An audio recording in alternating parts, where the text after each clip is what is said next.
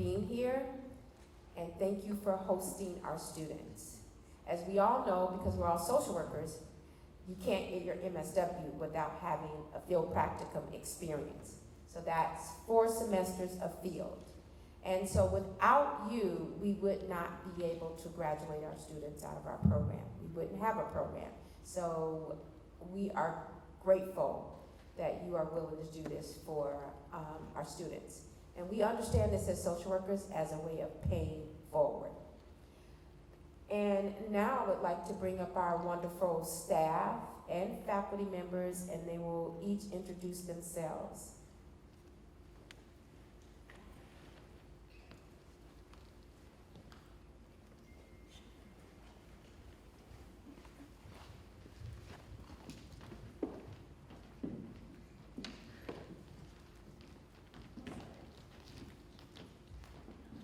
Good morning, everyone. My name is Camille Gaudreau. You've received emails from me back and forth a few times. I am the field coordinator for field education department portion of our MSW program, so I'll be in communication with a lot of you, and feel free to hit me back up through email, through phone, whatever you need. Thank you. Hi, good morning. My name is Gretchen Serrano. I'm the online and off-site MSW program coordinator here at CSUN.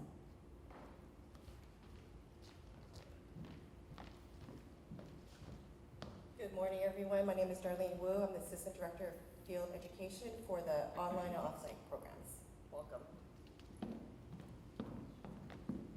It's very formal. I feel like I'm winning an award up here. Hello, everyone. Welcome. We're thrilled to have you here. It's nice to see everyone. I'm Tiffany Brooks. I am the Assistant Director of Field for the State Site program.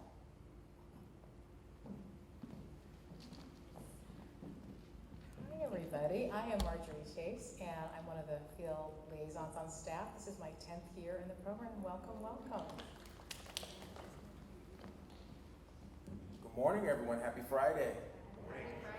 Thank you for being here. My name is Dr. Alan Lipscomb. My gender pronouns are he, him, his.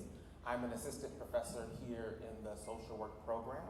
I'm one of the faculty members who train all of the incoming first-year students on motivational interviewing, so at least they have that in my training before they come out to your sites.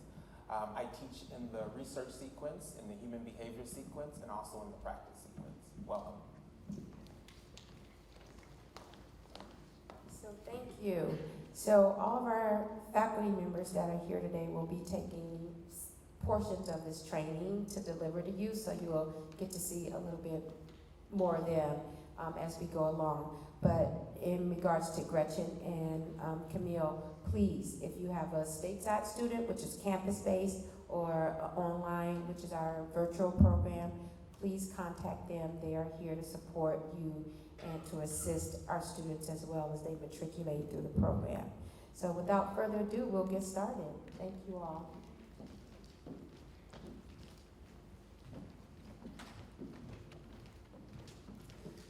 So you heard Dr. Lipscomb give his gender pronouns. In our department, we have revised our mission, updated our mission. We are going through reaccreditation. We will have our site visit October 3rd, so please send us positive energy and keep your fingers crossed, but we are pretty sure we will get through that process okay. But anyway, we, in the process of going through reaccreditation, programs have to look at themselves and they have to look at ways that they can become better and more effective in their curriculum and in deliverables for students and communities. And so embedded in our mission statement, our new mission statement, is a commitment to be socially just, anti-oppressive, looking at issues of race, class, and privilege. And so within that, we try to be very mindful of introducing ourselves as well as giving our gender pronouns. And so if you didn't pick up a gender pronoun card in the back, please do so before you leave, because our students are being taught this in their classes about now being very mindful and respectful in their work with clients. And so it's important that we as social workers learn this new language. We are in a huge cultural shift I think globally, and this is part of the cultural shift where individuals are really choosing to identify themselves based on who they feel that they are. And so we're moving away from these binary or these boxes that we have traditionally put people in to allow people to be themselves. So my gender pronouns are she, her, and hers.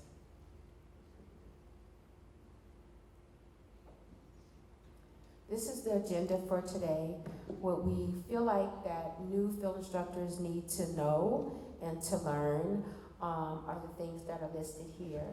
So we're starting with cultural humility, because again, this is a lens in which we've made the decision in which to teach our students. It is embedded in all our curriculum, and we want to share that with you because again, our students, when you have students and you're working with students, they will come to you sharing what they are learning in the classroom. So we want you all to be able to speak the same language and to be on the same page with our students. Then we're going to look at social work and our macro infusion. Macro practice is something that I feel like in social work over the years we've kind of ignored. But CSWE has put out a call stating that macro is more important than ever now. And we can take a guess as to why that is, but it's really important. But we're also, CSUN is also a generalist program, which that means we teach at all 3 levels of practice, and macro being one.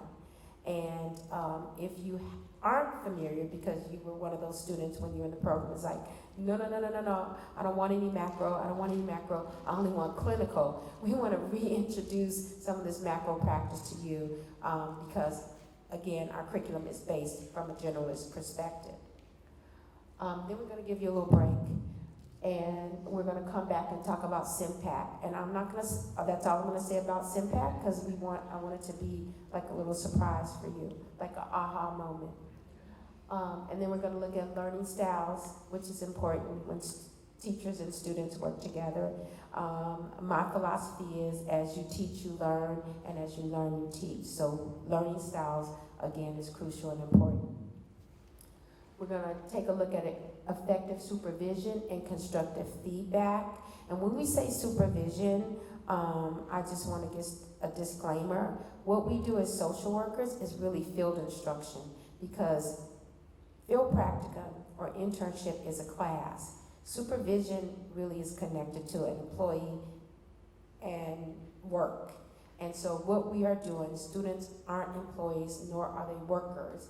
They are students and they are learner bees. And so we really want to wrap our brains around it being field instruction, not so much as supervision. And then you'll have a lunch break, and then we'll come back and talk about legal and ethical issues, and I'm sure you all are familiar with that to some extent, but we'll talk about it, how it impacts our work as social work educators. Timekeeping and document management. Now this comes down to all our technical forms that the students need to do, and you will remember all of that from your experience of your internship. And educationally based recording, which we all probably didn't like. And then we'll take another little break, and then we'll talk about the integration of curriculum into internship, and then special challenges and social media. NESW just put out another code of ethic around social media and what that means and what it doesn't mean. And then we'll have questions, and then we will have wrap up. But throughout this entire training, please don't hesitate to raise your hand and ask questions, to challenge us. That's the only way we learn. We don't want this to be totally didactic, and we want it to be more of an experiential experience for you, because we think if you engage in the process, you absolutely will learn more. So sit back, relax, and become a student or become a teacher.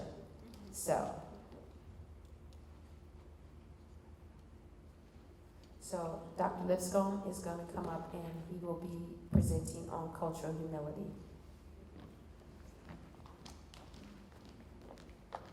Okay, I am back.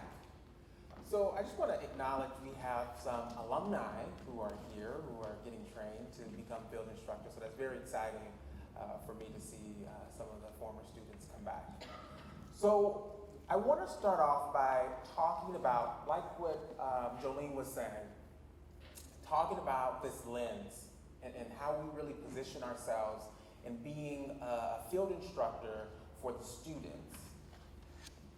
It's important that we recognize that culture is always playing out in the interaction and the exchanges. One of the things I remember in my program, learning in the classroom spaces and then also in field internship, is that we talked about culture as it related to the clients and the populations that we serve, period. What was left out of the narrative was my experience as a social worker, as a black male social worker, as a young black male social worker, etc. And one of the things that becomes important, especially now, is that we recognize that culture is playing out for us as the field instructor. It's playing out for your supervisees, your interns that are there, and also it's playing out with the clients and the populations that they serve. So we have to talk about it. We have to have discussions, and we have to have critical discussions about what is culture, what does it look like, and how is it always showing up in the space, and how are we processing it. Many of you remember cultural competence, yes? What's cultural competence? You're like, okay, pop quiz. Yes. At least being aware on some level the cultural differences, traditions, rituals, behaviors of different cultures than yourself. Okay, so being aware of cultures on some level of different cultures outside of your cultural identity. Nice, thank you. Seeking to learn and get educated on different cultures, but Nice. the cultures of your populations, the different cultures of, like you said, the students or yourself, how that may Nice. impact people. Yes, seeking to learn, taking the position of the learner. Nice. Any other thoughts or definitions of cultural competence? The other thing is it implies that you will become competent. You will become competent at all things that are culture. And we recognize that that is a fallacy, right? You're like, yeah, when you put it that way, that is true, right? What we ask is that you shift. Taking some of the language that we've used and that we've become very familiar with cultural competence, and we move to cultural humility. Cultural humility, by definition, is the ability to take an interpersonal stance. The ability to take an interpersonal stance that is other-oriented or interested in the position of the other person. I'll say it again, because I know it's not on. Interpersonal stance, right? The ability to take an interpersonal stance outside of your own position that is other-oriented, interested in the position of the other person. Ability to take an interpersonal stance, okay? And what does that mean? Let's break this down a little bit. What that means is you recognize who you are and how that comes up in the exchange, but you stop there to hold space and listen to the truth that is that person's experience, intersectionally speaking. That we don't judge it, that we don't critique it, that we receive it as their truth. We can have deeper conversations and supervision around it. That's fair. We also want to be careful not to hijack and take over their experience and what they're coming to you talking about based on who they are, culturally speaking, intersectionally speaking, right? It takes time, it's work, because we have to be reflexive and reflective in supervision spaces. Many of us have been trained on reflective supervision, so we're incorporating that piece too. What I'm not talking about is how to work with a difficult student. That's not what we're talking about now. That'll probably come up with feedback and constructive feedback, etc. Right? That's not what I'm talking about. I'm talking about when a supervisee, an intern comes to you and says, I'm having a lot of challenges because my client is not respecting and using my gender pronouns. Or they say, Some folks at this agency is not honoring my gender pronouns, and I'm repeatedly telling them I go by them, they're theirs. And I've been here for 6 months now. How do we practice cultural humility? The ability to take an interpersonal stance that is other-oriented. That we're honoring and recognizing that there's a truth narrative that is different outside of my own, based on who I am. What tends to happen at times, especially if they're coming to us regarding one of our colleagues we've been working with for 10, 15 years, et cetera, and we really value and respect them, we start to defend the other person's narrative that is not in the space. And we say, well, I'm sure they didn't mean it that way. You know, they're very respectful, blah, blah, blah. What you just did unconsciously, good intentions, don't get me wrong, unconsciously you just took it away from them. And you denied them of their reality of what was harming for them. One of the things that becomes important for you as field instructors in practicing cultural humility is recognizing where you default when you are uncomfortable. Where do you go when things that come up are uncomfortable for you? Think about that for a second. Where do I go? That goes back to being reflective, right? Some of us, we haven't done this type of work, but really looking at ourselves, you know, until when we were in the program, since we've been in the program. So we're really challenging and shifting about really thinking about what is my default? Where do I go when I'm uncomfortable? Some of us, we use inappropriate humor. Yep, you know that person. You probably work with them. You're probably that person. All right, people looking at you like, what's so funny? I don't get it, right? That's because you're uncomfortable, right? Some of you, you take over, you use your own examples because you want them to feel comfortable because you're uncomfortable with them being uncomfortable. So you want to share something to make it comfortable for them. Be careful, because you just hijacked space and made it about you. Are you with me? Making sense? It's clicking, okay? So it's important where you default. Let's go back to the example. So the intern comes to you, tells you they haven't used my gender pronouns, it's been 6 months, et cetera, et cetera. You start defending the other person's narrative in this space. What becomes important is to acknowledge what you just did, because things are going to happen. Where you default, right? Where you go. But you have to challenge yourself because multiple truths can exist in this space. This could be a great colleague, a great person, does great work, but he could be harming people in other spaces and places because of ignorance, lack of education, lack of awareness, lack of being called in to change behaviors, because sometimes we excuse behaviors when we work with people so long, especially the ones that came with the building. You know what I'm talking about? For those who work for the Department of Mental Health, Department of DCFS, you follow. We don't know how to approach because they've always been that way and it's always been this way. And so the culture and the climate within the organization supports this type of behavior, so we're struggling on how do we change communication, how we interact to respect and honor people. See the shift, folks? It's important that we recognize this.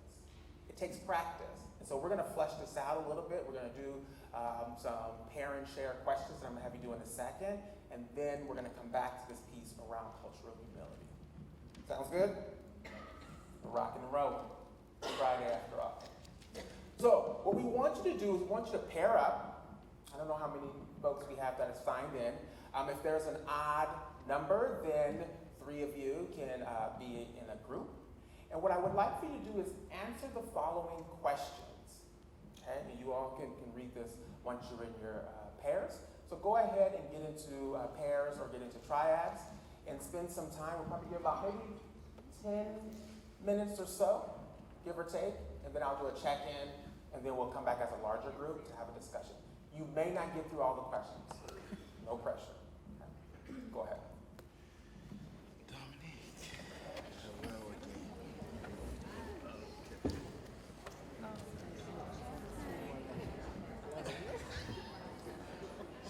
Almost makes you want to go back, huh?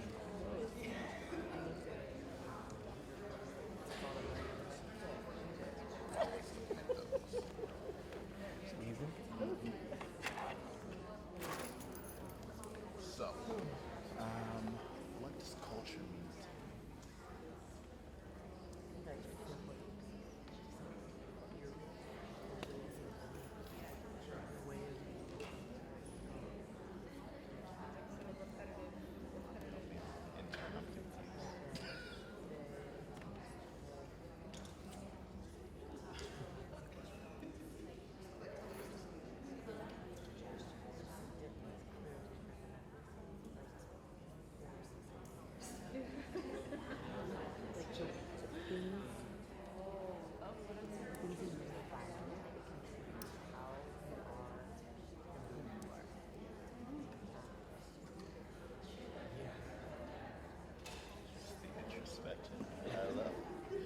It's not a textbook answer, but it's honestly like how do I use that when I say that phrase when I'm talking about someone's culture?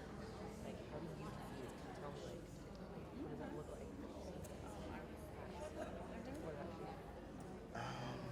Well, I think there's a difference between culture and race or culture.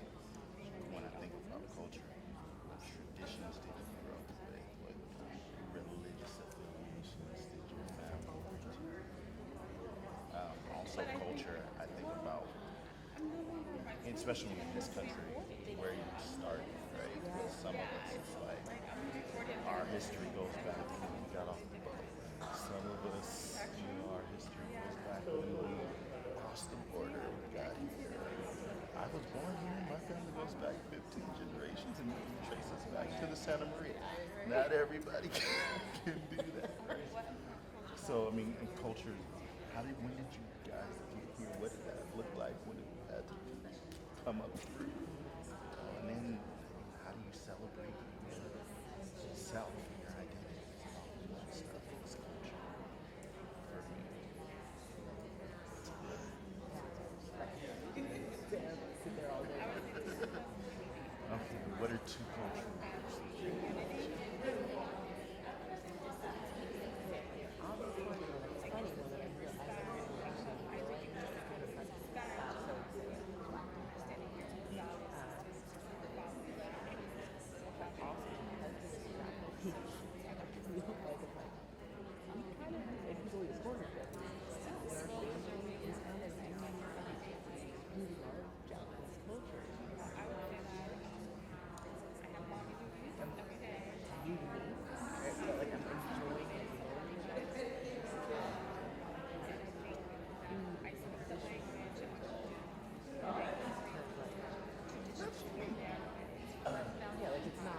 Non-judgmental. Do you feel like you belong to that culture? No. Somebody like that. I mean, Interesting question. Like, I feel like it's a mission that I don't feel like I belong to. So better, yeah. and that wasn't judgment. I was just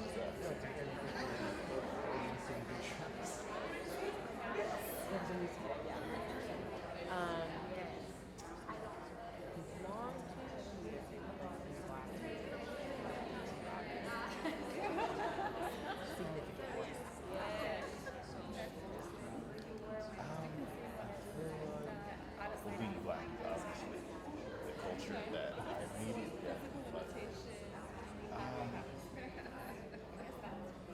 interestingly enough, the first one that comes to mind would be male culture. There's definitely one, right? There's definitely a male culture. I would put a stop to say I don't necessarily feel like I belong to the toxic masculine side of it. Although, I'm not absolved of any and all blame, but definitely the male culture, especially working in this field, is often juxtaposed against the other side.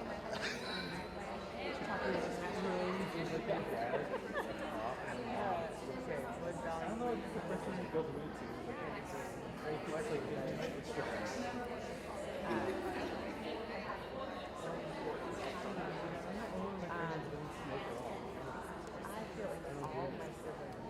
my parents gave it from the top, like, don't do drugs, like, is there anything you have to say to us now? Like, what? What do I have to say to, like, don't do anything of that? And similar to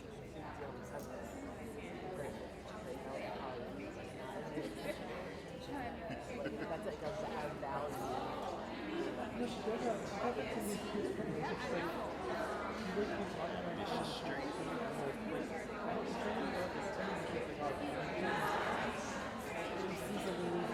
She'll do that too. She'll cycle to know, like, it's funny. Like, it's kind of funny. Like, why do you do this now? Which is not live up to church to democracy. You'd be like, I don't know. It's only like, No, sure. Like, I think I'm thinking back to this. What about sure I got it? Because I'm trying to decide if I want to go happy thing or interesting. I go into the But what role does race play in your everyday life would be interesting as well. let's go there. But I think important cultural values is self-preservation, a little bit of fear and still, which is unfortunate. But, I used to work overnights, and my now wife, wouldn't go to sleep until she knew that I was home, or knew that I was at work. We all get the chills. I mean, I work with campus police in my career, but I never like being around them. It's always uncomfortable. You have to, as a person of my size and stature, you always have to notice how you are, how you present in this space.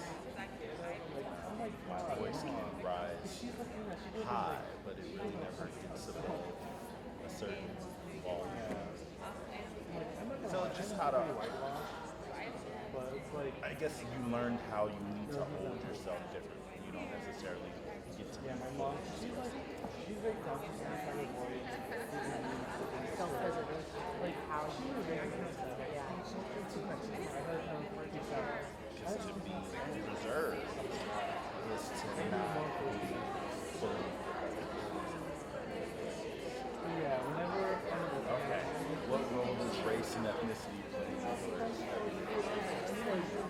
developing people like me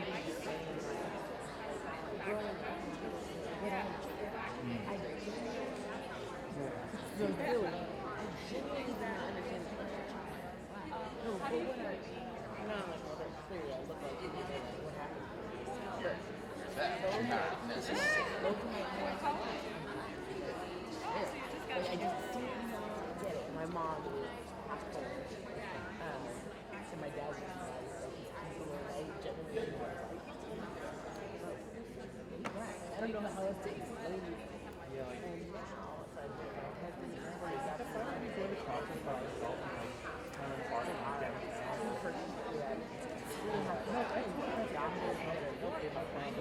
and then it was kind of dialogue. It's like my last day with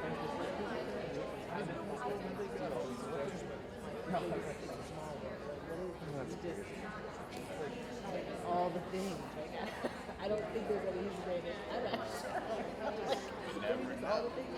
So when I look at the office floor and I just explain to everyone, I feel like in this season of it's trying to look for ways more consistent and create a space and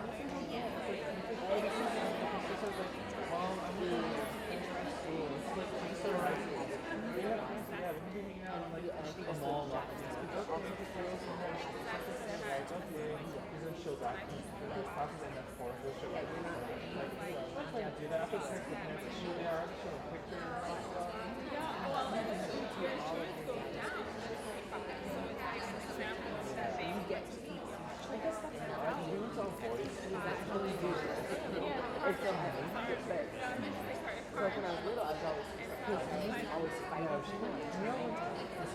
I was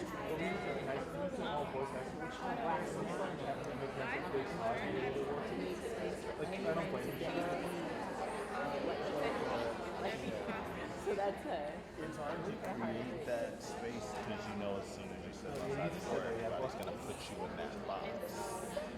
Like, And I mean, it speaks to it.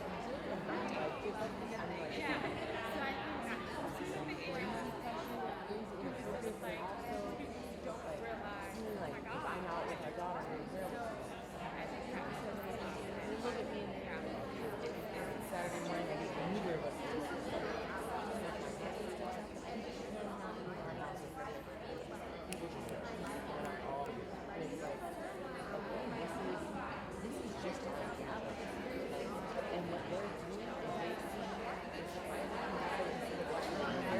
One of us, if you don't know how to do stuff. Can you just come to our house and help us? We don't know how to do our hair, right? So there's just like holding space for that. And like letting them, like acknowledging like that's a frustrating thing because you want to start to justify like, oh, I just ran the door, it's clean. But like also, it's like this is part of the part of my day. Like now this is yours too. You don't Now that I have a job, but this is it's like you are. They're very strict. and all the comments are really like, hey, are you My brother, he doesn't feel like he's just yeah, I love it. I love it. But there's just unique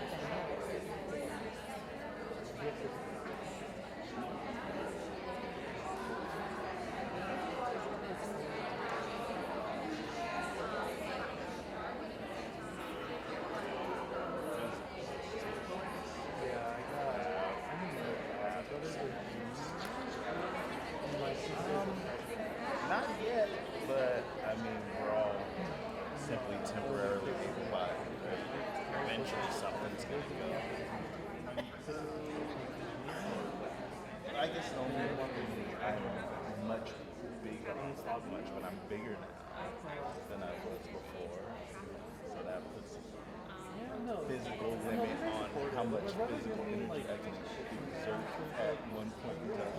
I'm sure my doctor might have a few things to say about my weight.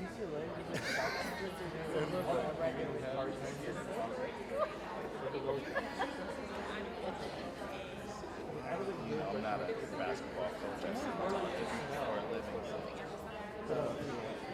But yeah, other than that, I'm enjoying my temporary able-bodied.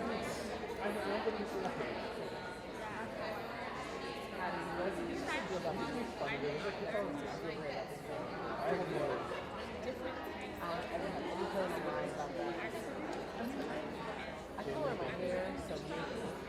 And I was like, when I started telling you stuff, I'm gonna like enjoy this and own it.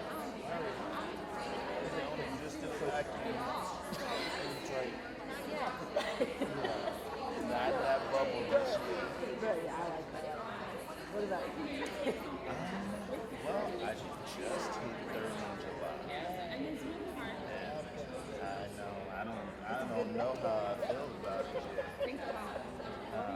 But I'm starting to go salt and pepper myself.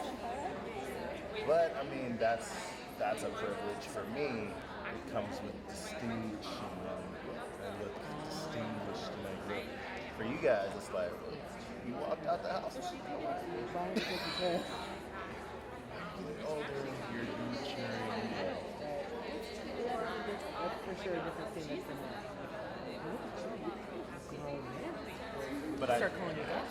I also think I'm not a guy. I have a master's degree. But I think that also speaks to how long society thinks men take to actually grow up. You hit 30, you got a little break. Maybe now you're starting to act like you got some sense. Maybe you're out there done playing and pouring and maybe you're good now. You might be something that we can marry and take home, and you might act like real grown. 30 now, you're grown. But yeah, so the scales tip. Spiritual belief system.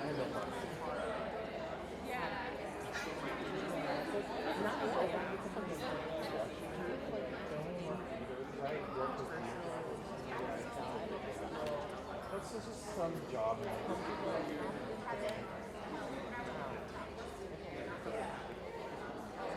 Not that I don't feel like I need to like stop. Because it's like Maybe you all gonna try. Does that make sense? I grew up. Yeah. I can Just Methodist when I was about singing in the choir at 5 and all of that. The more I developed mentally, the further away I was from that institutional religious background. How are we doing, folks? About halfway. Okay. So we're gonna come back now and have a larger discussion. What was your experience like doing this?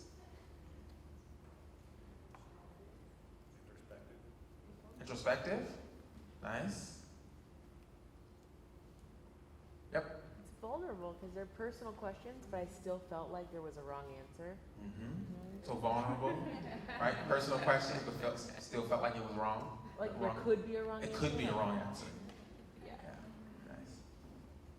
I'm gonna come just so other folks can hear. Oh, I can talk about it. I think it also felt kind of like freeing, just because like we're sitting here at this table and now we know something about each other that's not just like, oh, this is what you look like, and therefore I think something about you. That's good, because one of the things my colleague and I, we did a research study looking at culturally affirming supervision for interns, students, those post-graduate school.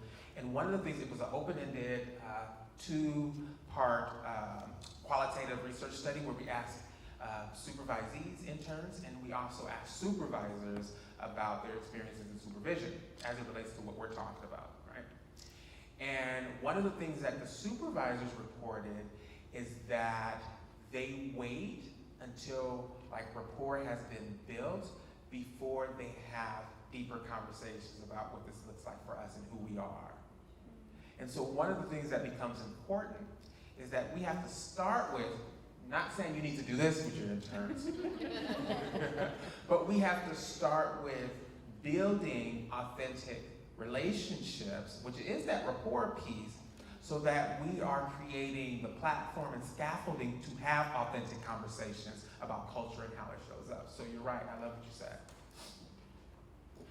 Just a quick question, and this is for my deeper understanding. This is all relevant and helpful to understand our experience and what the intern's experience will be. How do you fulfill this conversation but still aligned from an agency's perspective Nice. that does not necessarily Nice. allow you to have this open conversation about Nice. gender, orientation? Nice. How? Yes. So again, just want to say, do you have an answer to that? With your client or No, not with the client. I mean, obviously, those are open conversations to have with the client. But from an agency's perspective, like we just signed our policy Yes. that emphasizes free discrimination as an employee. Free of discrimination, you said? Yes, so these are typical things that we wouldn't necessarily be able to ask colleagues. It just comes up in conversation. Got Now, it. with an intern, how do you facilitate Got it. this sort of conversation? Got but it. still be mindful of agency protocol policy. Got it. So, you were just asking about that clarification. Okay, so here's how it can come up and how you would have to talk about it. So if I'm coming to you and I'm an intern working, where do you work at? Child and family guidance. Child and Family Guys, and what program are you over, or what? Northridge outpatient. Okay, so I would be doing outpatient mental health services. Yeah. Okay. So I come to you and I say, you know, I went and did a home session. I tried to do a home session and I did not do it because law enforcement were in the community driving around and I didn't feel comfortable as a black male.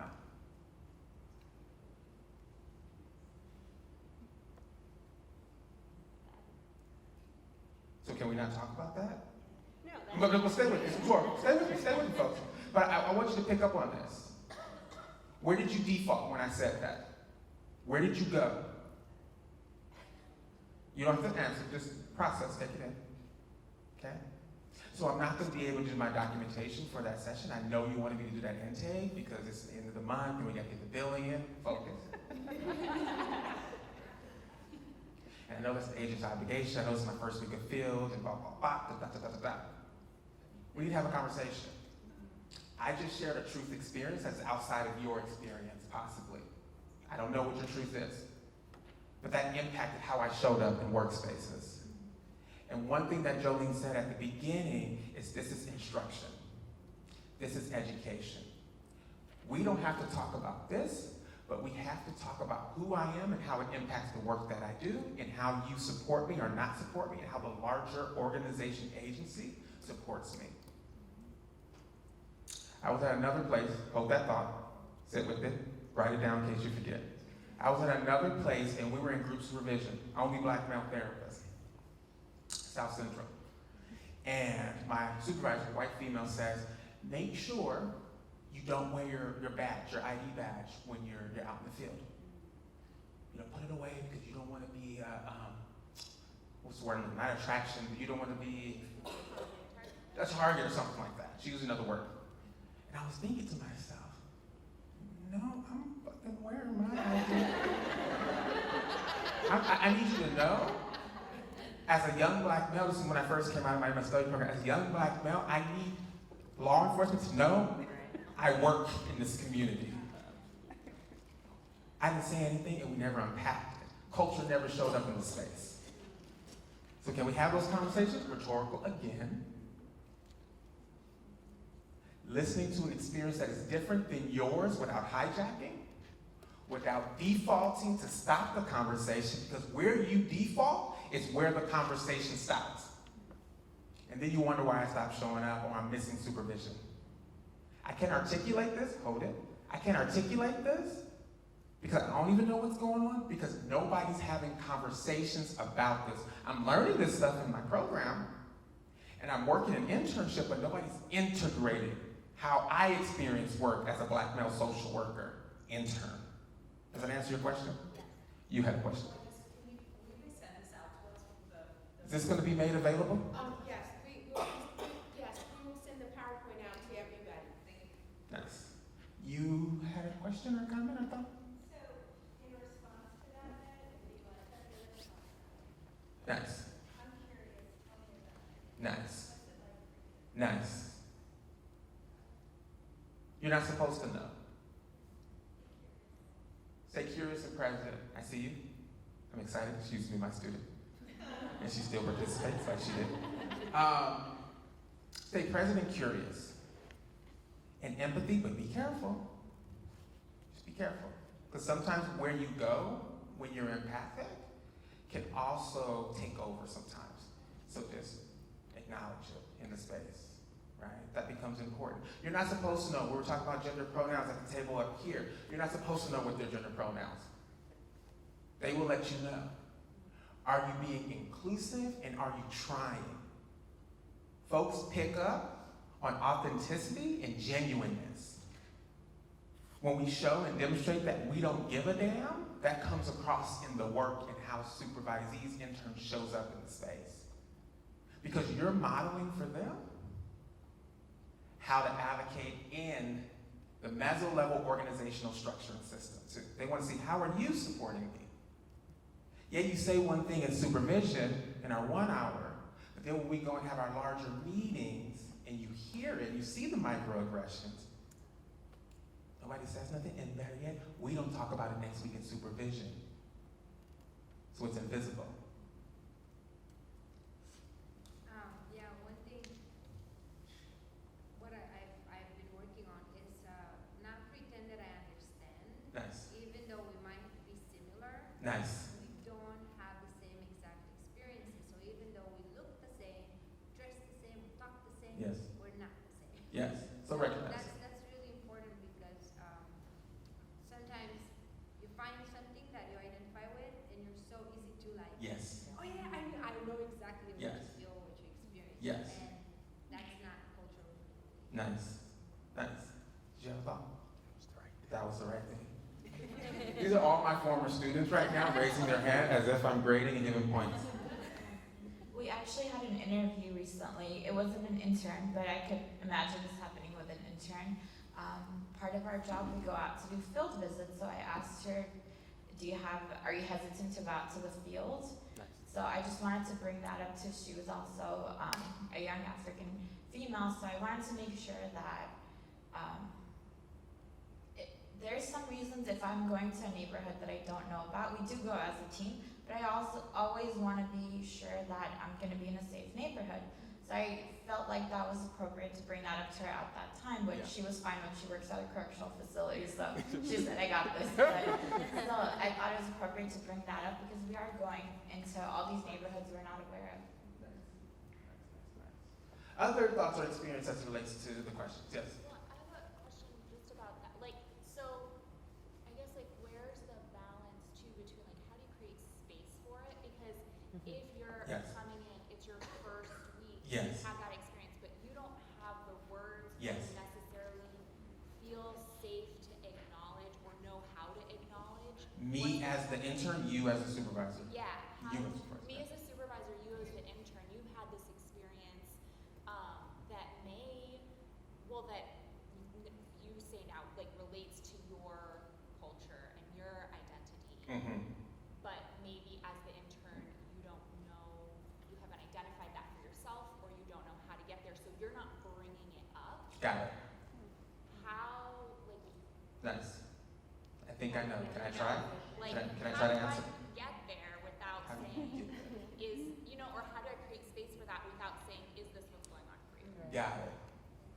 Can I, let me just try a little bit. And you let me know. Okay. So, meeting with them week 1, supervision. We say, this is my name, this is who I am, this is my role, blah, blah, blah. They probably met you prior for the interview, all that good stuff. Okay? And you're gonna say, so there's obvious differences between me and you. Okay? And even if there weren't, there's still differences. I'm the field instructor, you're the intern. There are gonna be times that you're gonna experience things in this position as an intern here, and you're gonna say, I wonder if it's because I'm fill in the blank. Or you're gonna say, I don't get it as your supervisor because she is ... I want you to know when those moments come up for you, please know that I am comfortable having conversations about how you're experiencing this work based on who you are. Because I recognize when you come into this work that you don't leave who you are and then come in with nothing. You have lived and living experience before you came into this agency organization just like I do, and that comes up in the exchanges. I'm not gonna always get it right, but I'm here to support and coach you, and we're gonna have some critical conversations. You also get copies of you should ask them for their syllabi, get copies of it. So I know you're having critical conversations and you're talking about what's happening, you're talking about blah, blah, blah, blah. I want you to know I'm practicing cultural humility. Okay? Let it sit. You already built the foundation to have authentic conversations based on you just acknowledging it. If that happened to me with my first supervisor, field instructor, I was like, damn, that's good. I don't even know what to talk about, but that's good. I know that if and when you're open, ready, and comfortable. So I don't have to take care of you, that's my default. When I feel you're uncomfortable, I stop saying what I'm saying to make you comfortable with what I'm saying. That's where I go. So to know that you're comfortable having some authentic conversations about the work here and how I show up in it, etc., you want to support me and also include yourself, because we like to take ourselves out as supervisors and we keep it on the work. I'm going to come to you, I'm going to talk to you. Does that answer your question? Nice. I just wanted to mention that also it comes culture, humility, or it's an error towards us as well as field instructors, because for me, for example, I do address the elephant in the room, whatever that is, because I like to avoid strained relationships down the road with my interns. So right off the back, I'm glad that you mentioned the word genuine, because I show them who the person that I am. They might see a Latina, an older Latina, 44-year-old, and say, is she gonna be, because I have an accent.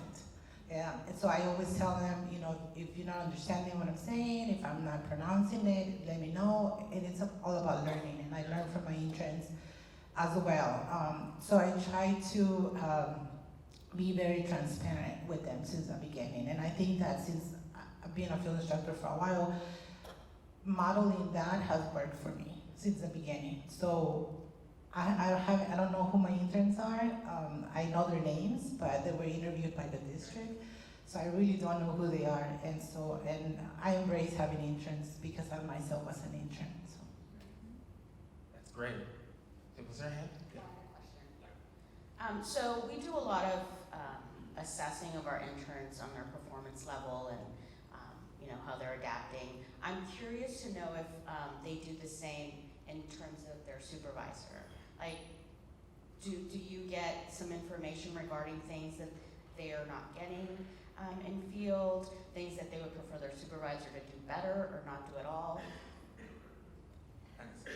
I'll let our directors answer that.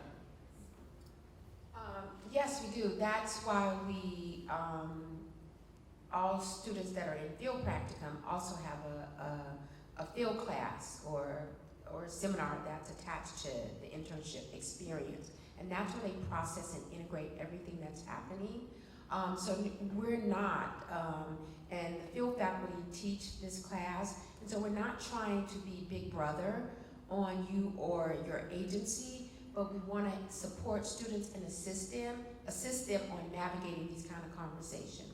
And for them to grow and develop professionally, so if there are issues that are going on, how to go back in and appropriately address those as professional adults in a workspace. Because in 9 months or a year and 9 months or a year and a half, they're going to be professional social workers, and so they need to know how to do this. And so that's what. So we're not really looking at, oh, this field instructor did so and so and so and so. We really is the onus is on the student. So how did you respond to that?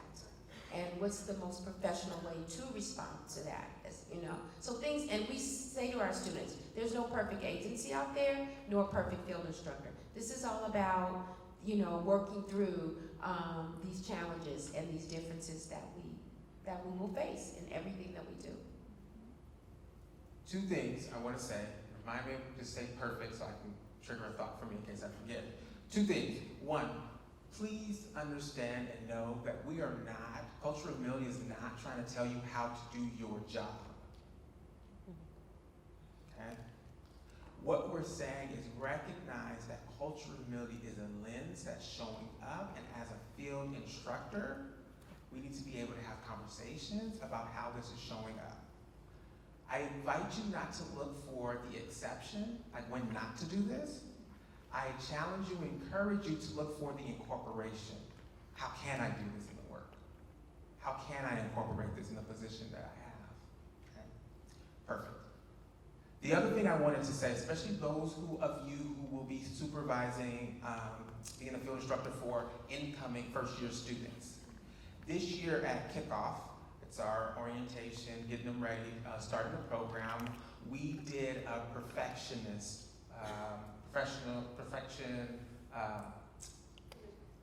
conversation experience, and it was dynamic. Because the younger generation, it's all about getting it right the first time and being perfect. And this is going to come up again when you're talking about feedback, constructive feedback, and supervision, right? But I want you to know that we already started drilling that keys, that's a fallacy. This is how you learn and grow. Perfection is a myth, right? And so what I'm not saying is that you need to avoid having conversations around how that shows up in the space too, because we want you to hold folks accountable too for what they should be learning and doing. You reminded me of something about feedback. There, from the research that I did with my colleague on clinical supervision, on cultural supervision, we created a feedback tool that you can give to your intern at the end of supervision. You fill out one, there's one for the supervisor, and there's one for the supervisee, the intern. You fill it out separately, you bring it back in the next week for supervision, and you have conversations about that. I'm gonna send it to Jolene, she's gonna send it out to all of you. Just remind me if I forget the supervision session feedback form. I'm not saying you need to do this every single week. What I am inviting you is try it for at least the first couple of supervision meetings just to build the foundation. And then after that, you already set the foundation, conversation is gonna come up and it's gonna be integrated in the work. Is it possible that maybe we could do like a pre-test, post-test kind of questionnaire? Like, so when we first started, this was the supervision, maybe 2 weeks in, and then you do one at the end, just to see how the transition. You can, yeah, you can, it's a Likert scale, right? So, do you feel like you were heard today in supervision? Is the questions. Do you feel like I affirmed blah, blah, blah, blah, right? So it's very culturally specific in how they experienced you and how you experienced them. Do you feel like you validated them? Do you feel like that? So again, you're doing it separate, and then you're bringing it back in, both of you, the next week for supervision to have conversations about that. Nice. Okay. So we're going to move on. Great. great discussion. And like, you woke me up on Friday morning. So there's 3 dimensions of cultural humility. One, and somebody said this earlier when we were talking about cultural competence, it's that lifelong learning and critical self-reflection. That's what I've been inviting you to do thus far, right? Is to reflect on self and recognizing this is ongoing. We're evolving, we're growing, we're learning. 2 is recognizing the challenging power imbalance that is part of the worker-client relationship in your situation, that is a part of the supervisor, the field instructor, and the intern dynamic.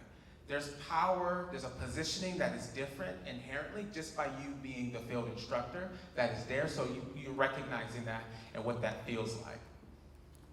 Excuse me, for both. The 3rd one is understanding that the political, economic, and social inequalities of this country are ingrained in large public institutions. Therefore, institutional accountability is crucial. Like Jolene was sharing about our program and where we're at, we are an anti-oppressive social justice program.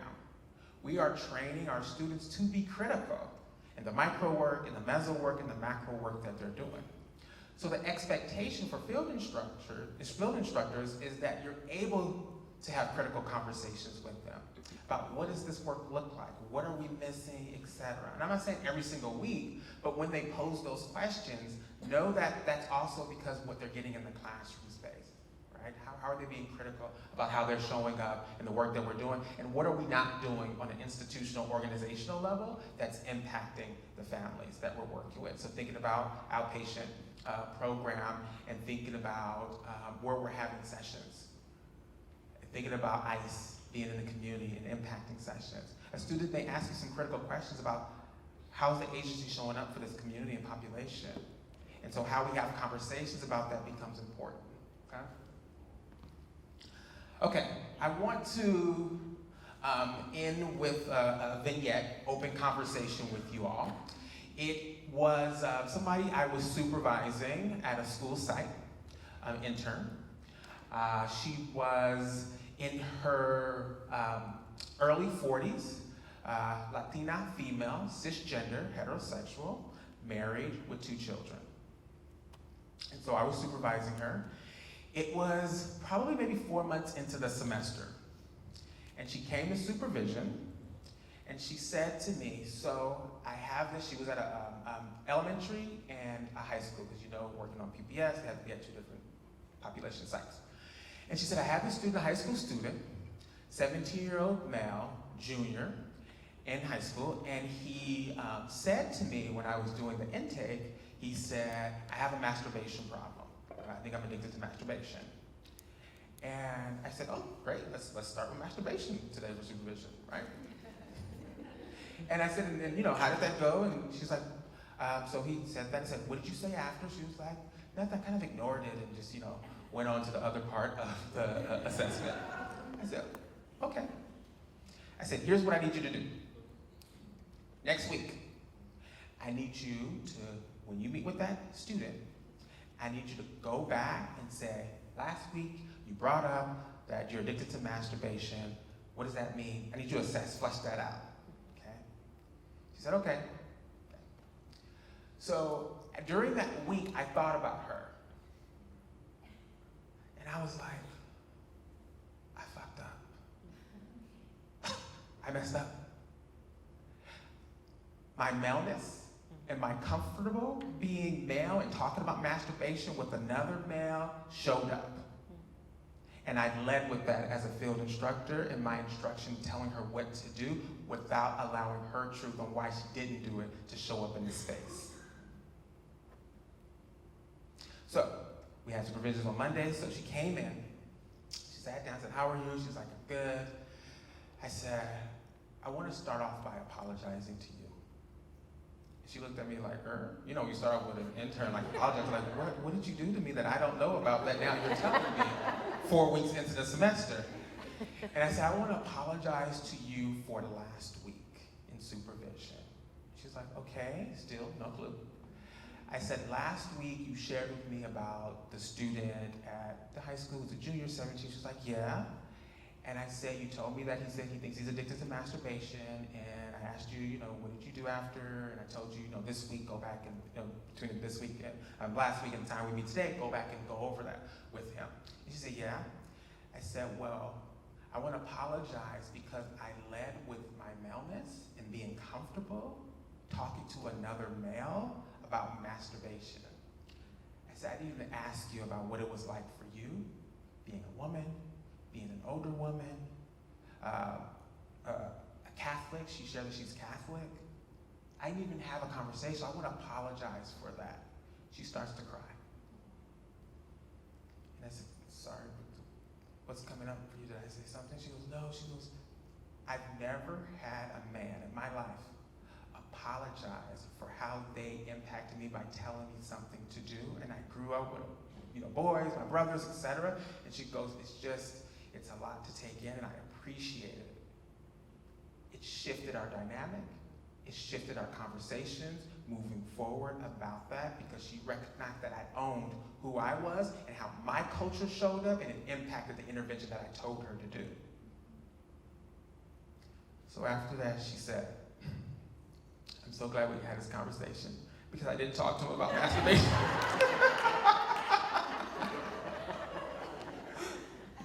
You see what happens, folks?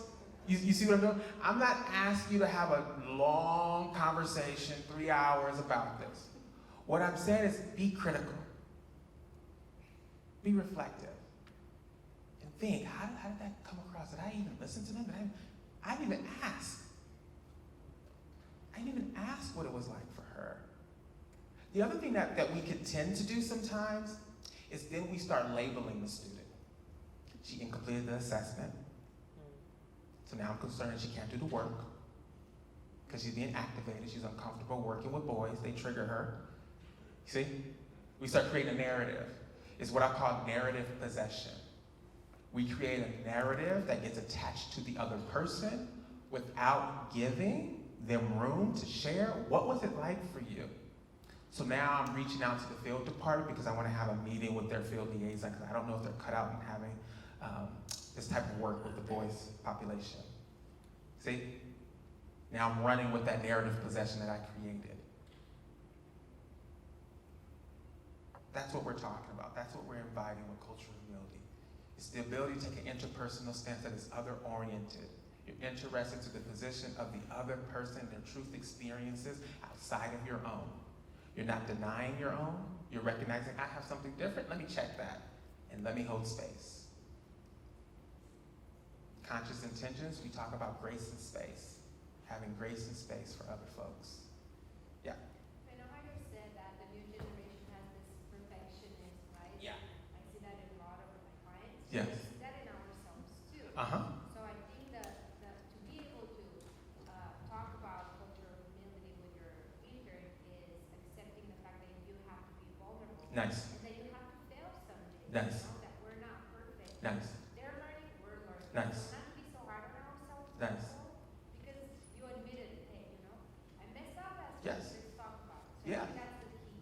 And that goes back to something you were saying about vulnerability. Yes, that's the theme, folks. And we're modeling. Field instruction, a lot of it, they're watching you. They want to know, how would you do that? What does that look like? What meetings do you go to? Can I shadow you? They want to see you move as a social worker because you're the blueprint. For that year, for that 9 months, they want to see. So if you're modeling vulnerability, if you're modeling genuine apologies, you get to apologize. Just like for us that do direct practice, we get to apologize to our clients. That's great practice, best practice.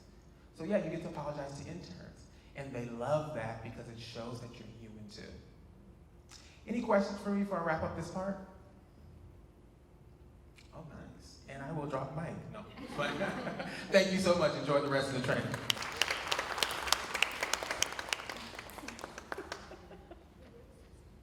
And so now we'll move on and we'll talk about as you try to digest some of that, but we're going to move on and talk about, in the spirit of time, talk about macro infusion and how we infuse macro practice into our work here with our students. So this is definition of micro-practice, and so which many of you are very familiar with, but this refers to the direct client or clinical work, activities in working with individuals and families and children, single cases for the most part, and or couples. And so where micro-practices now has become the most common form of practice, the history of social work is grounded in macro practice. And so we are helping our students learn this history, because these kids are post everything almost. These young people, they're post everything. So they really don't have the historical perspective that many of us do in this room. And so that's what we want to do, is that we want to bring them back to history of social work and what that means, what it looks like, and how it impacts our work today. And we're getting back to this generalist piece. How many programs started years ago was that there was casework and there was group work, and that's all there was.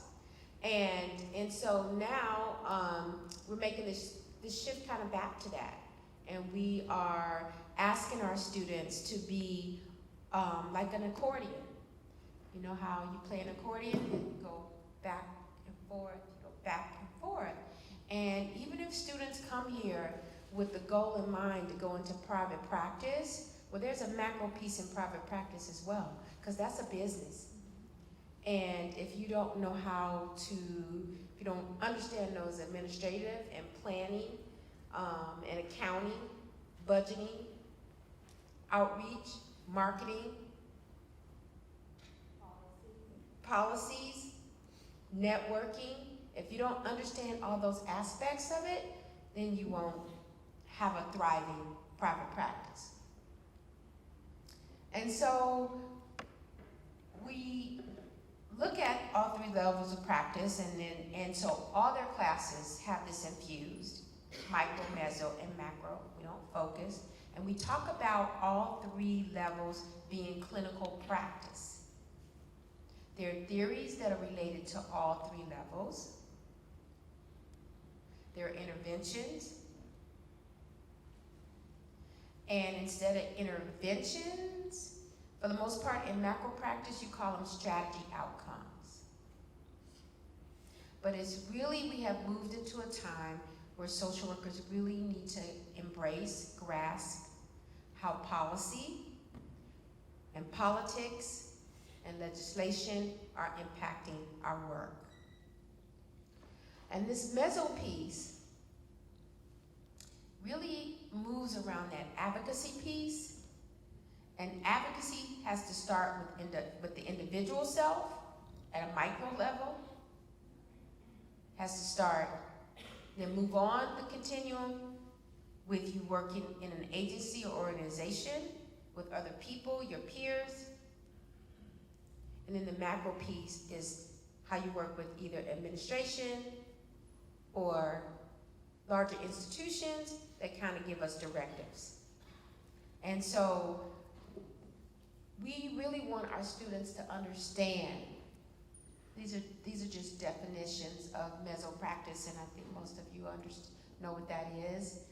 But we want our students to understand that having this macro lens is what helps define our profession, what makes us different from LMFT, from PsyDs, from psychologists, is because we have a macro lens, that we understand that. Every program that we work for or are working in right now is connected to what? Does anybody know? I'm gonna come down and be a little bit like the TV talk show host. Does anybody know? Every program that we work in, that you all work in, is connected to what in terms of a piece of legislation?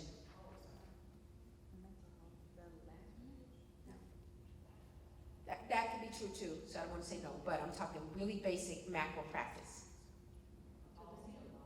Pardon me? To the need? No, what piece of legislation? Piece of, it's old. Oh. Can you think of it? No. It's connected to the Social Security Act. Okay, 1930, 1945, the New Deal. So every program, if you look at that, if you break it down and you look at that, all those entitlements that were written in the Social Security Act fund still today the majority of programs, of social service programs, where we work and deliver services. Okay? Now, of course, we've added more. Mental Health Services Act, Letterman Act, all of those. But the basis of where this started, and we had a social worker who helped FDR write that new act. These are the things that we want our students to understand. We also want them to understand too, is that social work wasn't always grounded with this lens of culture humility, because we weren't even looking at that. So who provided services and who the services were for, and what that means. So we kind of break that down for them, but we have to have that level of understanding of how macro practice is so important to the work that we do.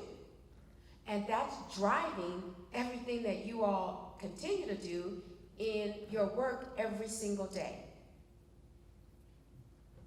It's like legislation can either have us handcuffed in terms of service delivery or not. And a lot of programs, in terms of funding, have to literally chase funding in order to survive. We've had to move to brief treatment, even though that's a really good model, but not because we wanted to, because we had to, because it's a mandate. We're back in the earlier years, we could see clients for as long as we wanted. So students need to understand this, because even in their individual work, even in their micro work, they need to be thinking like a macro practitioner. And it's not clients that we see today who most clients that we see today, they have very complex lives. And so I don't see how anyone in the practice world can work without understanding how advocacy works and how to connect people to sources that are really going to be, because one agency can't do it all any longer. So we're looking at collaboration, we're looking at networking, shared funding,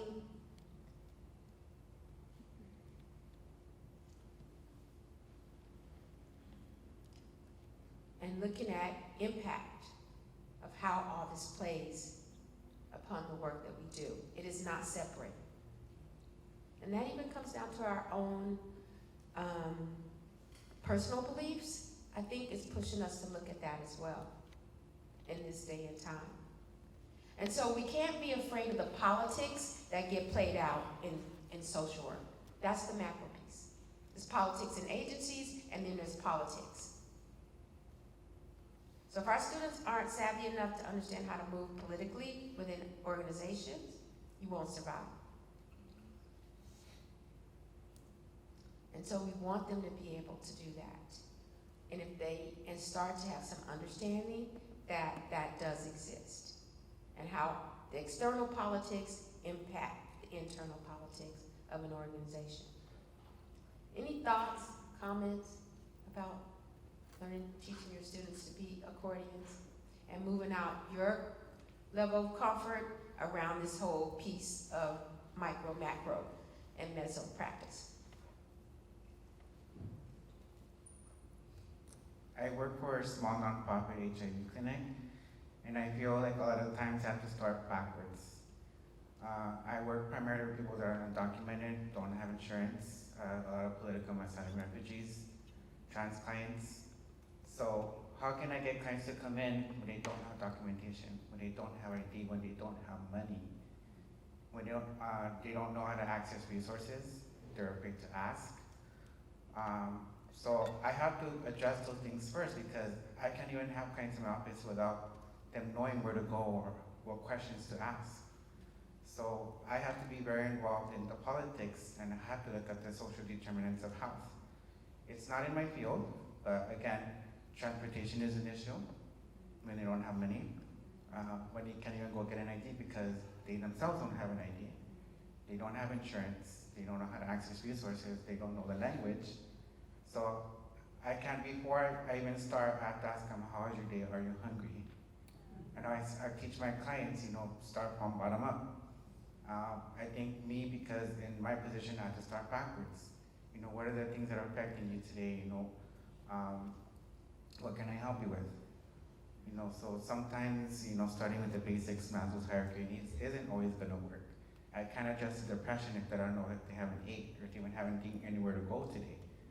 So I have to look at those things and show my students how all those things affect them, because it affects their development, it affects the way they interact with people, but also how we relate to our clients as well.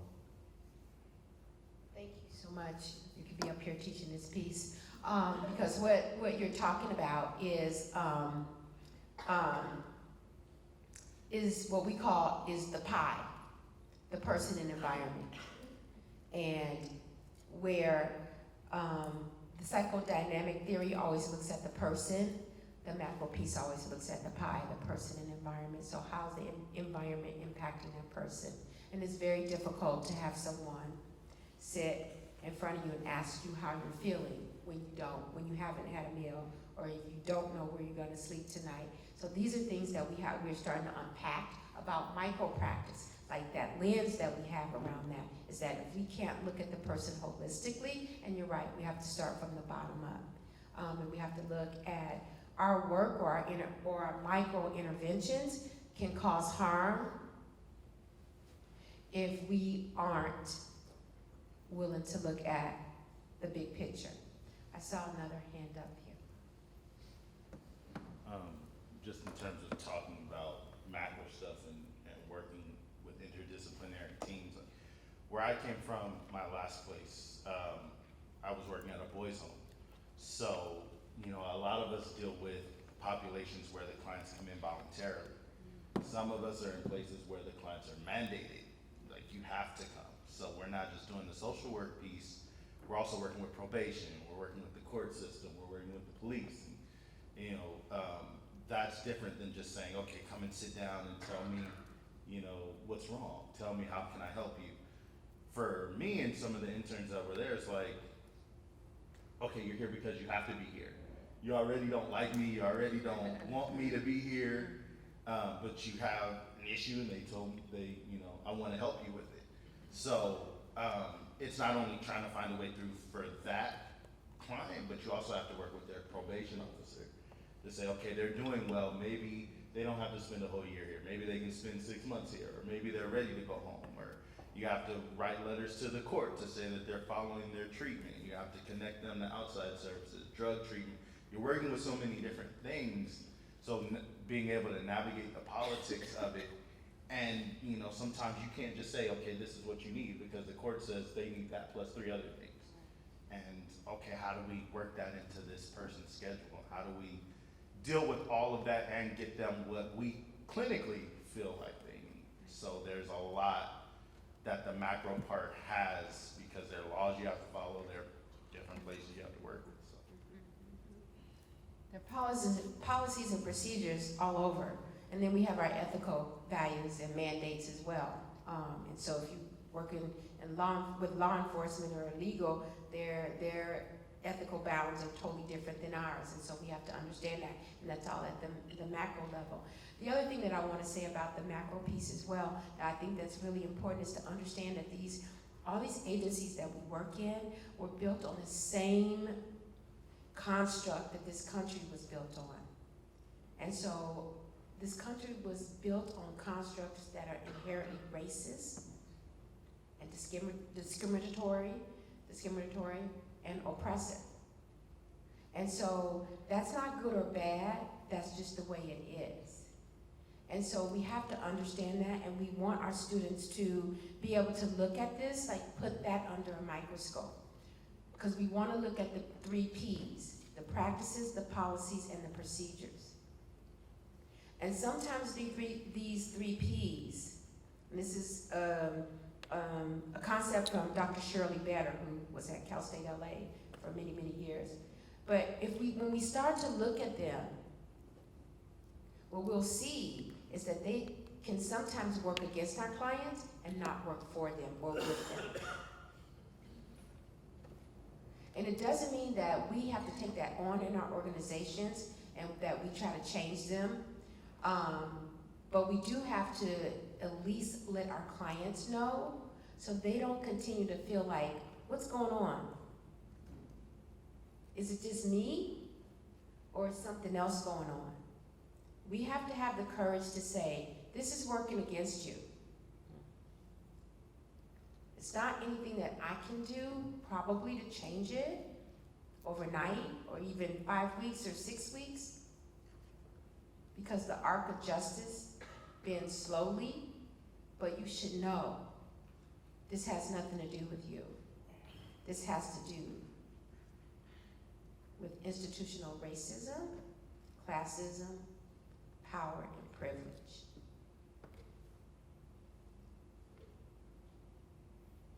And then people will begin to feel empowered because they, with becoming empowered, begin to think about how they can advocate for themselves. And so then you will get in partnership with them about how to do that. And so that's what students have to understand, and they don't. Our students don't understand when they go into agencies. They think, new social workers, we all were one. We think we're gonna conquer the world. And we think if we just come up with this intervention, it's gonna be magical and it's gonna make things better. But that's not what's gonna happen. What's gonna happen is that we have to help students understand that any interaction that they have with their client is therapeutic in itself. And that we all, for the most part, live life on these 3 levels, within these 3 levels of practice, micro, mezzo, and macro. And how do we hold truth to that every single day? Is to understand that we are working in systems that are not functioning, really, if we think about it, to really support people and to enhance their quality of life. At some level, the way this is set up is that we need to keep people sick. So I say to my students, I teach 521, which is foundation year macro practice. Our goal is to put ourselves out of business. Now that won't happen, so you don't have to be concerned that you're spending all this money to get an MSW, but that should be the goal. And I can use myself. I've been doing this for a long time, and I'm still working. So, but I think that's my truth in this, because if we look at it and we look at it not blindly, but for what it really is that we do. Look at the systems that we work in. At some level, we support keeping people sick. And I think if we just reframe it in terms of supporting people to be well, then we're looking at outcomes of healthy individuals, healthy families, and healthy communities. And so there's the continuum right there. Is moving toward being as healthy as we possibly can at all levels. And so that's why macro practice is so important. And that's why we infuse it. And we have some instructors, some faculty members who are really, really progressive in teaching this piece in the macro courses. And it's also in our micro courses as well, and human behavior. Because again, if we are treating people holistically, then the macro piece is always going to be involved. And we don't want to educate our students or another generation of social workers where we're not focused on the macro practice. And that's the importance of us infusing it in our curriculum. So again, ask your students to share their syllabi with you. You can see what's being taught. And have that conversation with them about, in supervision, about what they're learning in regards to macro. You'd be surprised what they're getting in their classes around this piece. It's pretty deep. I don't know any alumni here who had Professor Jose Paez. Like, he totally breaks it down. He just did, at our kickoff, he did a piece, and in that, his background, he's Tatavian, Native American, and his campus sits on Native land. But even more so, what he educated us on is that their burial ground, sacred, which is sacred, is the parking lot now for Six Flags. So now, who wants to go to Six Flags ever again? You know, this is the kind of stuff that is being, introduced to our students in their macro classes. So, we want to invite you as co-educators, because we are now becoming in partnership. You guys are an extension of our field faculty out there in the world. Field practicum is just the lab, but you are the teachers out there. And so we hope that you can get somewhat in alignment with us in regards to our thoughts, our understanding, and ability to teach and open the eyes. Dr. Lipscomb would call it getting woke about macro practice and the importance of macro practice in social work again. So we're coming back full circle. The pendulum is swinging back the other way. I'm fine with getting the balance, but I just don't want our program to graduate people who don't have an understanding of participating in keeping people in a one-down position. So. I feel like without the macro practice piece in social work, we wouldn't be able to advocate. A lot of the times we're so focused on an individual approach and working with a client that we somehow stay quiet and we don't know how to advocate because we don't know the macro practice of our society. Yes. So that's why I'm a CSUN alumni, and I taking macro changed my perspective on social work. Thank you. Yes. Thank you for that. Yes. I just want to congratulate CSUN for doing this, because I've had other universities or other interns that they tell me, oh, I'm just here for micro. I'm not interested in macro. And I was trained to be a generalist social worker. So when I started focusing on those three things, the three micro, mezzo, and macro, I think a few years back, a university field liaison told me, oh, the intern doesn't need to know about the systematic issues of the district and stuff like that. And so it was like a slap in the hand. And I said, okay, but I'm being transparent, because if they see how it's affecting our clients, I don't see how that needs to be not, discussed. And even though my interns have told me that in the past, I'm only here for micro, and I said, yeah, but at the same time, it's understanding the macro piece, even though you might not gonna be practicing that down the road. And being in a school, having individual therapy, group therapy, and then doing our school-wide events, and then working with the community, it just kind of gives them another perspective. And so at the end of internship, they see where I was coming from. But at the beginning, it's just like, I'm just here for macro and do my therapy, and I'm gonna get my license. I'm not interested in macro. So I congratulate CSUN for doing this. Thank you. Yes, unless we incorporate this piece, the 3 levels of practice, and particularly macro, because it is systematic. All this stuff is systemic. Then we're doing our students a disservice, you know. Not only our students, but we're doing our profession a disservice. Because you can't treat individuals and then have every other system that they touch dysfunctionally functioning. And so I think that's what's important, and that's what we have to understand. And so, and it is, we get this whole sense of, and private practice is for the healthy well. You know, and so that's important for our students, you know, they need to understand that. Who's coming to therapy?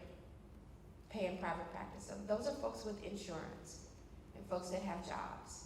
And those aren't the people that are coming to the agencies that we see. And so we teach from a clinical case management perspective, which I think is really rich in itself. And I talk to students about social work being like a pie. And so we do all kind of slices. We're educators, we're brokers, we link, you know, we're advocators. Like, we have so many roles. Let's not get stuck in that tunnel vision or that laser vision of just being a therapist, because that's not what we are. Social workers are social workers, therapists are therapists. We do a piece of therapy, but that's not all that we do.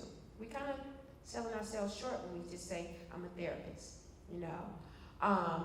So anyway, I just, you know, it's a system approach, but I think if we all participate in it, and if we get our students to thinking about it and at least having those discussions with them, we'll keep macro practice on their minds. And macro matters more than ever now, and we know why. So,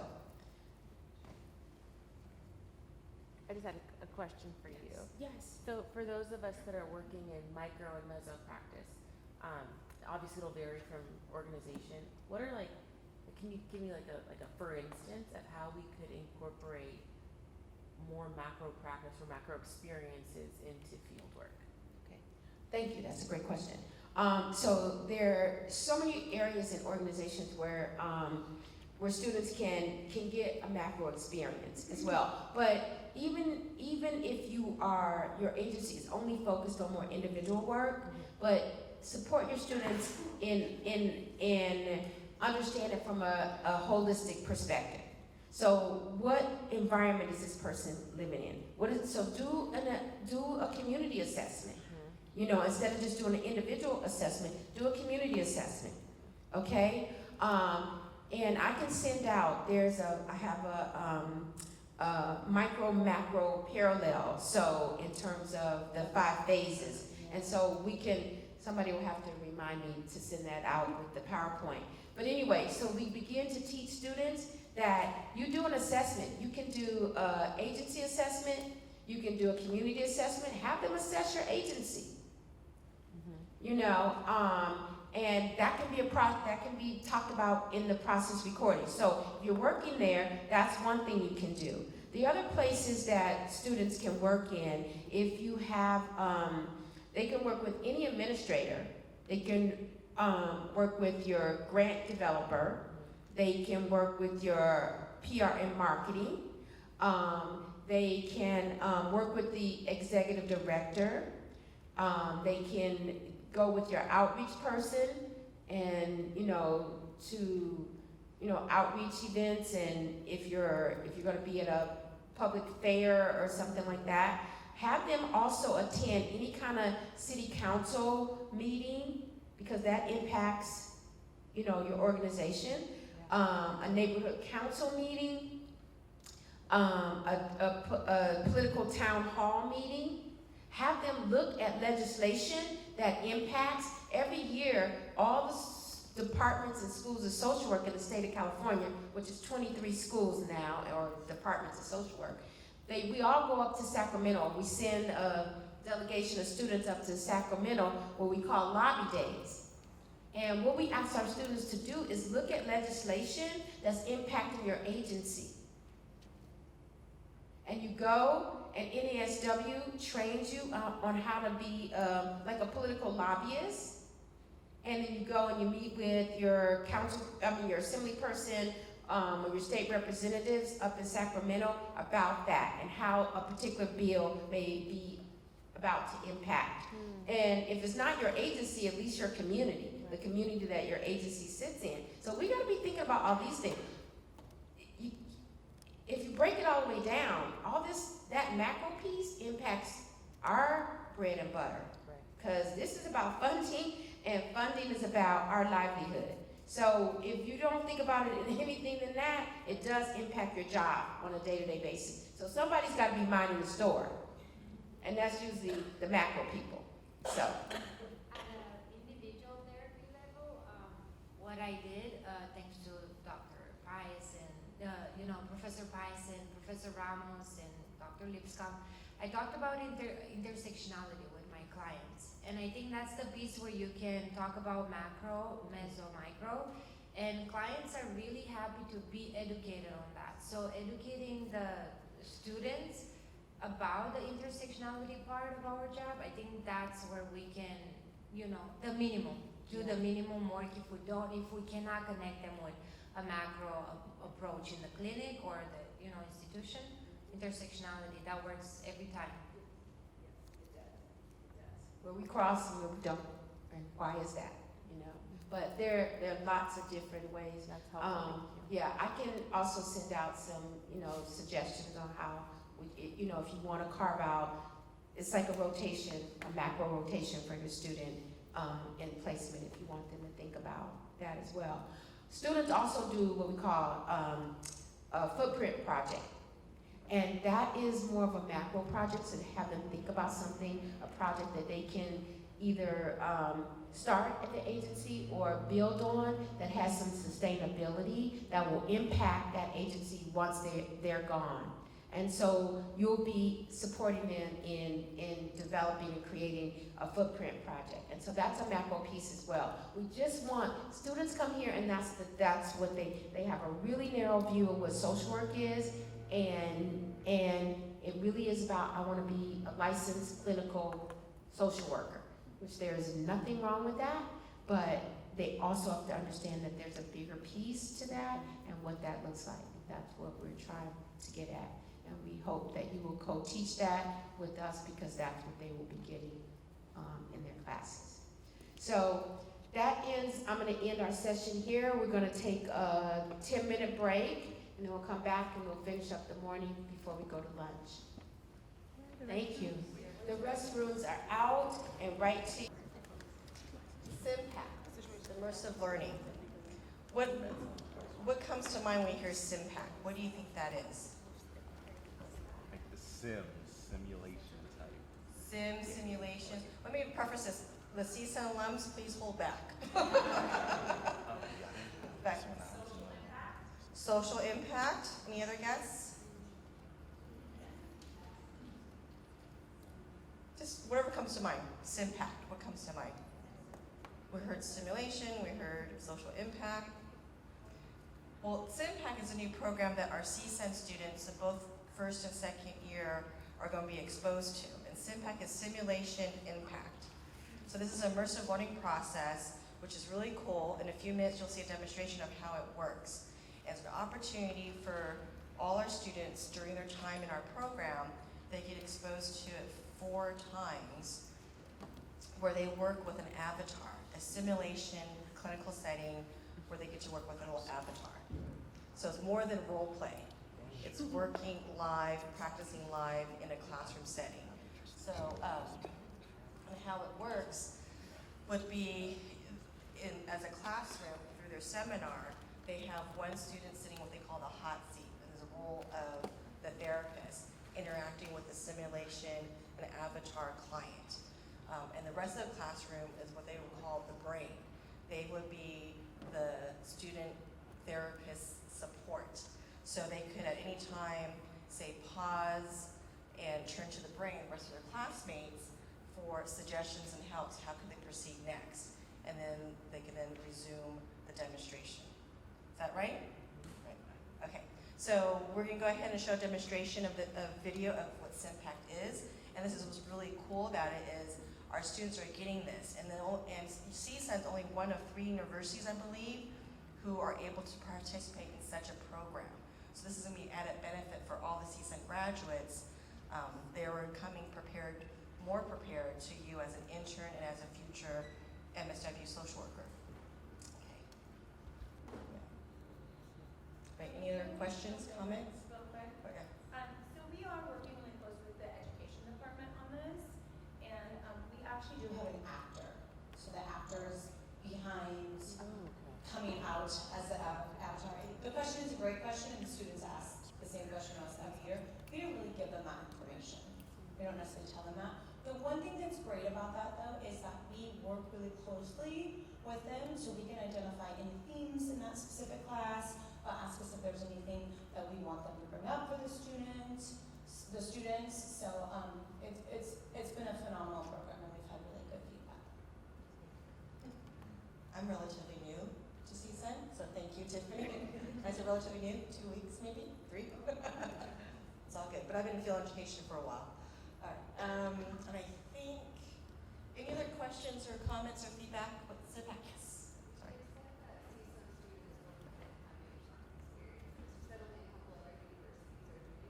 Right, so CSUN is the only one, I believe, in California. The other 2 are out of state, my understanding. And so the CSUN students, depending on when their class session is scheduled, they'll have one session in the fall, one in the spring. Right, but you could, that's another good question to ask your students, when are they scheduled, and they could tell you more about their session and their experience. This is just a few minutes. So usually what happens after a student's in a hot seat, then they receive feedback from their class instructor, like, what was good, what was, helpful, for sure. Is this only for second year students? It's first and second year. So it'll happen during the first year and second year of their experience in the program. Right, so they'll get a total of 4 sessions. What about the part-time? The part-time program, yeah, all students. So all students going through the intern as part of their field practicum seminar course. That's when the SIMPACT is offered, once each semester, during one of the sessions. Any other questions, comment? Y'all want some SIMPACT, right? Great. All right, so I think we'll move on to the next part of our day is learning styles. We'll bring back Jolene.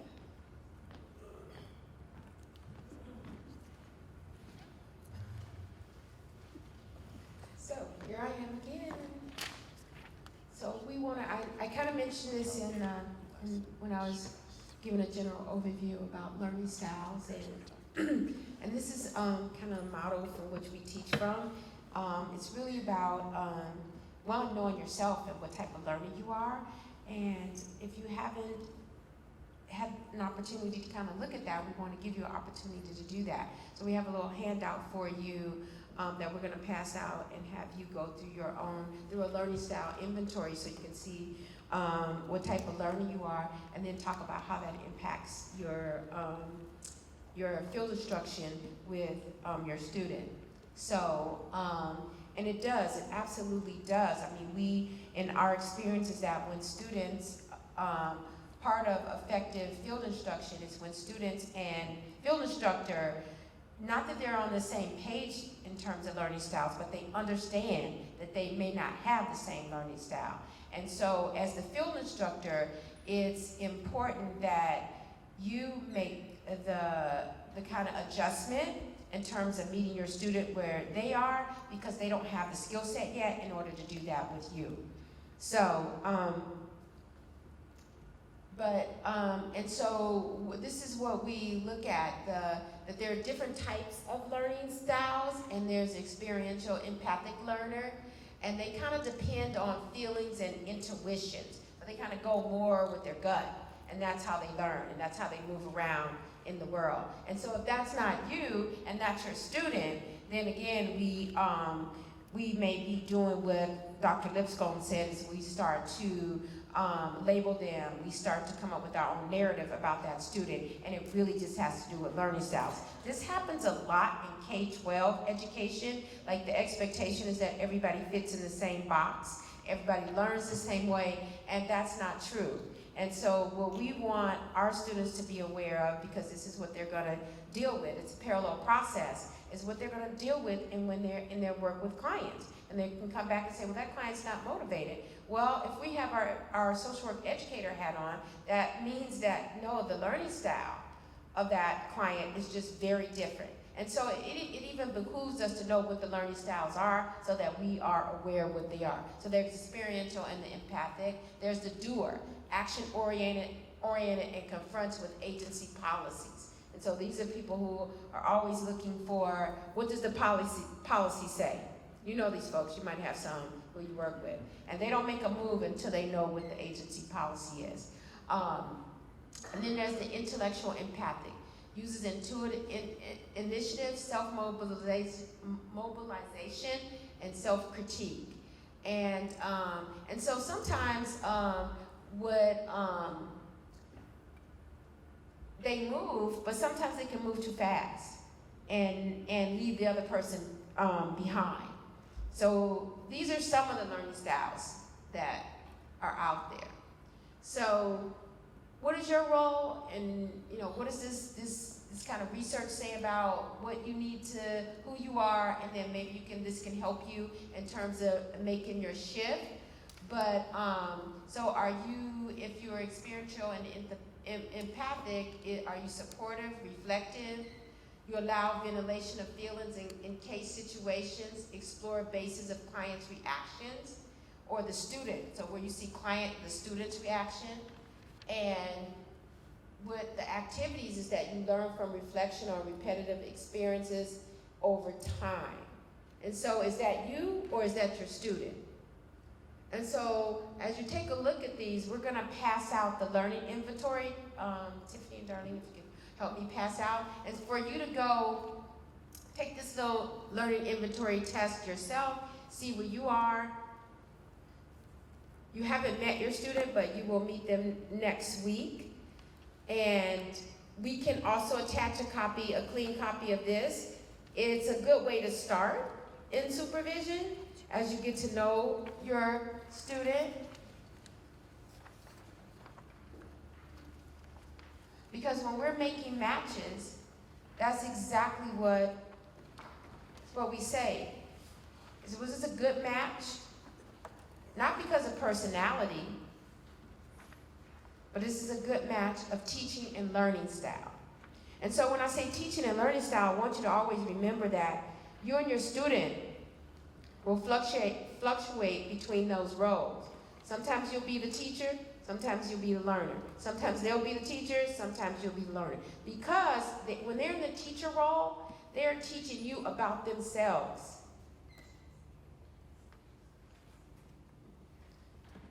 Not in the teacher role that they know everything, but they have to. They're the expert of themselves. So take a few minutes and complete the learning inventory on yourself.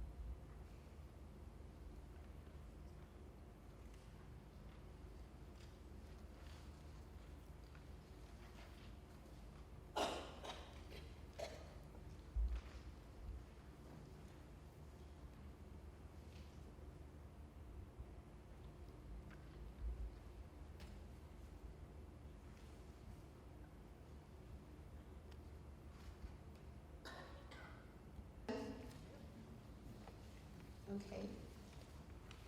Any surprises? Anybody surprise themselves? You knew that was the kind of learning, how your score came out, you knew that was kind of learning you were? You are? Does anybody want to talk about how you can see this working with you and your student? Next week? Thoughts, comments about that? A little embarrassing. So we run a resource closet for children in foster care, and it's cluttered. I mean, there's stuff in every size and diapers every. And I'm like, ooh, if they are a visual learner, we're gonna have to go somewhere else for them to do supervision, like, or give them permission. Like, if we're asking them to do a task where they need a lot of focus, like, hey, why don't you go to a coffee shop anywhere else but here, because it's crazy in there. I hope maybe that they're not. No idea. So you probably definitely need to use the learning inventory when you do. Yeah, and that's a good example. Anybody else think about how that be useful? You? Is that in hand? I'm one of those people that has to work in a very quiet area, and then others, I notice a lot of the younger kids like music or something, so it's going to be a little bit challenging if they need to hear auditory when I can't concentrate with the auditory. Yes, this is good to know, because some of our millennials can have lots of background and still focus. So, so we have to figure that piece out. I actually use this a lot in therapy. Most of the time when my clients tell me, I feel like I have to work a little bit harder, or I think I'm dumb. And I talk about these different styles, and I tell them, I'm kinesthetic. I have to see it, hear it, and be able to actually understand. It doesn't mean you're stupid, it's just very different. And that doesn't mean that it's wrong, it's just different. And that's why I explain it. So I'm always very conscious about these things because I myself am kinesthetic, and I tell them, it takes me a little bit longer to learn it, but once I get it, I get it, and that's okay. That's a good example, because if you have to slow down, our students come with a lot of anxiety, and some of it is normal, and to me, some of it's not. Now that might not be okay that I'm saying that, but some of this is way past normal anxiety. Anything new, you should have some level of anxiety. But at a certain point, so we like to work with students in what I call in back pacing them, reversing that pace to slow it down a little bit, and that has a lot to do with learning. And when you try to learn too fast, or you move too fast, you miss. So I use this little cliche, is that slow is fast and fast is slow. When you move too fast and you do things too quickly, you end up having to go back and do it again. When you do it slow, you just get through it and you move on to the next chapter or phase or piece of work. But most of the time, if we live in a culture where everything is fast-paced, and these students that we're working with nowadays, this is the microwave generation. They do everything fast, they want everything fast. You plug them in and they play. See, these are the video game kids. And so it's really up to us to help them to see that everything doesn't happen or needs to happen that quickly. What's going to happen? And this is learned behavior, because they didn't come into the world like this. This is learned behavior.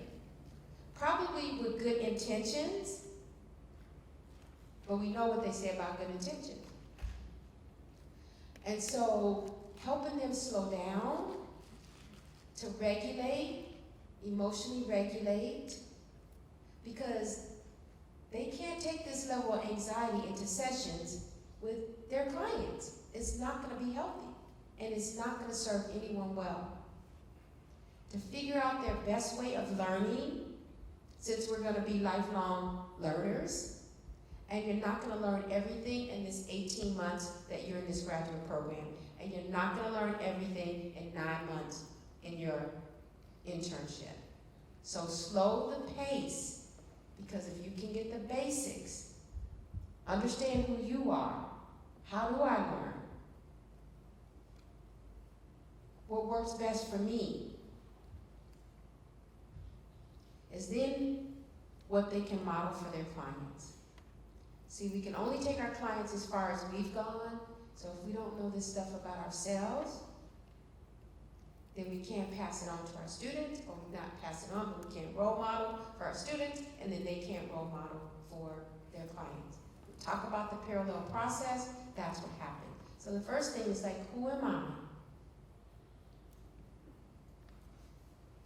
And how am I integrating all of this that's been given to me?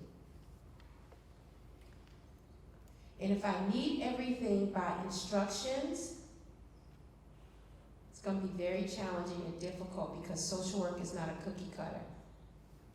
So see, when you're a microwave kid, see, they give you instructions on how to take it out the box, plug it in, probably have to have some kind of grounding plug. See, they tell you everything, how to sit the plate in there, what to do, right? Tells you on the microwave little panel, like how to cook popcorn. See, these, they don't have to think about anything. All instructions are right there. And this work, our work, is all abstract and in the gray. So we really are requiring them to be different kind of learners. Learners with no instruction. Learners who need to learn how to welcome mistakes. Learners who go back and have to do it over again. And trying to figure out what is the worst that's going to happen when and if I make a mistake. What's the worst of it? There's all this anxiety around making error.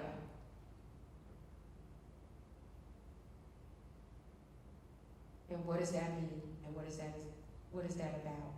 This is what we want our students to think about. What is it? And so understanding their learning style is a place to start and what can be helpful. To get in touch with self. Kind of reframe, self-regulate, and become the best learner they can be. Because we'll be learning for the rest of our lives. That's what we say to social workers. So, any more thoughts and comments about this?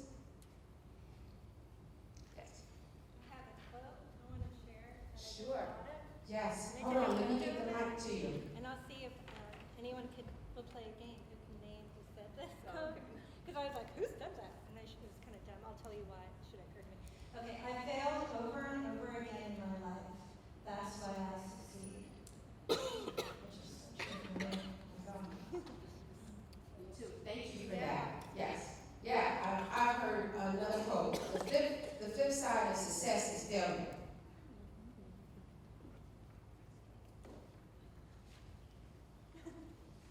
So, and so it really is about learning, and part of learning is failing.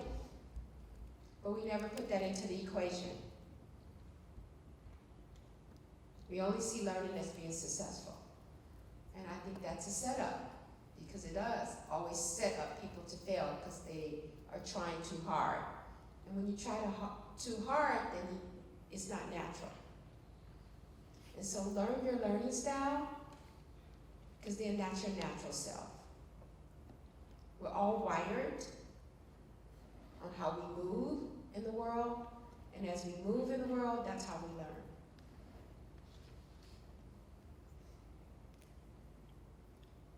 And then that allows people to be respectful and have integrity for self. So we will send out a clean version of this for you in case you wanna, and we have extras in the back. And so anyway, so practice with your students in terms of learning and what learning really means. and it has to start with self.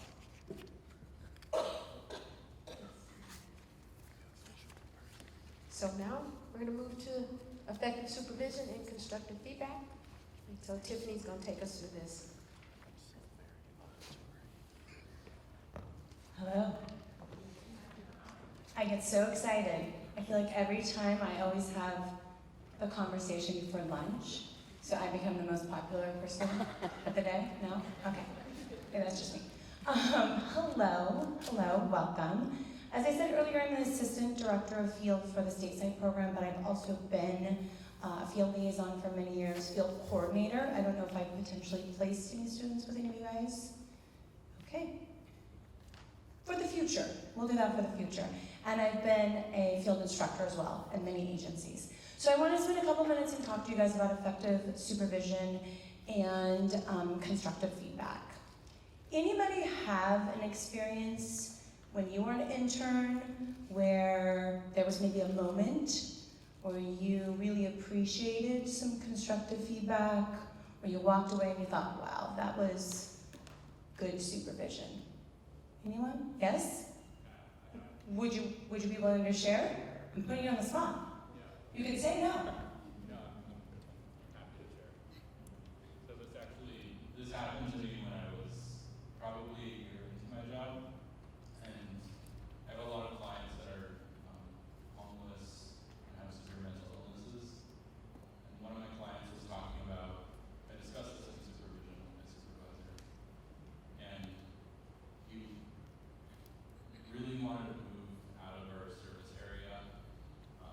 He wasn't able to tell me what his plan was, and the reaction in me was like, oh no, like what is gonna happen? Like he's gonna leave the agency. It felt like it was an impulsive decision, and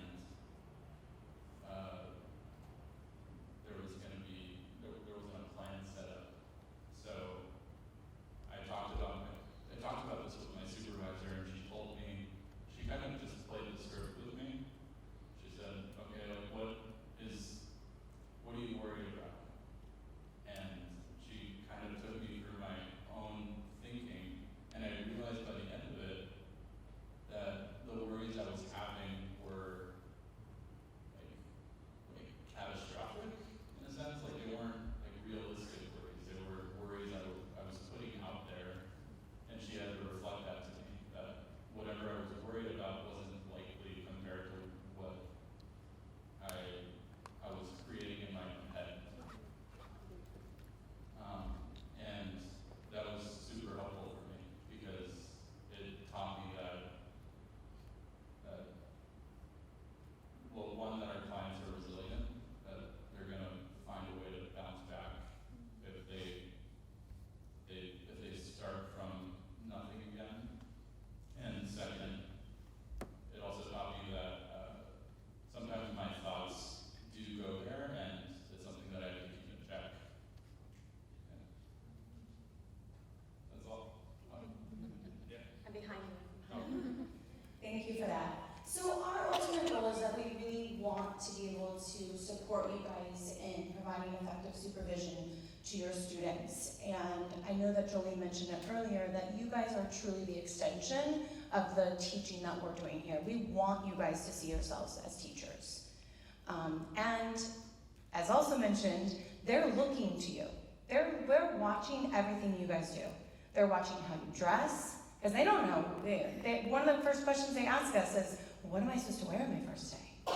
Do I wear jeans? Can I wear tennis shoes? They're observing everything. They're observing the culture of the agency. They're observing how you're reacting, engaging, all those kind of things. So we want to support you guys, and we want you to embrace your role as a teacher. The other thing that was mentioned earlier that I think is really important is really just having that space and that conversation. Effective supervision only happens if supervision happens, and if that space is open and it's allowed for you guys to have conversations with your students. So that's some of the things we're going to talk about today as I climb up on the stage. So here are some elements of effective field supervision. I'll have you guys look over some of these pieces, and if you have any thoughts about the agency as an element for effective supervision, tasks and assignments, supervisory skills, learning styles, and supervision meetings. So I think the biggest thing is to think of your agency as that bigger culture where your student is at. And students will sometimes come to field class and they'll tell us, our agency was so welcoming, they were so excited to see us. They see us as equals, or they involve us in larger meetings, and it makes us feel like we have an important role in the agency. Assigning them tasks and assignments that are really MSW level assignments. Giving them the opportunity to practice the MSW skills that they're learning. So I know we talked a little bit about learning skills. One of the other things that you guys can look at is what are your teaching skills. So sometimes when I'm meeting with an intern for the very first time, I will talk with them about let's look at your learning style and let's look at my teaching style, and how can we really come together for the partnership. Supervisory skills. So for me, I remember the supervision I got really helped me become the supervisor that I am. So there were certain things that I loved, and I was like, ooh, I like that. I'm gonna put that in my pocket, I'm gonna use it. And there were certain things I said, I see you shaking your head. It's like, this is not for me. And that's okay. And interns, I think, are gonna do that as well. We touched on learning styles, and then the other thing is supervision meetings. So I know I touched on it. It's so important that you guys have consistent supervision with them. And again, some of these students are going to be pretty concrete, so they're going to wanna know, when are we meeting? Is it Monday? Is it 2 o'clock? Where are we gonna meet? They're gonna come in eager, they may come in anxious, so really allowing them to know that they're gonna have ongoing supervision, that you guys are gonna meet, that's gonna be their space. I had an experience as a second-year intern where when I would meet with my supervisor for supervision and her phone rang, she answered it every time.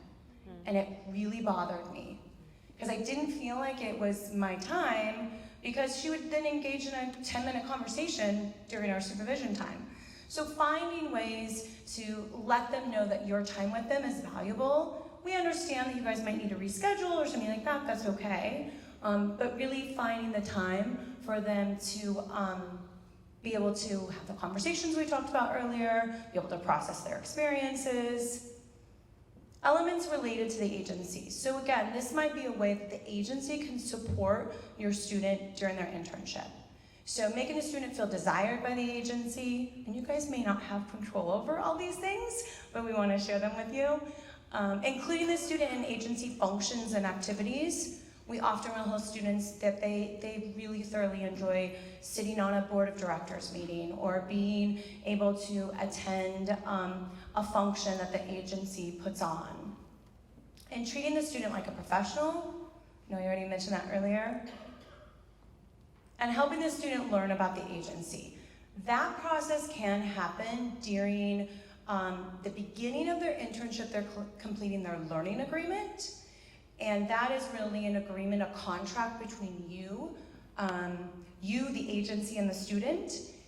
And I know we were discussing some macro opportunities earlier today. This could be a perfect time for them to dive into some macro experiences. So for example, some of the areas on the learning agreement talk about the agency. Talk about the structure of the agency, they talk about the history of the agency, the community that it provides services to. And so, as we talk about microwave students, some of these students might just jump on the internet, and they may just look up that agency, and they may just cut and paste even, put it right in there. But it might be a different experience for them to go to HR, to sit down with somebody in the HR department or the marketing department or whatever it may be, and talk about the agency, learn a little bit more about the agency or the community it serves. Just some suggestions. Elements related to tasks and assignments. Everything that you guys can offer our students, our hope is they're gonna just take it in like a sponge. So thinking about MSW level tasks and assignments, anything that you can offer them, and that could include observation. They may be observing a group, or they may be observing a meeting, I think they love to also observe, sessions anytime that those opportunities come in. Clarifying the purpose of the assignment, helping them understand the reason why they have been given an assignment. We've had a lot of students that will come to us and they actually will ask us, how is this social work? Help me understand my role and how this fits into social work. And we will provide them that information, but I think it's also more valuable if it comes from you guys and you're helping them understand the purpose of an assignment.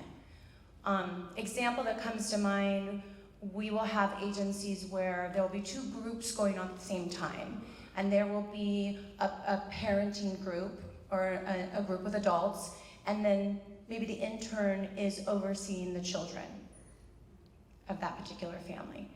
And they'll sometimes come to us and they'll say, I don't understand what I'm doing, I'm babysitting.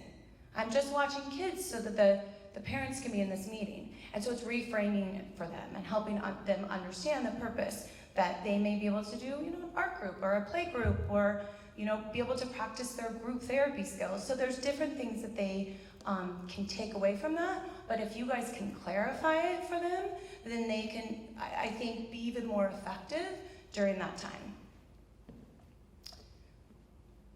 Providing detailed directions and instructions. So as much information you can give them, there's going to be a lot of unknown in this field, and we know that.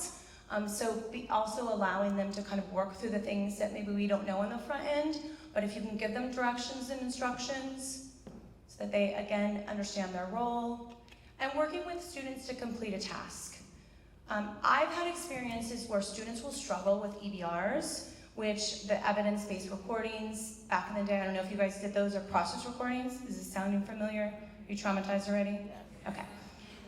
So I will sometimes review an EBR and I'll notice that the student got stuck, or the student, maybe struggled with even completing it.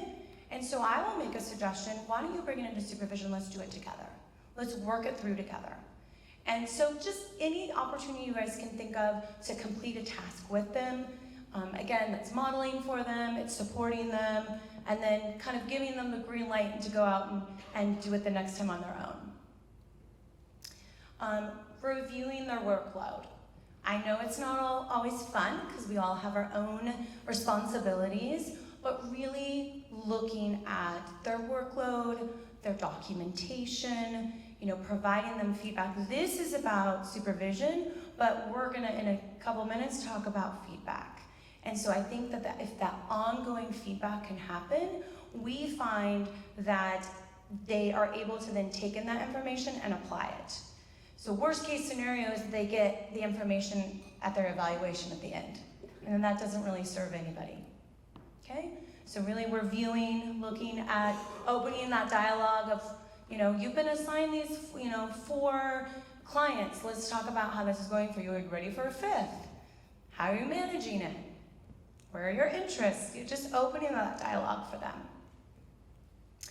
Variety of learning activities. If you guys have the opportunity to create some variety in their exposure and their experiences, wonderful. I think it helps them be more well-rounded. And then clarifying the expectations for their performance.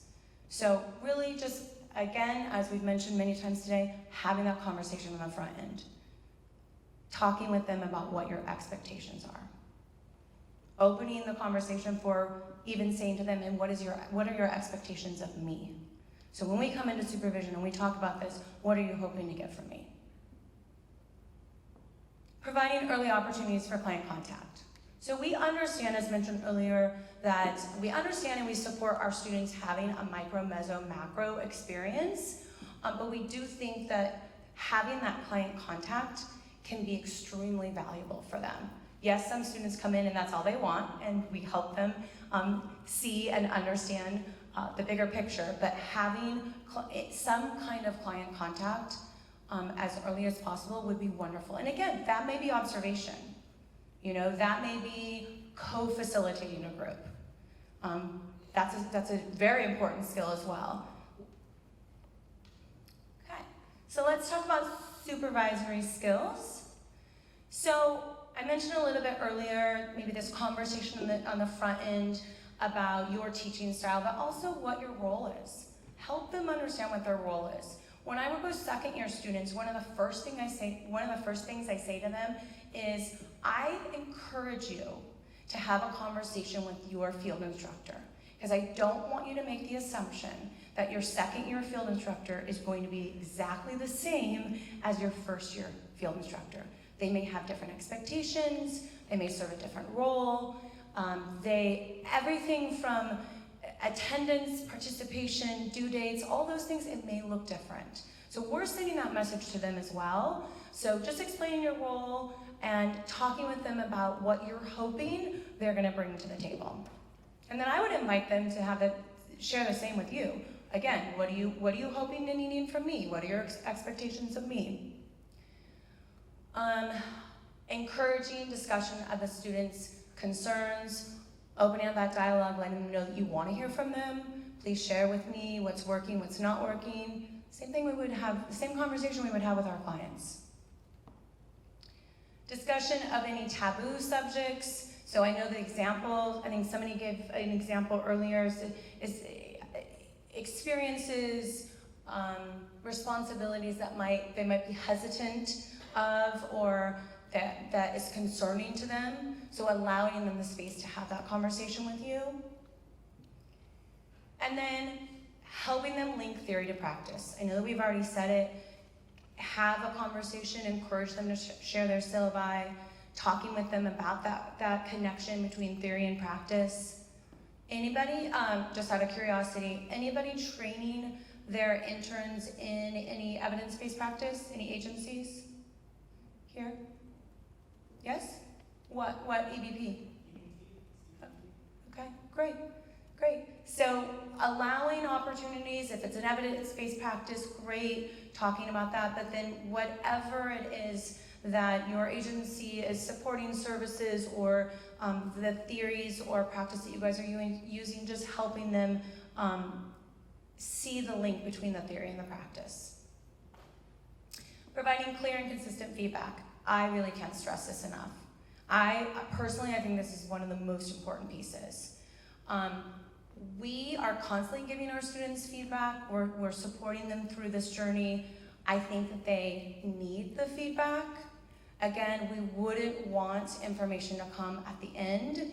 They are going to have evaluations throughout their internship. Each year they get one evaluation, one midterm evaluation in the fall, one end of semester evaluation in the spring, midterm evaluation, and end of year evaluation. We're going to go more into detail later. So they're getting 4 evaluations throughout the year. And it's so important to us that we hear and see whatever it is you guys are hearing and seeing. So that way we can just better support the student. Sometimes when we hear there might be some kind of issue or fallout and we have no documentation of it, or we didn't hear anything about it until May, again, we've missed our opportunity as a team, as a partner in supporting the student. Validating the student's feelings, really providing that validation for them, allowing the space as mentioned earlier, and reassuring the students that they can succeed. I will say, I think our students, especially these incoming years and the second year students, they're go-getters, they're eager. And we talked about this perfectionistic piece of it. So they definitely, we're very proud of our students and what they're bringing to the table, but I think sometimes they do question themselves. And some of that comes with just lack of experience. So not feeling so confident because they don't feel competent. So helping them see even the small successes that they're making while they're at internship. And demonstrating the student is valued as a person and as a colleague. They are so excited to graduate and become Facebook friends with everyone, like all of us. And that's all they want to do, is like be our peer. They're so excited to get there. And so I think, as Julie mentioned, we do want to pace them out. Like, you know, you got to crawl before you walk, but I know that they are eager to be your peer. Okay, so let's talk a little bit about supervision meetings. I know I mentioned it earlier, just try to be really consistent with it, hold it regularly. If it does need to be rescheduled, reschedule it. we are really supporting that weekly 1 hour supervision for them. So that's the message that's being sent from the university side of it. Being available outside of regular supervision times. If it's not you, then whoever might be available for them. So for example, I've heard situations where a supervisor, a field instructor will leave and they'll, at 5 o'clock, let's say, and the intern's there to 8, but there's a designated staff person there that they could go to if they had a crisis situation or if they needed any kind of support or help. So just helping them identify preceptors or outside support, making sure they have those phone numbers as well.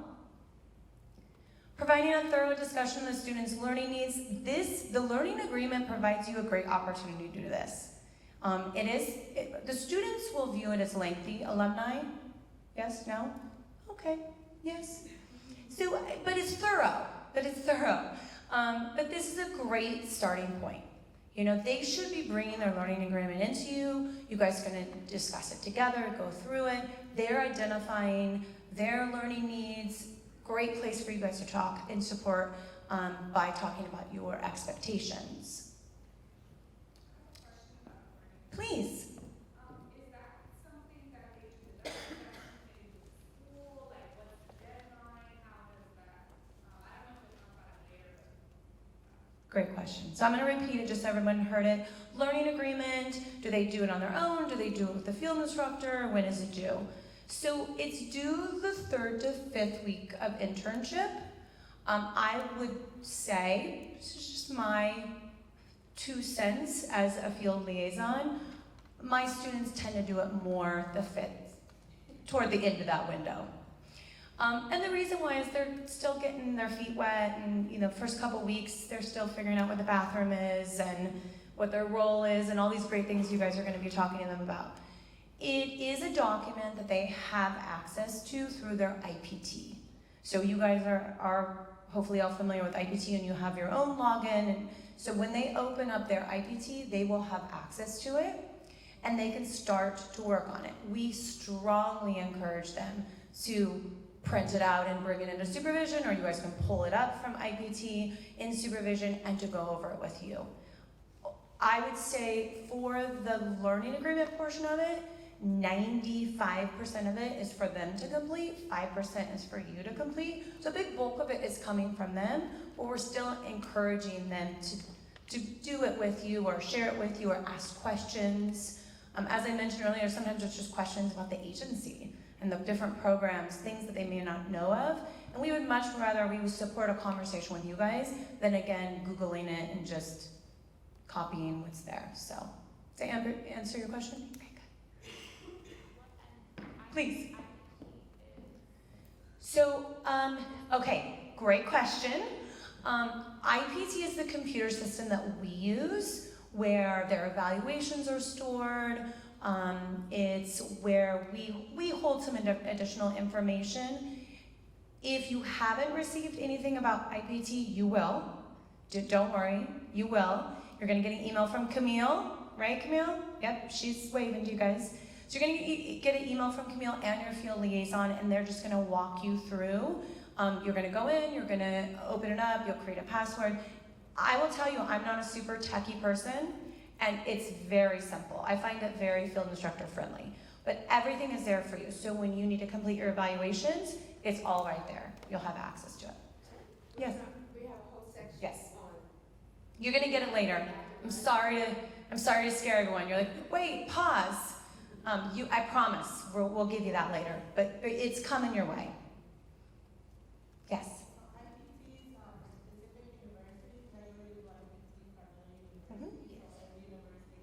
Correct. So it's the same program, you're just gonna have a different login using CSUN. And I apologize for scaring you guys. But I promise you're gonna get more. You're gonna get more. So again, we already talked about it, but really trying to be consistent in your supervision and providing that ongoing, scheduled, consistent 1 hour a week supervision. So if you look at this idea of intern, supervisor, behaviors, you guys can just glance at this chart and see if you have a student that's falling into one of these categories, beginning, intermediate, advanced, master, then these would be your specific roles, or maybe there might be additional roles there, but you can kind of look at the beginning, as I mentioned, more of a teacher, role model, and as you go through it, you see that you really become a consultant. And that's at that master level, so kind of like I mentioned, peers. So I think that it's really nice for you guys to look at as your student starts to grow, that your role will start to shift a little bit. Okay, so just some elements of effective feedback. One of the things that we support you guys, just please give them feedback. I find that sometimes field instructors don't want to give their intern feedback. It's not the most comfortable conversation. Or they really like their intern, but they were so nice. You know, I'll have a conversation. Well, have they heard this yet? You know, you called me and we're talking about this. Thank you for letting me know. Have you had this conversation with the student yet? No, I haven't told them yet. So if you're needing any kind of support, we're here for you as well. Each of you will be assigned a field liaison, and that person will be working with you and the student throughout the entire year. So you can always call them. We get this phone call sometimes often. I want to talk through something that's going on in my agency with my student. Can we talk it through and then maybe come up with a plan of how to communicate or share with the student? So clear guidelines for performance, direct observation. I always feel like direct examples is also really helpful too. Being able to provide them a specific example of something maybe you observed or you saw. Empathy and timeliness. I think the timeliness also falls into when you give the feedback, it then allows more time for them to implement what you guys are talking about. So the EBRs also fall into that as well, where we're wanting that feedback to happen. So if they're, let's say, providing clinical services, and you're wanting to get them feedback on a certain client, if that feedback doesn't happen for 3 weeks, they've potentially seen that client 2 more times. So the timeliness can be really important. Regular, balanced, both positive and negative. I feel like, and I know it was mentioned earlier, this idea of students or this generation wanting to be perfect, that I think the balance of the positive and negative is really important because they may only hear the negative. So really starting with the positive, really helping them even reframe it. Even to this day, I hear students say, and I got criticism. I received criticism. That immediately, that's what they'll say to me. And then my field instructor gave me criticism. So it's very hard for them to see it as feedback and guidance. And then following up. Hey, last week when we met, or yesterday when we met, we were talking about that struggle that you were having with whatever it is. How did that go? How are you feeling? I want to check in with you. How are you doing with that? So here's a case example. I know you guys are excited. So I'm going to have you look this over as I read it, and let's talk a little bit about this. You observe your student conducting their first interview with a new client. During this interview, the student appears very nervous and uncomfortable asking several questions. The client's responses contain several inconsistencies that the student does not address. After several minutes, the student concludes the interview without obtaining several important pieces of information. What do you think? Any feedback you would give the student?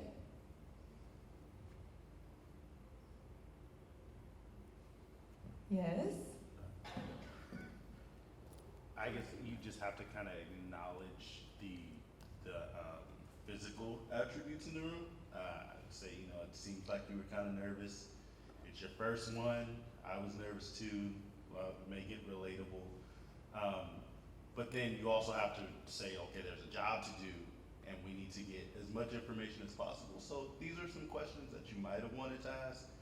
It feels like maybe some of the answers were a little bit different, and so there's some inconsistencies we need to address. But you know what? Sometimes clients, they can be inconsistent, and it's just up to us to clarify things, and you'll learn more about that as you go on. So, I mean, there's a difference between saying you screwed up and you're terrible, than just being like, okay, so there are some things you missed. Let's talk about it because you're learning.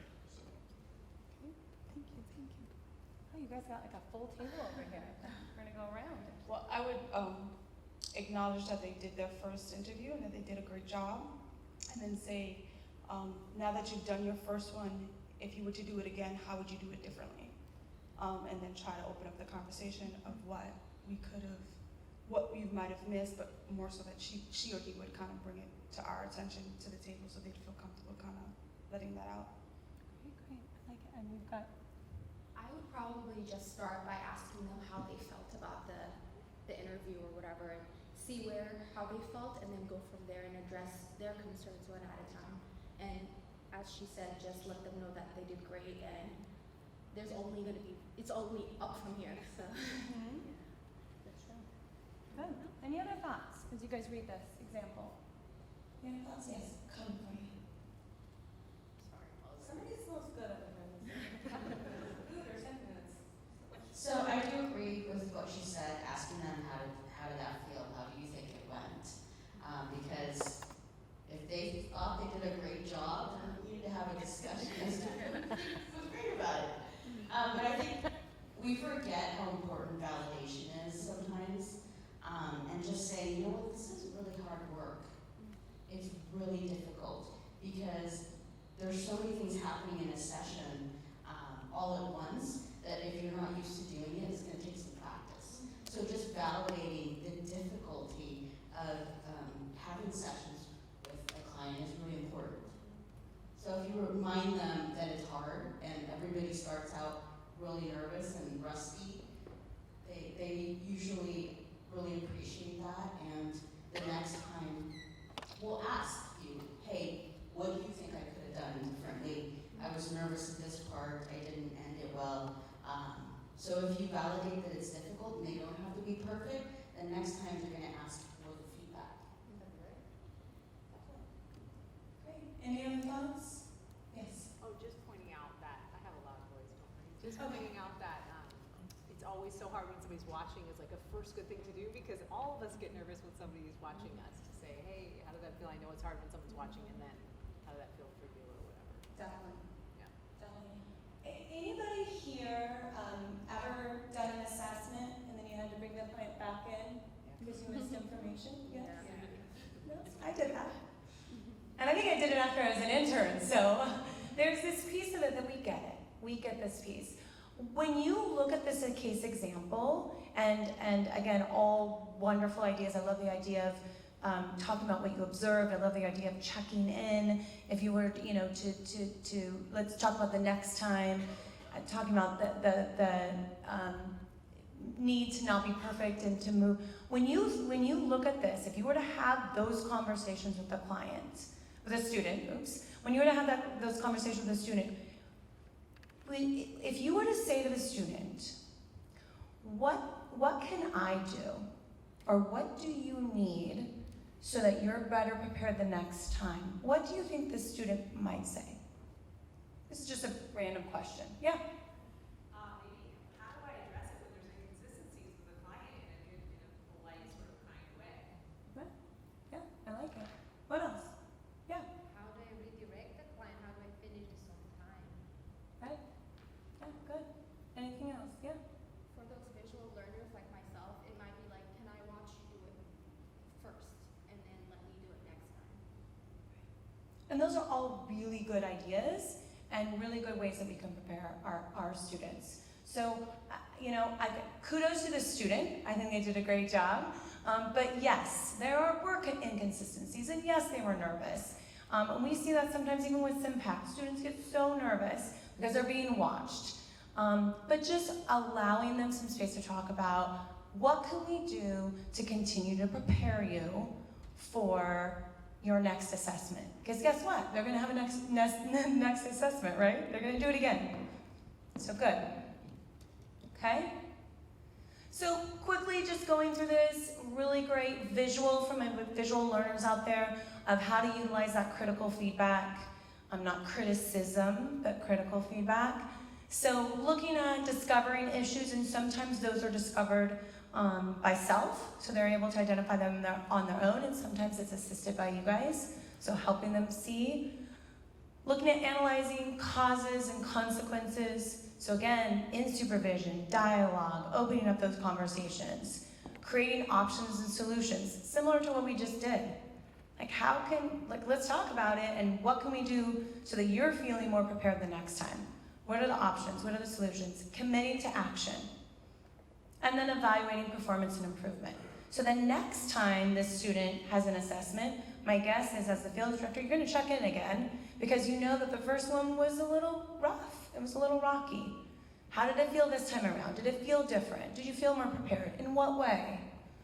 So, questions about this? Visual learners, do we like it? Yeah. I'm visual too. Yay, food. Any questions before we break for food? Any questions about effective supervision, about feedback? Okay, oh yes. What I want to say, this is a really crucial, important part for us on the university side, but it's because students always have to have due process in case they want to grieve their grade.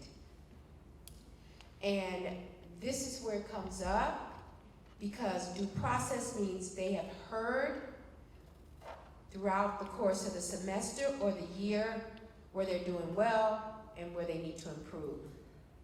If this doesn't happen, then we don't have any justification or documentation. We have nothing to justify that grade. And so again, as gatekeepers to the profession, this piece is really important because this is our due process piece. And it's fair and equitable to the student as well because they need to hear that. Where can I improve? What do I need to do? Where am I lacking? Where do I need to grow? So it's really important, and if you don't have that hour of field instruction time set aside, then it's hard to give critical feedback on the go, on the run, in 20 minutes. So it really is, I just want to reiterate how important this piece is in terms of giving constructive, critical feedback consistently. Like we say, even if they're doing good, we want to objectify what good means. If they're doing well, even if they're awesome, what does that mean? We want to be that concrete around this piece for them. So. And we're here. So again, each of you guys will have a field liaison. You have us, our team. So if you guys need any support, we're also here to support you as well as the student. So we're gonna break for lunch. It's gonna be an hour. I don't know which. Good. How's the heat outside? Good to be back. Good to be back indoors. Air conditioning. Okay, so we're over that hump now. We're going to take you in for the final stretch. So we're going to talk about legal and ethical issues. You might wonder, well, what could come up while you're in supervision with legal and ethical issues? What do you think could come up?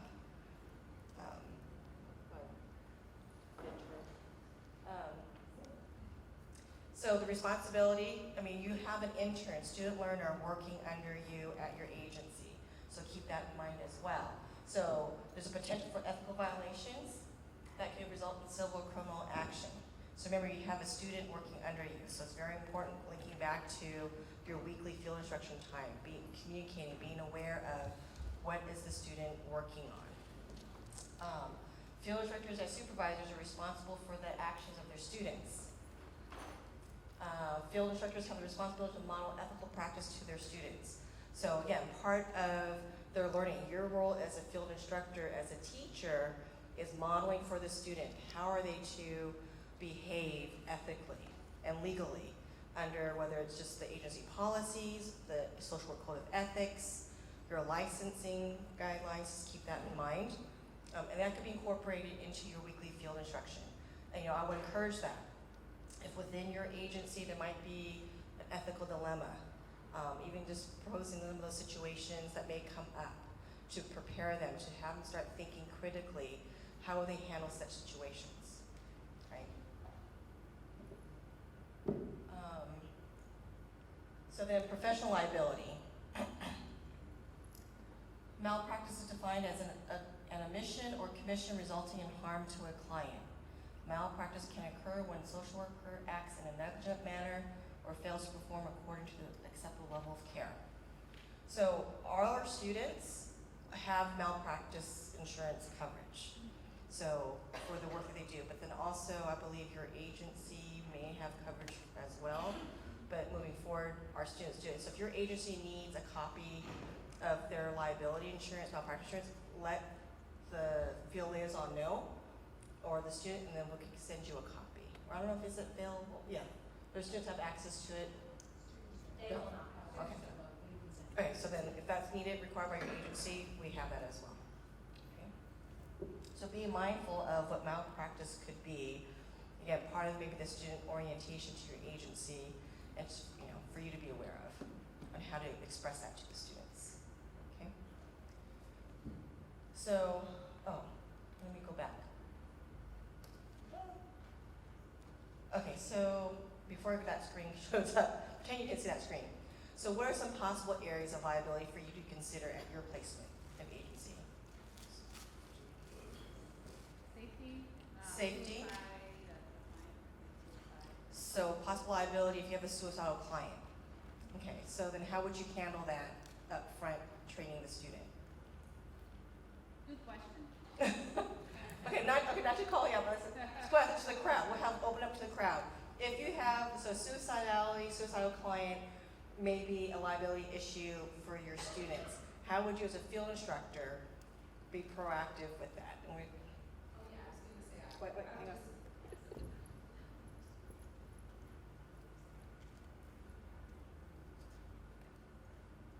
I would definitely bring this up ahead of time. So when I'm first meeting with them, I think I'm going to go over at the beginning anyways, we talk about how limits of confidentiality and what reporting is. So when we do that, we can talk about, well, what if this comes up? And what our policy is at the clinic and who's available. And that's already come up with students clinic a lot. So not a lot, but enough. I have a quick question. What's the percentage of actually getting any claims to the students? Zero. I can't say for sure, but in my experience, I've been in field education for about 13 years, I haven't heard of any, but I don't want to say, I may not be privy to that information because it usually comes at an administrative level. But that's why it's also crucial as field instructors to be aware of what is going on in the client caseload for your interns. Yeah. Right, and so even though you do the upfront training on suicide ideations or how to handle certain situations, having that regular check-in to be aware of what's going on with each of their cases would be recommended. So, knock on wood, hopefully there's not any malpractice situation that comes up, but if it does, think about it, again, as a field instructor in your agency, that's part of your responsibility. It may fall on you as well. Right. So potential areas of liability, failure to notify student or clients of student status. So just being process and helping the student introducing themselves as, hi, I'm so-and-so, I'm a social work intern. So it's clear, so they're not, so the client not thinking that they are a licensed social worker. If they provide incorrect intervention, could be a liability risk. Disclosure of confidential information. So again, some of these may sound common sense, but also think about, these are new MSW students, interns, coming into the profession. So part of your role may be helping them develop a professional sense of self as a social worker, right? So understanding, the limits of confidentiality, failure to protect a third party, failure to prevent a suicide, which someone mentioned about a suicide risk, failure to refer clients to a specialist, professional misconduct, failure to report abuse or neglect. So these are some, there's probably more other potential liabilities, but think about how these could be prevented or monitored during the course of the intern's time at your agency. And so that could be monitored through field instruction time, reviewing of the cases, being aware of, as you assign cases to the interns, what type of potential risk could be involved. So minimizing these risks. Meet regularly with the students, who we talked about. Regularly review and approve all the cases they're assigned, so you have an idea of the caseload's type of profile. Thoroughly document supervisory conferences. So just so that you know, as I think we mentioned earlier about doing the follow-up, like even like, the feedback, right? You want to be able to follow up with the student. Were you able to do X, Y, and Z? So that you're aware of that, they're aware of, and you have documented their, the tracking of their training, that you had them referred to the hotline. Did they call the hotline? Follow up with things like that. Review all written documentation. I'm assuming most agencies, as interns, that all their documentation will need to be co-signed by yourself or a preceptor or someone else at the agency. So that's another great way of monitoring and tracking to minimize the liability risk. And continually assess student performance to ensure tasks are appropriate and at the student skill level. So again, as mentioned earlier, you don't want to give a student too many cases. You want to make sure that they're ready, because again, they're there to learn. So they're not there to learn how to just like carry a 10 client caseload and they're drowning, right? So you want to just gradually build up. And so you will have to assess when are they ready. Some students may say, just bring it on, give it to me, give it to me, give it to me. But as a gatekeeper, as far as the learning process, what's going to work or not, because they're not gaining the skill set, they're just learning how to just see people, not really critical thinking and applying these new skill sets. That could be a detriment to their learning and the services being provided to the clients, right? Some more ways to minimize liability. Arrange for appropriate supervisory coverage when you're away. As mentioned earlier, if you are going to be, let's say, off-site at a meeting, on vacation, or you're off work but the student continues, make sure that there's always another staff person available. And for them to know up front, whether you're going to be available by cell or text, or physically there's someone on site that's going to be available in your absence. So again, to make sure there's the clinical coverage. Provide written documentation regarding agency policies and procedures involving clients at risk of harming themselves or others. So we talked about upfront, training, what to do with a suicide client. What's the agency's policy? What's the agency's policy reporting abuse, neglect, child abuse, elder abuse? Emergency situations. If you have a hostile client in front of you, what do? What's this agency's policy? Thoroughly review policies regarding disclosures of confidential information and reporting requirements. Again, so that the student is aware of the agency's policies and just reinforcing the limits of confidentiality. What does that mean as a mandated reporter, and so forth. More ways of minimizing your liability risk. Ensure all clients are informed of your student status and provide your name and contact information to clients. So that may mean, the student introduces themselves as, I'm an intern here, if you have any questions or whatever, so-and-so was my supervisor, or so-and-so, is another contact at the agency. Regularly discuss with your student potential ethical dilemmas and value conflicts that may arise in client relationships.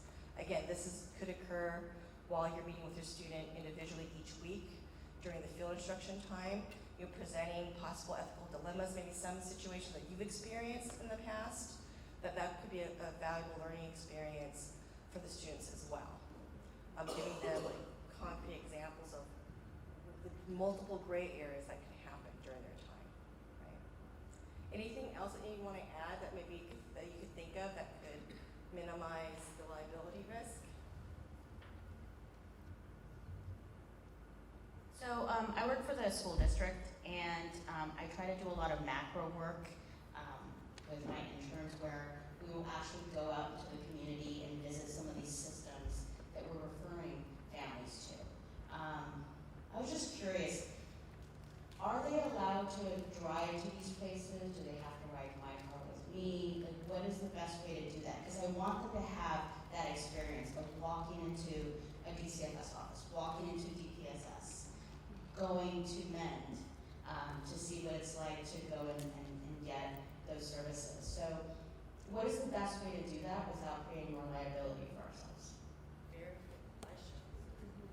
Very good question. I want to say that it depends on each agency policy in regards to, does your agency's insurance cover personal use of the interns and staff, their vehicles, but also our students submit paperwork that they have their own auto insurance, and so it may be up to each individual student to, I guess, inform their insurance company that their car will be used for X, Y, Z.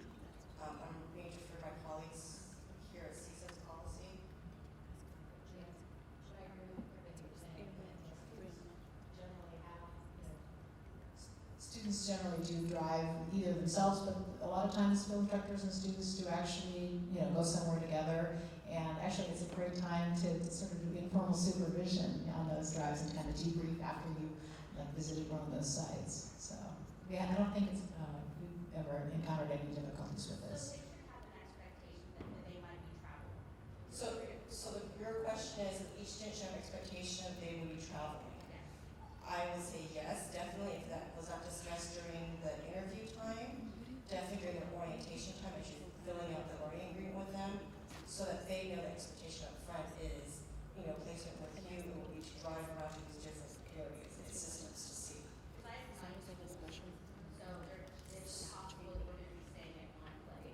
Okay.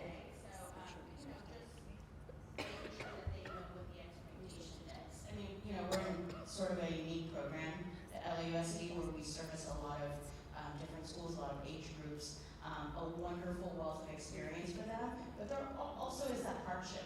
Gas is expensive, it's hot, maybe no air conditioning. So, I want to be very respectful of their needs, but also there are needs so that they can fulfill this internship time. So as long as they're aware that they'll be traveling, and I discuss it at the beginning, if they don't want to travel, what happens? Very good question. That's part of the learning. That's part of the learning experience is to travel. So I think what comes to mind is going back to what Dr. Lipscomb was talking about cultural mobility, to find out, to be in that same space, to find out where's their hesitancy. If they don't want to travel, where's that coming from? Or is there a possibility to negotiate, if they're going to travel with you, or carpool, or follow, or whatever it may be. So I can't answer for each student, but if they know up front that part of their internship is to be able to travel to all these different locations, is to try to problem solve and figure out, is this going to work or not? I would assume would be. And I would just add, that's a great question you could bring to your field liaison as well to discuss if you're not quite sure how to handle that. Thank you. Any good question with liabilities? Some of you may be having field-based work, so being, what's your agency's policy on that? And have that conversation up front with the student. Absolutely. Any other questions? Any other thoughts, ideas to minimize liability?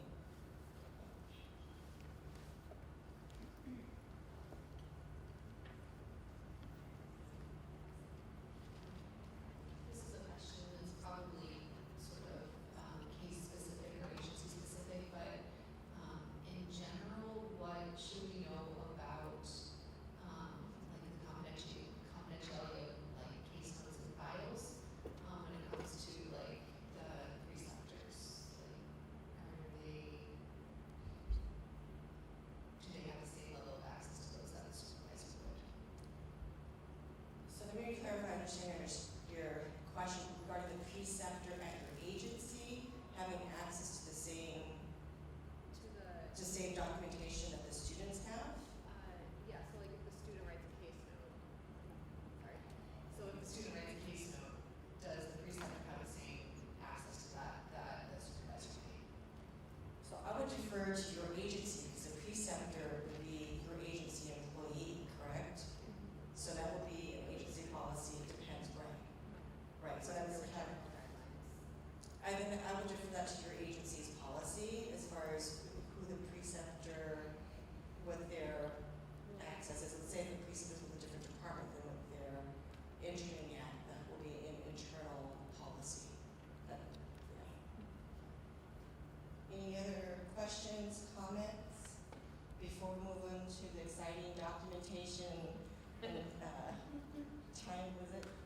Timekeeping. We're all good? Okay, I want to invite Marjorie up here.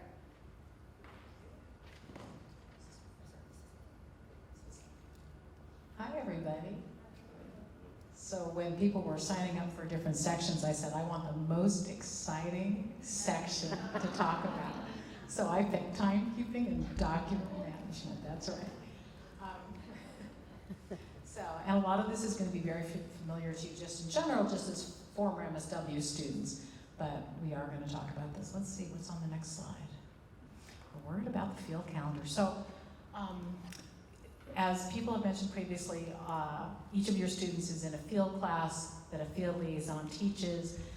That field liaison will be reaching out to you in the next couple of weeks, if they haven't already, to introduce themselves, let them know that you are there, they are your link to the university, and that they're there to kind of support you and the student throughout their journey this year as an intern at your agency. And so one of the first tasks that your intern will be working on, or interns, is they'll be creating a field calendar. And basically they are just sketching out and planning out their entire year and the days and hours that they're going to be at their internship. And so this is something that they do, but they really do kind of in communication with you, in consultation with you, and then you are actually asked to sign off on it, meaning that schedule works for you, works for them. And each cohort has its own requirement in terms of hours. All of our first year students are required to do 16 hours a week at their internships. Our stateside second year students have to do 20 hours a week. Those are generally, Monday, Wednesday, Friday, and usually, often Friday's the half day, but that can, that varies depending on the agency. Our other cohorts, the second year students, also do 16 hours a week. Okay, so that's what your interns will have. They'll have something that looks like this, and there's directions on there and there's information on there that includes how many hours they have to complete total for the year, and it includes instructions about how they can actually, complete their field calendar. And then on this next page we have an example, so you can just see. So this is a student that has a Monday, Wednesday schedule, and they circled all the Mondays and Wednesdays they're going to be there. And of course, we remind them, hey, does your agency have holidays? Find out what those are. Don't be, if you're a school site, what weeks are they closed for a winter break or spring break? You're not going to be an internship those weeks. The students, here they have a winter break here. That doesn't mean that they're going to take the entire winter break off from the internship. Probably they're going to be at internship during those weeks, but they might be taking, a couple of weeks off. Again, that's something they would negotiate with you. And the field liaisons talk to our students about, when they're planning their schedule, talk to your field instructors about different factors, including things like just sort of ethical practice. If you're meeting regularly with a client, what kind of coverage is there for that client? How many, weeks are you going to be, on vacation, and what does that look like? And so those are discussions they'll have with you. Any questions about the field calendar? Yeah. Well, in terms of the hours, is there like a total number, like tally? Yeah, they'll also be keeping an hours log that they'll have the field instructors sign off on each week. And again, the numbers differ. So our students in our you'll get sent information on this. However, first year students who are doing 16 hours a week in our stateside, on campus cohort, they have to complete 450 hours total for the year. Those second year students have to do 600 hours. In our part-time, or in our 3-year program and our online program, they have to complete 500 hours their first year and second year. Yeah. How do they make up the hours if they are out? Like, do they have to come on a different day, or do they have ways to make it up? It's a great question. The field liaisons encourage our students to actually build a few extra days into their schedule when they're doing that field calendar, so that if they get sick and they miss a day, then they already have that built in. If they don't, if they haven't built it in, or maybe something happens unexpected and they miss a couple of weeks, it's really up to each student to communicate with their field instructor, with their agency, to, figure out how to get those hours done. So even if we have holidays, do they have to make those hours up on Monday? I'm sorry, so you're saying like if there's, they only get credit for the hours they're doing their internship. They don't get, if the agency has a holiday, they can't count those hours as internship hours. But they know that when they're planning out their schedule, so, yeah. And then another question in terms of schedule of the days. So Yeah. like I have a part-time student, right? How much flexibility, or what's the expectation of the amount of flexibility that the agency provides? Can you give me like more thoughts about Yeah, so what like the students' needs so are? the student wants to come in on 3 different days, you know, like 4 hours, 4 hours, and 8 hours. If I don't feel that that's the best use of their time, like how, right, but they're also in the part-time program, so what's the balance there? So ideally, there's going to be that happy compromise that works, meaning something that works for the agency's needs, for the students' learning needs, and for just the students' life needs, like they have this job and they're trying to figure that out. So it is true that some agencies definitely have evening hours, or they are able to give sort of 3 days a week, or other kinds of schedules that do work for the student, work for the agency, work for that learning. If that's, you're still running into kind of issues that, oh, it's really not, this isn't gonna work, but that's all the student has available. Again, that would be a good thing to bring to your field liaison and see if you can figure that out. Yeah, that's a great question. Yeah. Can you flex time? Say usually they're half a day on Monday, but that particular Monday there's a training. As long as we agree with flex it for the week. Absolutely, absolutely. This is really kind of it's really between you and the intern. It's like what works best for their learning, the agency needs, and to make that they're getting, getting those hours done, because what those hours translate to is this wonderful process of learning and growing throughout the year. So we're not like, no. If they said they're going to be there, then they have to be there. Not at all. If there's a major change in their schedule, like now suddenly they're going to have a completely different schedule, we actually have a schedule change form that they can complete. But if it's just like that week they're going to be coming in a couple different days, or they're going to attend this, that's great. As long as they're communicating with you, you're communicating with them, that's great. Okay. Learning agreement. So we all did them, right? Some of you did them here. I think Tiffany mentioned IPT earlier, intern placement tracking, and if you haven't already, you will be getting an email with information about IPT, and as she said, it's our online place where we house learning agreements and evaluations. So, and as she also mentioned, the students will begin working on their learning agreements when they begin their internships with you, and so over the course of the next few weeks. And so I'm going to kind of go through this just to kind of review the sections. And so the first section, identifying information, very straightforward. They're going to be filling that out. The second section, agency in the community, that's that wonderful section where they really get a nice orientation to what the internship and the agency is all about, as they answer the questions about what the work is of the agency, the mission, and similar questions like that. And this, although absolutely they can be using resources like an agency website and all that. As Tiffany said, it's also a great opportunity for students or interns to talk to you, talk to your colleagues, really get to know about the agency in that way as well. Okay. The next section is just general time management, and again, this is the students' essentially their contract for what they're going to be doing as a learner, as an intern at your agency. And so this is where they spell out, what days am I going to be at internship? What day do I have supervision with my field instructor? That kind of thing. And so again, these are all sections that the student is filling out, but hopefully with your input and support. And the next section is just essentially a checklist for them, any assignments or kinds of work they're going to be doing. Are they going to be doing macro, micro, etc. So that's just a checklist. And then there's a couple of self-awareness questions for the student to complete. And then there's students' expectations for supervision and field instruction. And then there's the one section for you to fill out, only one, which is a field instructor's teaching plan. There's just a couple questions there.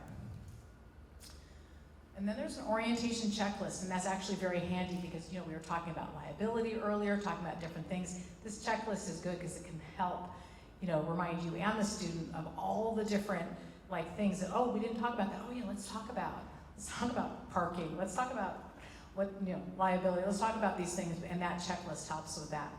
And you can see right after that, or maybe you can't see because it's kind of small, but right after that is the signature lines. So you're thinking, oh, good, I'm done with the learning agreement.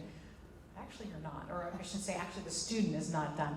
There's one more piece to the learning agreement that actually falls in the second half of the document. So the second half of the learning agreement is the evaluation, and that's the evaluation that you will be doing at the end of each semester.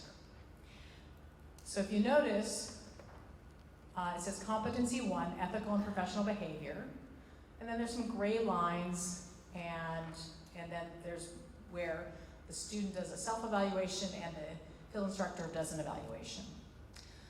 Those gray lines are a place for your intern to write learning activities or opportunities for them to kind of build skills in that competency. And we have 9 social work competencies that the Council on Social Work Education have set forth, and they're all here. This one just shows the first one. What I want to say about this task, this part of the learning agreement, is it is something for the student, for your intern to be doing.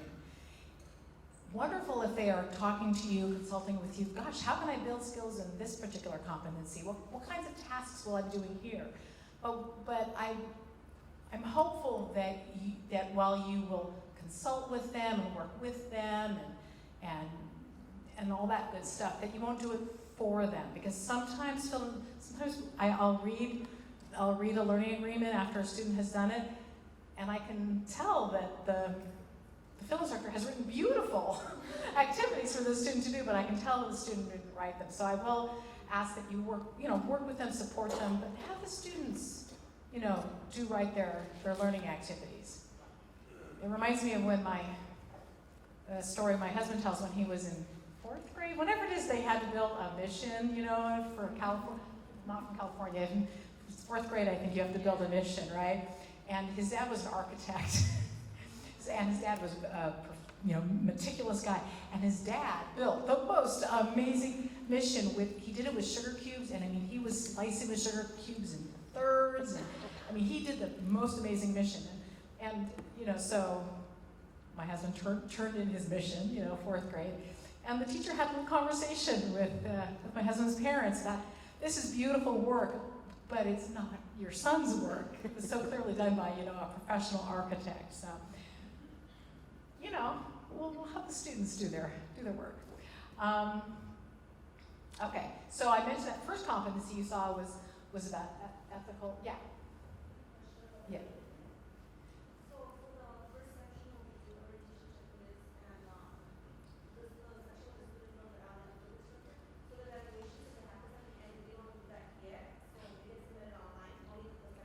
Right, everything's online, and you're right, the evaluation part doesn't happen until the end of the semester. Right.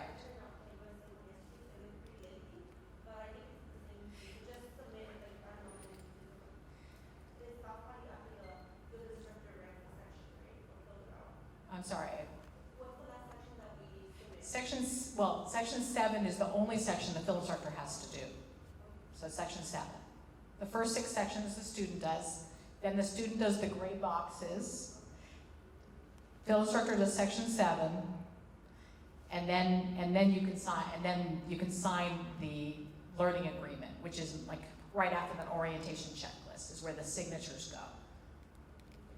And each of the field liaisons will be we've already talked about this with students at a field orientation.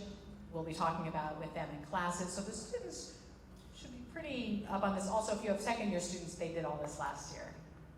So, okay. And so we saw that first competency was demonstrate ethical and professional behavior. And even now, even though, yes, I'm asking you to have your students write their activities, if you could be thinking about what activities or opportunities would your interns have to demonstrate ethical and professional behavior at your agency? And I mean, just out of curiosity, could anyone just think of something where they would be able to demonstrate competency in that area? Making a child abuse report. It's a great example. Yeah, absolutely. Yeah.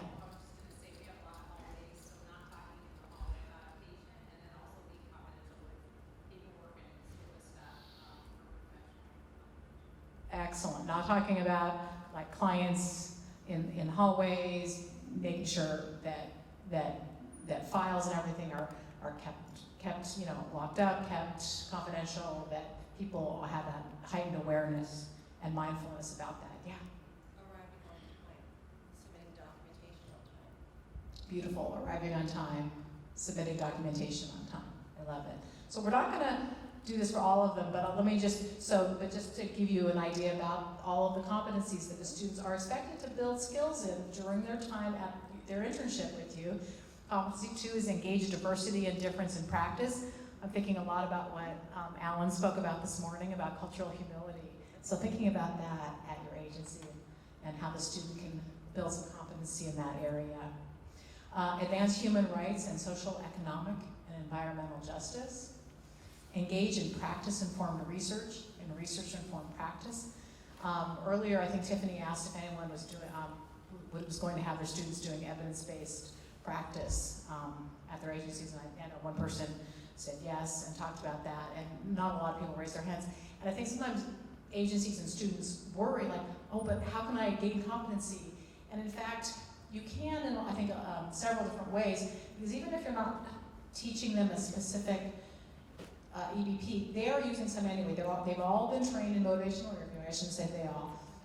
Many of them have, and all of them will by the end of the semester have that. That's an evidence-based practice. You can be talking to them about how they're using motivational interviewing when they're meeting with clients. You can talk about best practices. Why is it that your agency does practice the way it does? Why, have those conversations in supervision. Competency 5, engage in policy practice. And I think Jolene did a lovely job when she was talking about macro social work, about how you can kind of infuse that, even if you're doing primarily, micro work. Engage with individuals, families, groups, organizations, and communities. Engagement. Assessment, assess individuals, families, groups, organizations, and communities. And as you can see, these competencies cover micro, mezzo, macro, because you're going to be doing engagement and assessment, whether you're doing it at one-on-one level, at a community level, at a larger level than that. Competency 8, intervention. Intervene with individuals, families, groups, organizations, and communities. And 9, evaluate practice with individuals, families, groups, organizations, and communities. Okay. Kind of midway through each semester, there's a midterm evaluation on IPT, very short. You probably do it in like 10-15 minutes. I and probably all my fellow field liaisons do send, we email field instructors, we send them a reminder, we send them information. So it's great if you calendar it, but the fact is that we'll send out reminders. So, this was, why do we do a midterm evaluation? Go ahead. I have a question about the grade. Yeah.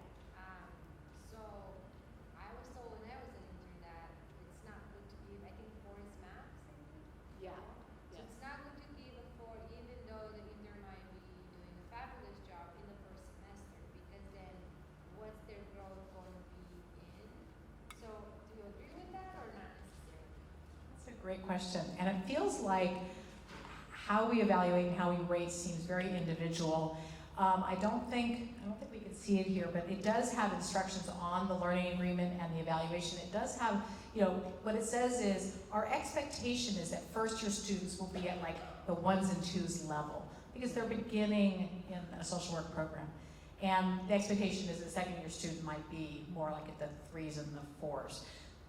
that being said, I get, what I tell field instructors that I work with is, but I want you to be true to yourself and be authentic to what, when you evaluate this student, is there room for growth? Then yeah, you wouldn't give a 4. I kind of feel like we all have room for growth, and so not to say we wouldn't earn 4s in some of the categories, but that I don't see that as a negative thing, not giving a 4, not giving, I think people translate in their mind, they think 4 is an A, a 3 is a B, a 2 is a C, and a D, what is a B? We don't see those numbers that way. But it is individual.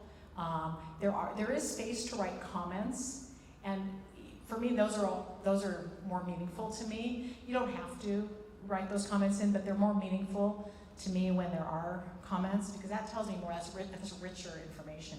But I think the big takeaway for me from this is that, I think this was referred to earlier by Tiffany when she was talking about feedback, is that we don't want the evaluation to be the first time a student is hearing this. We don't want them to be surprised, like, wait, you're giving me a 1 and you're telling me that I don't, that I did all these things poorly? The idea that if you're having those conversations in supervision and you're able to give them that critical feedback and then help foster their growth in those different areas, then those evaluations are going to look a lot different. They're going to be, wow, this intern really grew a lot in these areas during the course of the semester. So I don't think I really answered your question, because I don't think I have a good answer to that question. So, but I'd say it's okay not to give, don't feel like you need to give a 3 or 4. The field liaison determines their grade, and they do it based on the feedback from the field instructor. But they don't look and say, oh, they gave this student 2s. Well, this student doesn't deserve an A. That's not really how that works. We look at the whole. We look at everything. Yeah. Okay. And kind of what I said is reflected here. Students can only correct mistakes and improve their practice if those mistakes are identified and suggestions are provided. And it can be hard to give constructive feedback, and I know Tiffany talked about that. It can be really hard to, say something critical. It really can be. So we really appreciate that, and any way that we as the field liaisons can help you in that. If you're like, oh, I gotta call my field liaison, or I gotta email him because I don't know how to say this to the student, consult with us. Let's have a conversation together, and we might be able to kind of strategize an approach that will be helpful for your students' learning. Okay. I think.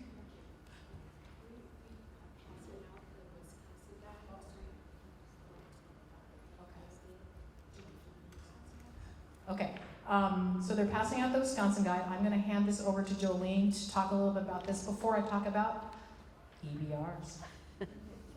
Okay, we're in the process of passing out the Wisconsin Guide, and what this is it's actually a rubric that's been around for a really long time. It came out of the University of Wisconsin School of Social Work, and when you're completing the evaluation, the end of December and in the beginning of May, this is something that you may want to use because it's very helpful.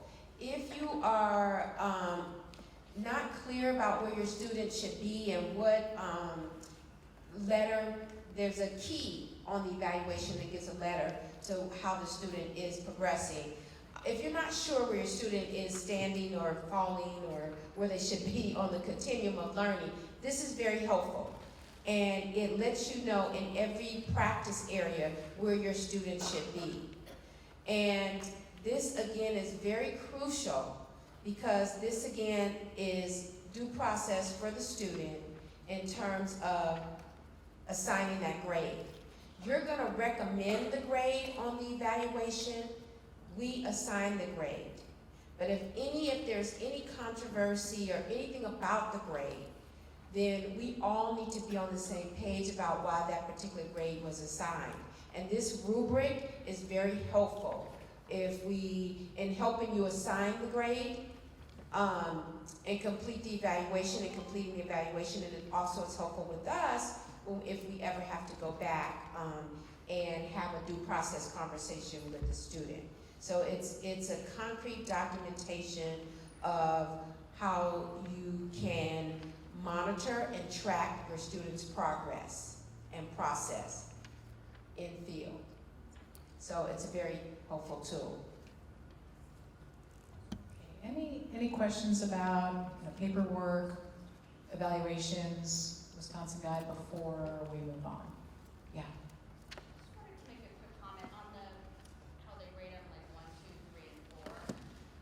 I think it's actually a really good thing for them to experience that, because at many of the agencies that I've worked at over the years, that is the way that I'm evaluated. And they never gave me a 4. I was like, but I'm 100%. No, we don't give 4s, is what I would get. So it's actually a really good experience for them, because that's probably going to be the way that they will be evaluated when they go out into the community and get a job at an agency. And that actually could be an interesting conversation you could have with your intern in terms of your experience as a professional. That's actually a good point, because I do the same thing. Most of my interns, obviously they're not going to reach to a perfection stage once they finish the second semester. So I explain to them that either 3 or 4s, if they got a few 4s. But if I give them 4s because they completed everything in internship, then I'm sending them a message once they're out in the field that they're good to go. And they might still face different challenges. For example, one intern had a hard time with building his community resources. And he said, I know I needed to do more on homeless information or just very much what's in the community, not just mental health agencies, but other resources. He said, I need to work on that. So definitely I want to send those interns messages when I'm giving them high numbers, and I do write comments so I can explain that to the university. Thank you.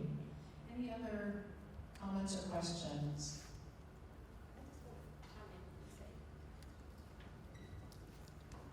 I think the number scale is good, also because it moves the students away from the A, B, C, because that's how we graded from in K-12. And grades aren't really an accurate account of who a person is. We've just been programmed to think that. And so if we look at it in terms of competence, or at least moving along the continuum of competence, then students tend to relax more and get into the learning and the learning process. But when they're just shooting for the A because they think that's what they're going to get, then they're missing a lot of pieces. And so it's hard for them initially to see that. Beginning students should not be having 3s and 4s. They're beginners, and so they should be in the 1 and 2s, but they're going to be completely uncomfortable with that. And there shouldn't be, the only 4 that I can think of that students should get, even probably when they're graduating, maybe a couple, but one is just the NESW, we're embracing the NESW Code of Ethics. But other than that, 3s and 3.5s are excellent for people who are leaving, because having all A's doesn't mean you're going to be a good, effective social worker. It doesn't. That just says to me you're up here, and social work is a balance of here and here. And so that's where we're trying to get our students to see. It's like, stop shooting for the A. It really means, it doesn't mean that much once you get into graduate school. I mean, out into the profession, it doesn't. And it doesn't mean anything to our clients if we can't engage and connect with them. So. Thank you, Joey. All right, any other? All right. EBRs, educationally based recordings, process recordings. Okay. Raise your hand if you enjoyed doing process recordings in grad school. I was going to say, I'm going to have one person raise their hand. It's going to be Tiffany. Yep. And actually, I love how when Tiffany does this section, because you do it with beautiful passion. So, but I want to say that I do want to reframe, because people, I think, maybe think of them as chores. They think, well, I'm already doing documentation for the agency. This just kind of feels like extra work. And now you're a field instructor, so now you're going to be the one having your intern do the process recording or EBRs and turning them into you so you can review them and discuss them, and they can help inform your discussions and supervision. So I just really want to try to reframe this as it really is a learning tool, and it really does allow students to take that learning to a deeper level that they couldn't do if they were just doing the activities.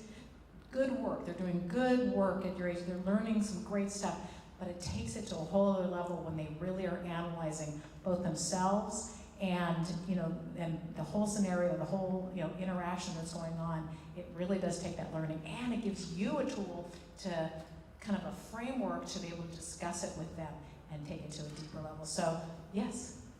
I have a lot of thoughts. So one of the things I was going to add is I know that I'm a visual learner. I know that about me, so I think it's another reason why I really appreciated the EBRs when I was an intern, because I could then see it. And it was able for me to conceptualize it different. So if your students are visual learners, that might be really helpful for them. Or if you're more like a visual teacher, you may be able to have some nice deep conversations with it. So just thought.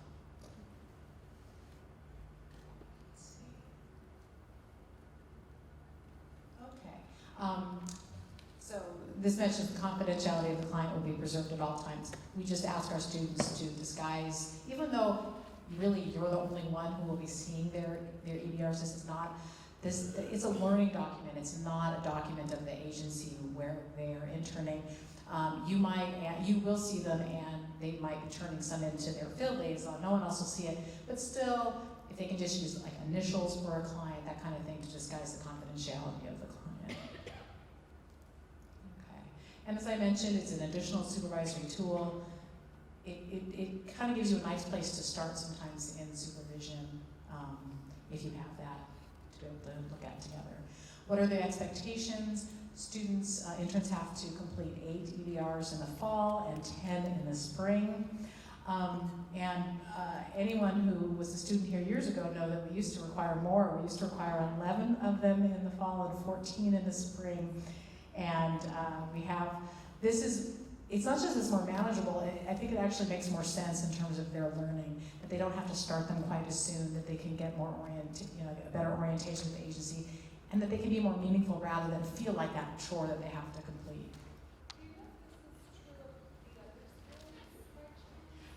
With the number of EBRs required, I'm not sure, what's USC's requirement? Oh, okay, USC requires 8 each semester. Not sure, sorry.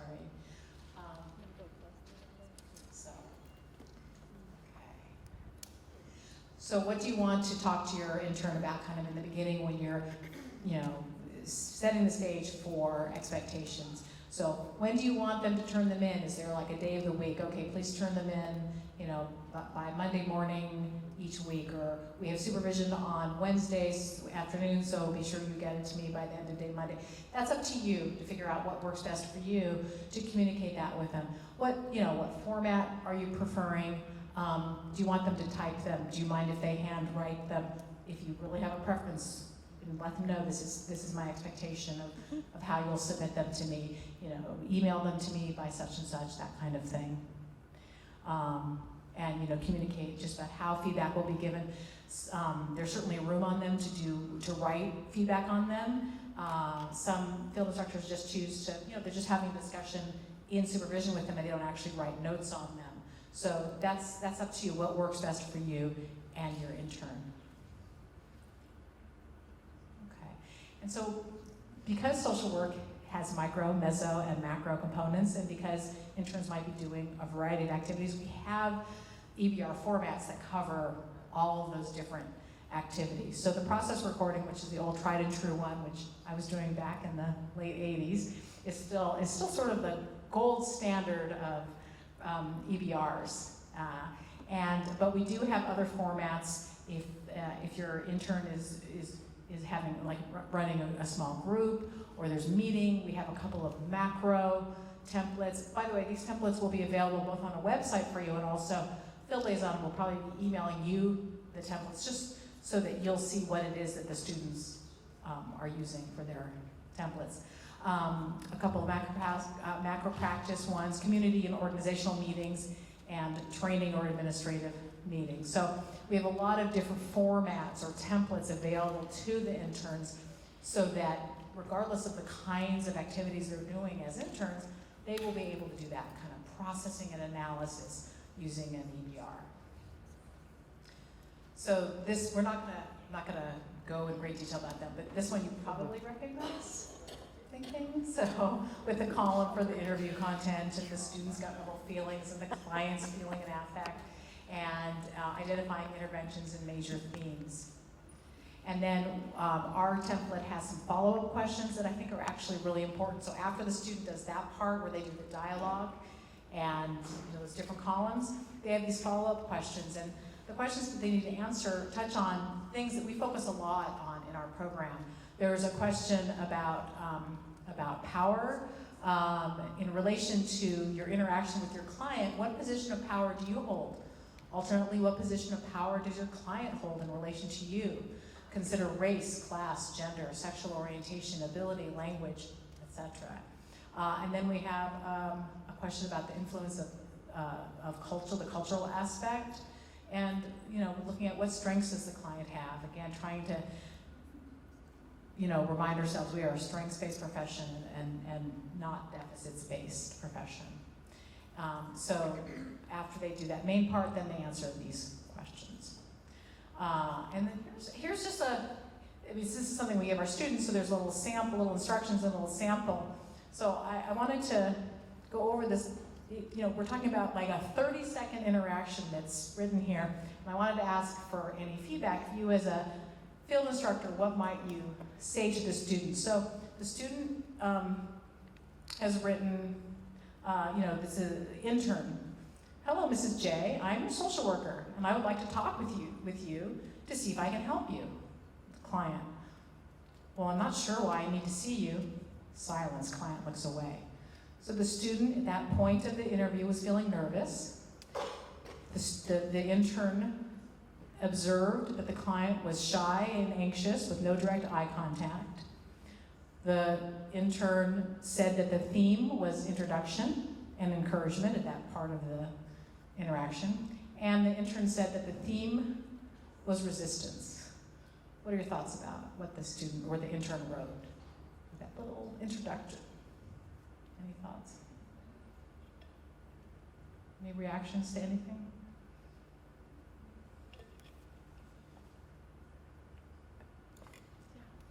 It's just like that the intern is unintentionally starting the entire relationship based off of you're the person that gets my help. So it just starts from a place where they're not, it's not, the client's right, self-determination isn't the focus, right? Like, so rather using an open-ended question, and there's no question. Right. It's just like, here I am to save the day. Right. Look at you. Right, yeah. No, absolutely, but that's a good point. A great conversation to have with your intern was there, is the language you're using, the choice of your words, are you setting something up where it feels like a one-up situation where you in some way are saying that you are above and you're serving, you're providing service to someone in a lesser position. Any other reactions to anything, any of the columns, anything that the intern wrote? It seems like it might be a leap to assume that the client is resistant, just based on that interaction. Yeah, I agree with that. When I hear resistance, that feels negative, and it feels like a judgment on someone. And so, how else could that be framed? A good conversation with your intern. How else could that be framed? Why do you think the client might have been, looking away and not engaging with you? What else might be going on here? Open it up to have a conversation. I was going to say something similar to that, which is one of my clinical supervisors, I think one of the word resistance was used in one of the meetings we had, and it's like group supervision, and she took issue with the word, and I think I adopted a similar outlook towards it. Resistance, I think, could be replaced with relentless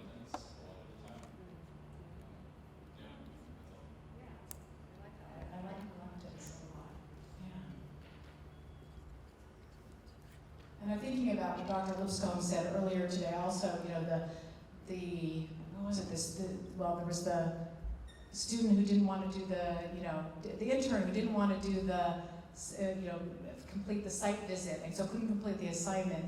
And a field instructor might interpret that as, oh, a resistant intern, so to speak, without having that cultural humility lens and without that framework. So again, that parallel process when we think about our interns working with clients and how our interns are framing that.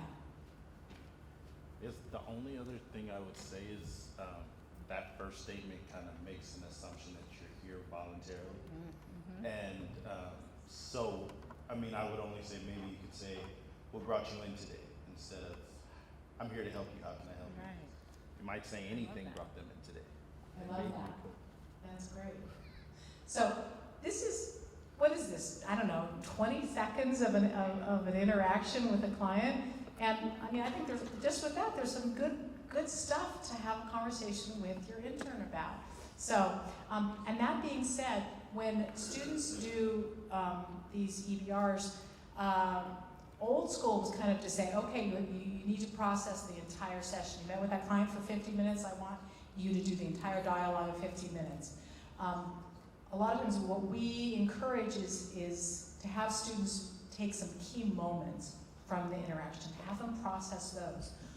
You know, maybe the beginning part of a session like this is, maybe a section where maybe they struggled with something in the session. That's a great thing to process. You know, maybe the end. But it's up to you to decide that. But first of all, it can make it more manageable and probably make it more meaningful in terms of learning for your students. Okay, and this, just up here, we just have some of our other templates, so, which are more narrative, you know, it's just more question and answer, but it has the student do more, you know, an analysis of the different things. So if it's a small, you know, meeting, if it's a macro practice, some sort of project that they've been working on, we have templates for that. The student will have, the intern will have EBR log.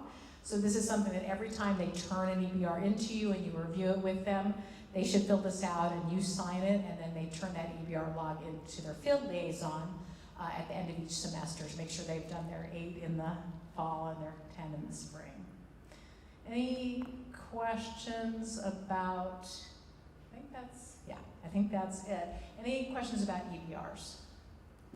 Yeah. Are these on IPT? Good question. They're not on IPT. They're available here, and also, like, I know as a field liaison, I will email out the packet of templates to all of my field instructors. So you certainly will have access to them and can get them. And I believe Jolene said this will get emailed out. This PowerPoint will be emailed out, so you'll get this information in email as well. Any other questions?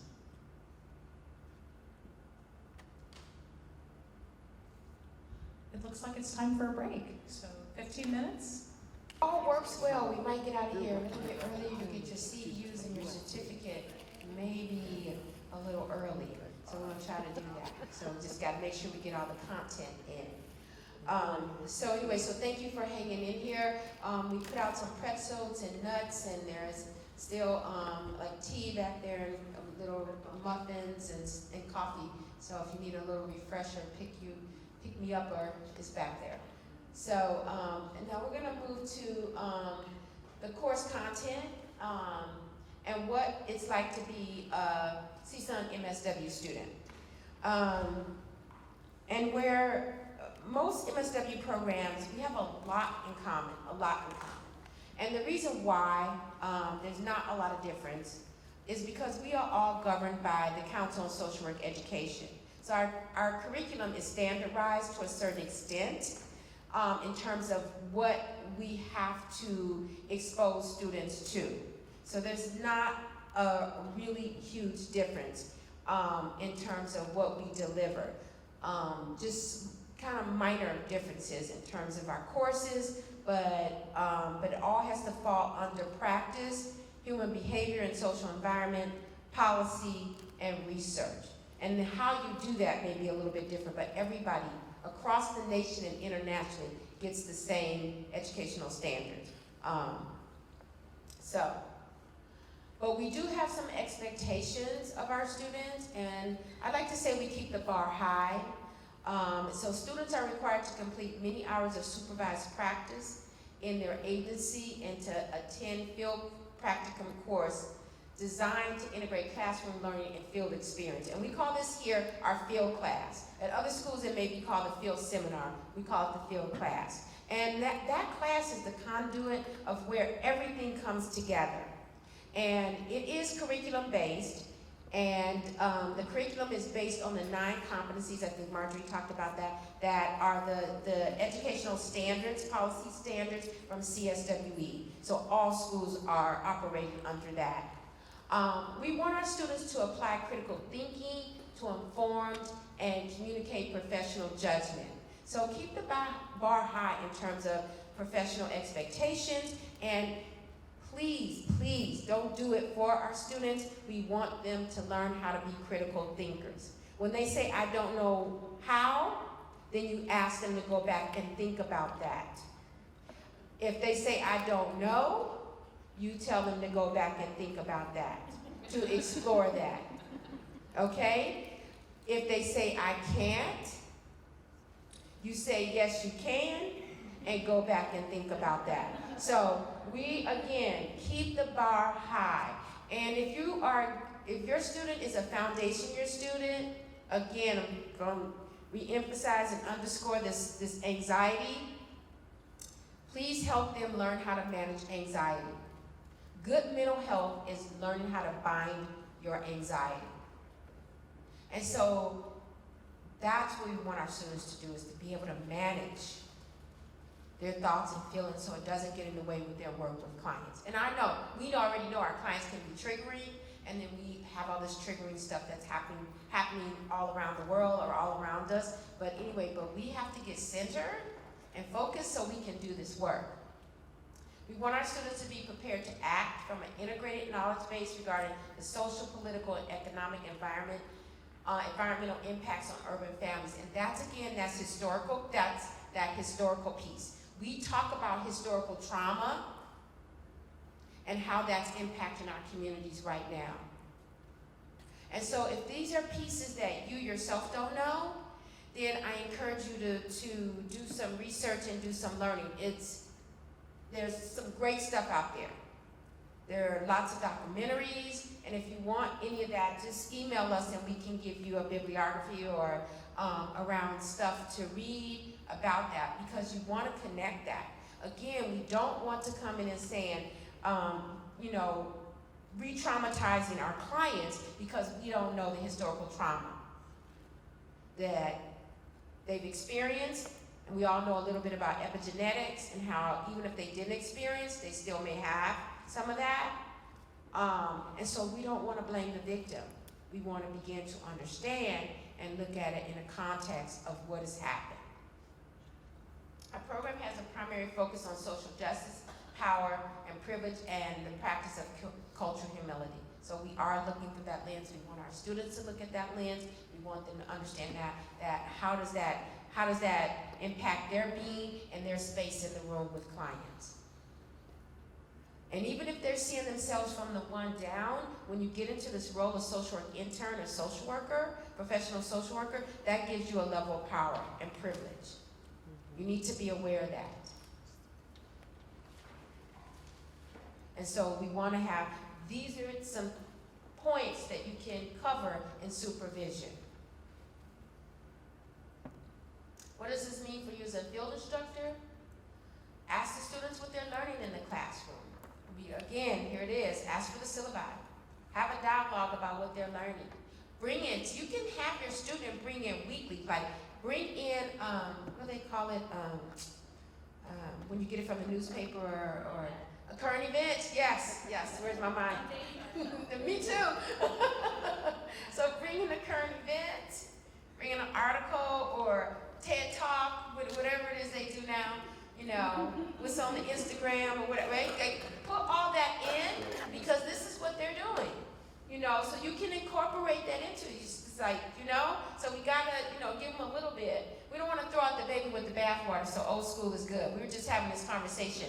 All our field faculty, we meet every week, and we call it Field Forum, to have a discussion about how students are doing, what's coming up in the field class. And yesterday we got on talking about millennials.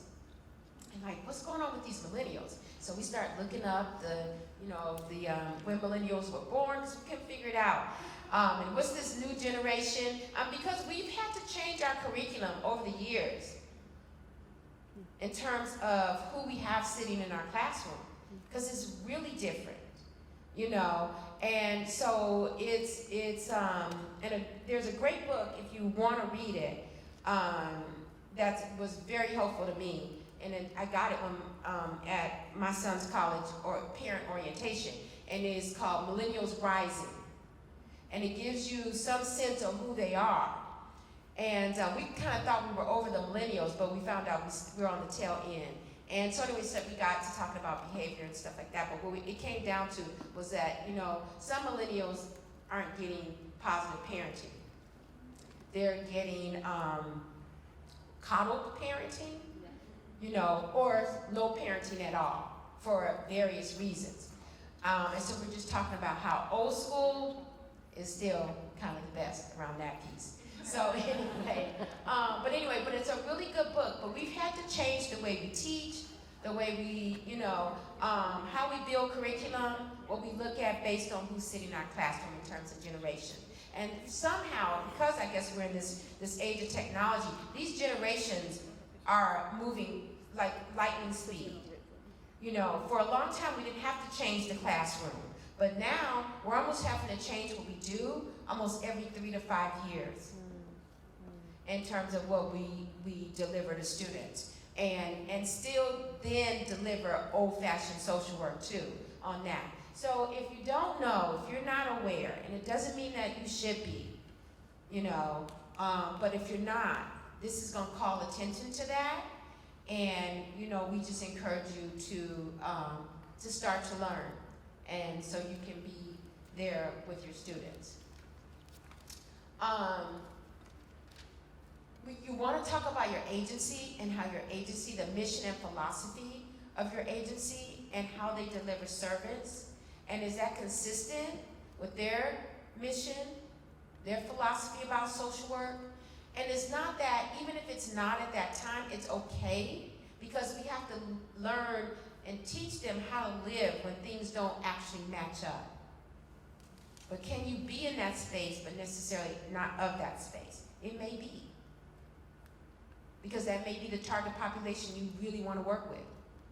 And if we really are agents of change, then our job is to maybe hang in there with that agency and see what we can do about making some change.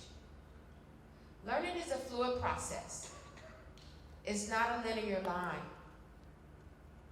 We'll learn something and we'll lose something and we'll learn some more. We'll take 2 steps forward, we take 2 steps back, and whenever we meet something that's new and challenging, we always want to go back to, we always want to regress. That still happens. And that may happen with your student. They're going to regress. They're going to say, what I don't know. This is what this program does. It really brings you to awareness about what you don't know. So then they get scared and then they get immobilized and they can't move. So we got to either like light a firecracker or kind of push them through. And the student will really appreciate you being engaged in their learning. They really will. If you challenge them, they will really appreciate it. And this forces them to put more into the internship than not. And we tell them, as much as you put into this, the more you will get out. But sometimes many of them, the vast majority of them, need some type of motivation. So help them deal with the fear. And this, again, this is a part of being a teacher. This is what you have to do. So, have you thought about what it's going to mean? Your students are coming next week. Do you have your plan ready? So you want to, I'm going to give you about 10 minutes. If you haven't, use the person at your table to help you, to assist you, support you, because you should have a plan. You should have a little orientation plan for the first week, because you can't throw them in with clients the first week. They need to know, they need to do, and you might want to use, like, talk about them doing an agency assessment. That might be the first thing. But talk about it for about 10 minutes and see, kind of develop your plan for next week.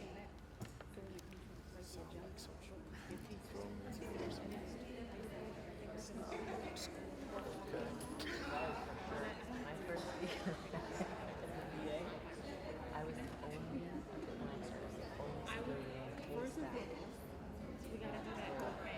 I didn't know why they just so awesome. How was that? Yeah. So are you ready for your student next Tuesday, Wednesday, Thursday, or Friday? So, okay. I use a tool. I kind of created this myself, but I still use it even when I do projects. It's called a task plan, and it gives it has a student, or you can list the task, what's needed in order to get the task completed, resources that are available or needed, and then a completion date. And so I'm happy to share that with people. If they want it, you can just email it to me. Email me and I'll email that to you. But it's helpful, even with individual case assignments, because it gives the student something concrete until they can begin to handle this in a more of an abstract way. So it's really learning this whole process is learning how to be practical in your thought process and using that executive functioning. And so when you're stressed, you don't usually use your executive functioning. You go to your primal part of your brain. So anyway, it might be helpful, but if you want it, I'm happy to share it with people. So anyway, so you want to give them a general orientation to the agency, introduce them to people. We want them to integrate into the organization as well. Part of being a professional social worker is engaging with everybody, just not the client, but everybody, because the organization is a client as well. See, there's another macro piece right there. So introduce them to people. You might want to have, like, in the your coffee room or your break room, like, bagels, because our new intern is starting. Something you want to think about how to welcome them and then begin to, integrate them into your organization. And so I think that's, it's really helpful because they're scared and they want to know that they are wanted and needed. Because that's why they came into this program anyway, because they want to help people and they want to be needed. So now we're going to move on. Now that you have your students and they've been there for a couple minutes, then things will begin to pop up. And sometimes these things can present special challenges. And so Darlene is going to talk about that. So special challenges. Think back to your time as an intern, or if you've been a preceptor, you've worked with students. What comes to mind? Examples? Yes. I had an adult client that was having suicidal, homicidal ideation, and my field instructor wasn't there, and so luckily it was a very small knit community of mental health providers, and so I sensed something was off with the client, luckily, and so I was able to reach out to my peers for support and guiding me in how they manage those types of situations. So a special challenge, maybe a student left unattended without a preceptor, maybe, not support. Any other special challenge that you can think of that could come up? Boundaries. Crossing boundaries between interns and clients, or interns and field supervisors or instructors, that might be an issue. Especially, boundaries, definitely. Maybe, you might have an intern that decides they can't take it anymore, and they might be. No, during my year, I had a colleague drop out halfway through the program. I can't deal. I can't take it. It's too much. Right, so special challenges, maybe student being overwhelmed, stressed, emotional, medical, physical reasons, right? Similar with the boundaries, like in supervision, not crossing to like doing like counseling with them when you reflect with a question with somebody about something. Well, how does this come? Then how to keep that boundary. So boundaries. Thank you for bringing it up. So there is a distinction between your role as a field instructor and your role as a therapist with other clients. Your student is not a client. That's a good special challenge. Look at So one experience that I had was my intern was suddenly becoming very triggered by the subject matter. So we worked with child abuse, a lot of children in the system, and I could tell that she was uncomfortable. She was not able to articulate, this is triggering me, but I saw that. So, being able to navigate that, you need to be very in tune to who they are as people. Are you seeing some changes? Are they being triggered and feeling some sort of emotional attachment sometimes? Because we work with children, so it can be very difficult to not connect with them because they're so sweet and 5 years old and cute. So definitely being aware of when they're being triggered is really important. Right. So special challenges being triggered. Again, going back to being present with the student, because they may go through a parallel process themselves, right? Being aware. I think also one of the challenges is attendance. They're starting to miss field work because of field placement, because of personal matters, medical issues, and even psychiatric care. That also can impact their learning and their clients and everyone around.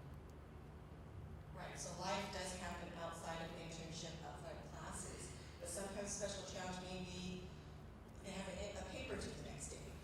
School could also be a challenge, so how do you manage that too? And resistance to engage others. It's a special challenge, so you have a student who's not following agency policies or code of ethics, making sure that children and elders are safe, right? Any other, these are great examples. Let's see what comes up. If we probably touch them all. Example of challenges with, family, death, or trauma, significant unexpected medical needs that we talked about. Pregnancies. We have students who may become pregnant, right? Student wanting to be more independent. They're ready to go to save the world. So we have to try to wheel them back in. Student not wanting to be independent enough. So we sometimes have to do that push-pull. You may have a student who's really just ready to go on day one, we've got to pull them back in. And then we might have a student who's like, no, I just want to stay in my little office by myself and we want to push out of the nest, right? A student's challenged with stepping into their learner role. We may have some students who have work experience or life experience, and so they have to take off that employee hat and put on that student learner hat. So that's a challenge because they may come in thinking, I already know this, I got this. But they don't because this is the first time they're in an MSW program, right? So that's a challenge. So or a student with too many outside responsibilities. Life happens. We talked about, maybe medical situations, or there's family responsibilities. So all these challenges could happen and then some. Let me go back. So what are some ideas? You heard all these challenges that were just shared. How can we help our students when these challenges come up? What if we have that pregnant student? What if we have that student with a lot of life challenges? Sorry, I have lots of questions. No. Questions are good. We all learn from each If I'm other. asking too many, please. No. Like for example, with the one I asked for the family death and trauma, is it okay to say to them like, hey, did you think about getting some of your own therapy? I don't want to like push that on somebody, but I also want to like say it in a way that's, like she was saying, a person didn't recognize their own triggers, like. Right, so that's the fine balance. So we all think if you have a client, if you have a student who's experienced their own death or trauma or has been triggered, it's a great question. So how do you balance that role as a field educator, field instructor, and a therapist?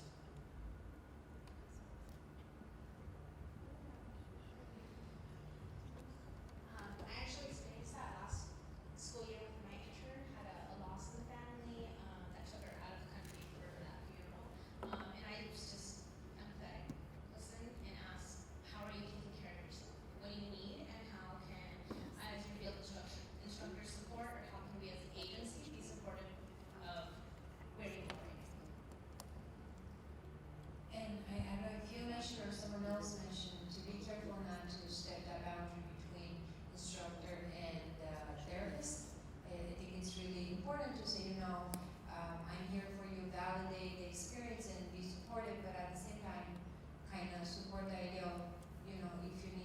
out for more help, these are some resources for you if you want, or I don't know, but kind of making that clear difference between therapist and instructor. And I do believe CSUN also has counseling for their students, so referring them back to what resources are available to them or who they can seek out. Right. Excellent. So we are human, and we're all our social workers. So there's that fine line that we definitely validate and assess, how are they doing? And reminding the student that there are resources on campus. And just from a field instructor perspective, self-care is important. You want to make sure that the student is ready and going to be present. And just reassuring that if they need the extra time, the agency policy is da-da-da-da-da-da. But also reach out to the field liaison. Let the field liaison know as well that, if you're as a field instructor noticing certain behavior of the student that maybe they're being triggered, or that they had a recent, death or loss or trauma, and so communicate with the field liaison.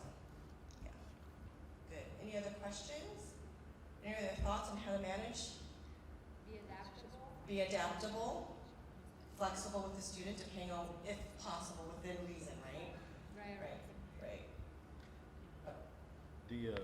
The field calendar, like if we need to make adjustments to the amount of days or the number of days you can come in, or utilizing winter breaks or spring breaks to build in those hours that you need to miss.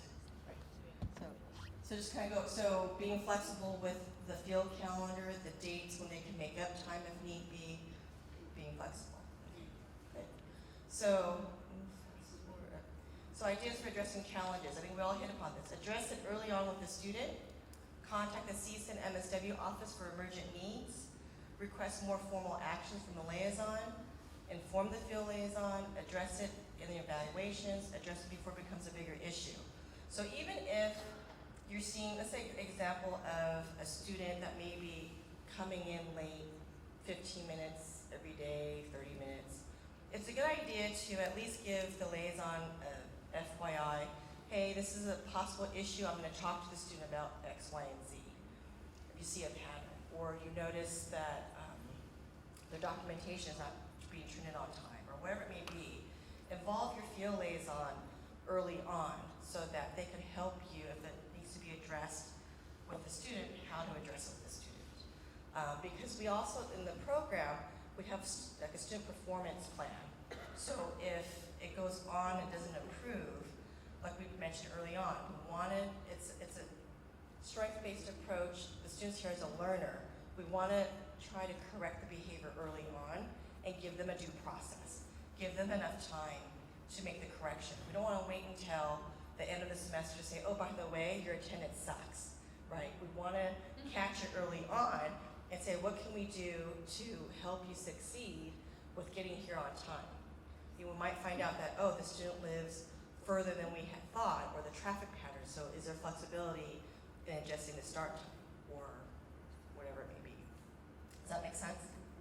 Yeah, so, what else? Right, so when it says request formal action from the field liaison, that's when behavior progresses to a point where, like if they were an employee, there may be going grounds for suspension or termination. We don't want that. We don't want students to be terminated right away without an opportunity for improvement. That goes back to the immediate feedback and responsiveness, right, that we talked about earlier today. How do we give our students feedback? Good, bad, ugly, and different. It's a communication to let them know where they're at in their process. Okay. So we mentioned the student support plan. So the student support plan won't be the first thing that we go to right away, depending on the nature, severity, and at what point are you involving the liaison. We want to have a conversation. As field liaisons, we're here to support you as field instructors and to support the student to make sure there's a win-win for all parts, for the students learning, for the agency needs, and for, of course, our program, our academics. So if a student support plan is needed, then that's another conversation to have with your field liaison.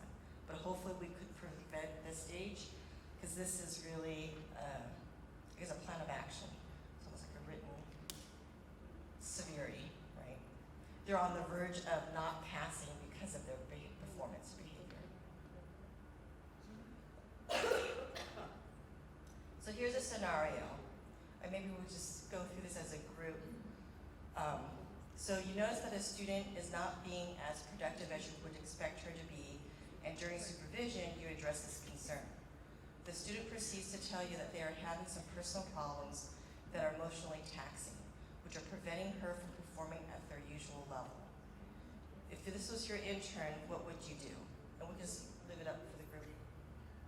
If you were working with an intern, this situation happens, what would you do?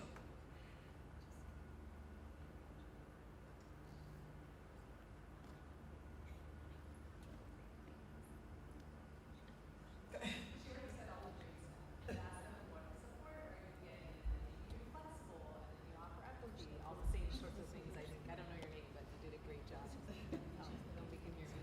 Yeah, I think it's just asking them what support they're getting for that, being empathetic, and then also trying to be flexible, obviously, as much as you can to try to not have too many expectations at first. Be curious. Yes. I think that's a good time to suggest treatment. I think that's a good time to suggest processing on their own through a clinician, all that. And considering if this is something that they can work through while doing school internship. I was just gonna add that I think it's also a really important piece to highlight that this individual was able to take ownership for their emotion and what they're going through, and that's a really important piece that we want them to also become reflective as to, okay, what do you think you need? How can I support you? And perhaps develop an action plan with them and follow up on it. Right, so these are all great suggestions. You want to validate the student's feeling, right? And not knowing what they're experiencing, what's causing it, asking them, because they're the expert of their lives. What is it that they would need to help them get through this, or what are they asking for, right? I mean, so you've noticed their productivity is down, that's because they're experiencing personal problems. So yeah, so then communicating and collaborating, refer them back to the school, refer them back to the liaison for support, right? Well, I was at CSUN, I don't remember which class it was, just giving credit for that, but we actually completed a wellness recovery action plan, right? So a wrap, so then we can pull that out. We can complete that with the student when they're feeling good, maybe like they're eating, and kind of pay attention to the signs, you know, if you're coming in, like what's the first sign when you're not doing well? For me, I oversleep. That's my sign that I need to take a mental health day and just relax. So every one of us know, like we have signs, warning signs that we're not doing well. So having that in hand would be an opening conversation with the intern. Hey, remember when we did that wrap? Can we bring it out? Can we see if you're like maybe some warning signs are coming up, and what do you need from me? How can I help you? And you know, in that wrap, the section we also talk about what they can do, self-care, your support system. You know, what would you need? For me, it would be like a 24-hour sleep, and then I'm good, right? So it's different for everyone, but that would be a good way to have a conversation about it. Right, that's a good idea that comes to mind, where as you're developing and working with a student on the learning agreement, that's a great way to identify, you know, before life gets hectic in the program, because we all know, come midterm season, where they've already started their client caseload, papers and tests are happening, it's probably a good idea to have this conversation at the beginning of the internship to say, you know, just in preparation for when stress in life happens, let's talk about, you know, and that helps them develop their self-awareness as well. Let's talk about what are some signs that, you know, that you will know will cause you to be stressed, or what do you need to help de-stress? What could we do here at the internships? That's a great idea to have a conversation built into the part of the plan, right? We good for another scenario? Okay, so after addressing it individually with the student, at which point the student makes a commitment to meet all expectations, the student improves their performance for a couple of weeks, but then begins to show the same signs of regressed performance. So it sounds like the student was able to overcome and address their issues, and go back to normal productivity, but then it sounds like she regresses again. Now what do you do? Same things. The crisis is a crisis. So see, does everyone agree? So going back to the same thing, checking in with the student, validating. And then that would be the point, I think, where you would want to communicate with the practicum. The field liaison, yeah. Right, so if you haven't communicated with the field liaison already, that's definitely a good point to then start talking to them. Yeah, and just, I think also the second time for sure have an action plan. So again, starting out with once now, you know, we're talking about what's your plan, what's the action, and then what date do you feel like you can check in again about this, and maybe make it less time frame than the last time, if that makes sense. So this would involve the field liaison and developing a student improvement plan with a deadline. That was pretty much the same thing I was gonna say. And you bring up, okay, we brought this up, things improved, and now they're going back. Did something change? What did you implement to change it the first time, and what's different now than was like a week ago? So it sounds like a strength-based approach and looking at what worked the first time. Did anything change? Again, assessing where are they at in their process. Maybe there was a new stressor that happened. Maybe, who knows what could happen. I would also bring up consequences also, because academic-wise, some things are harder to catch up on than others, or if you miss the due date, then that might be harder to make up. So I would also talk about consequences, like what's going to come out of this. Now we're in the same situation. How is this going to impact your academics and your internship? Can we talk about that? Right, so good question. So the first time is maybe more of an informal conversation. It happens again, so let's look at how does this look long-term consequences, right? Grades, not just within the field, but maybe within the academic courses. And we're looking at a bigger picture. Is this crossing over to academics? And I don't know if you may be aware or not, but each student has a faculty advisor. So we can also, if not, refer them to the liaison, but refer them to their faculty advisor to provide some of that support. Good. You guys are ready. Let's consult your field liaison. Always. That's what we're here for, is to support you and the student. Do not ever feel that you're alone. Again, as a student or learners, you're the field instructors. You are all teachers at your agencies. You're an extension of us in the classroom. You're just in the community. Any questions so far about challenging student situations? Any questions, thoughts, fears of starting next week? It's all good.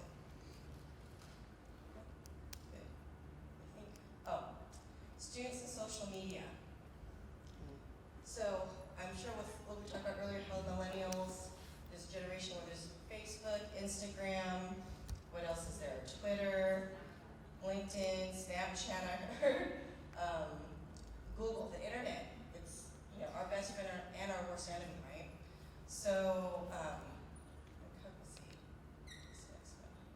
So what happens in an internet minute? So with the internet nowadays, a lot of information could be found, which also means, I always tell students to be mindful. If you're going to be on social media, be mindful what's posted, because our clients will have access or may have a need to search you out, right? So I'm not sure, I'm not sure with each agency if they have a specific policy about employees or interns having social media accounts, but maybe having a conversation with your interns. Maybe first year intern, new to coming into the profession, into this program, maybe not having thought about what does it mean to be on social media, right? And how to utilize social media properly.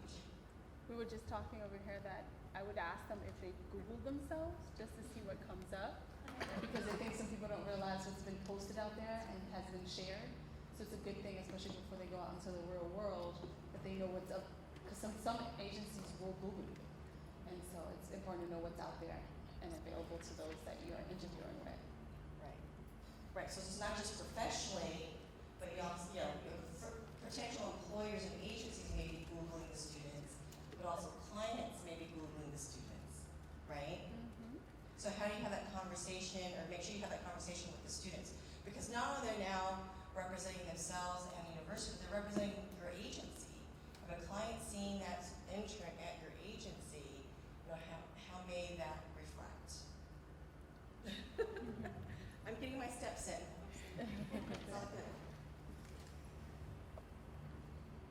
In that same vein, I was just thinking, and also probably tell them to close their opening, a lot of them open Instagram accounts to make it private, because I mean, my, basically I don't believe so, but my Instagram is private, it's my niece and nephews, but you don't want clients looking at least at my clinic. And sometimes it goes unprivate on its own. So maybe teach them Yeah, how to. so you have to randomly check that. Yeah. Yeah, it's happened to me.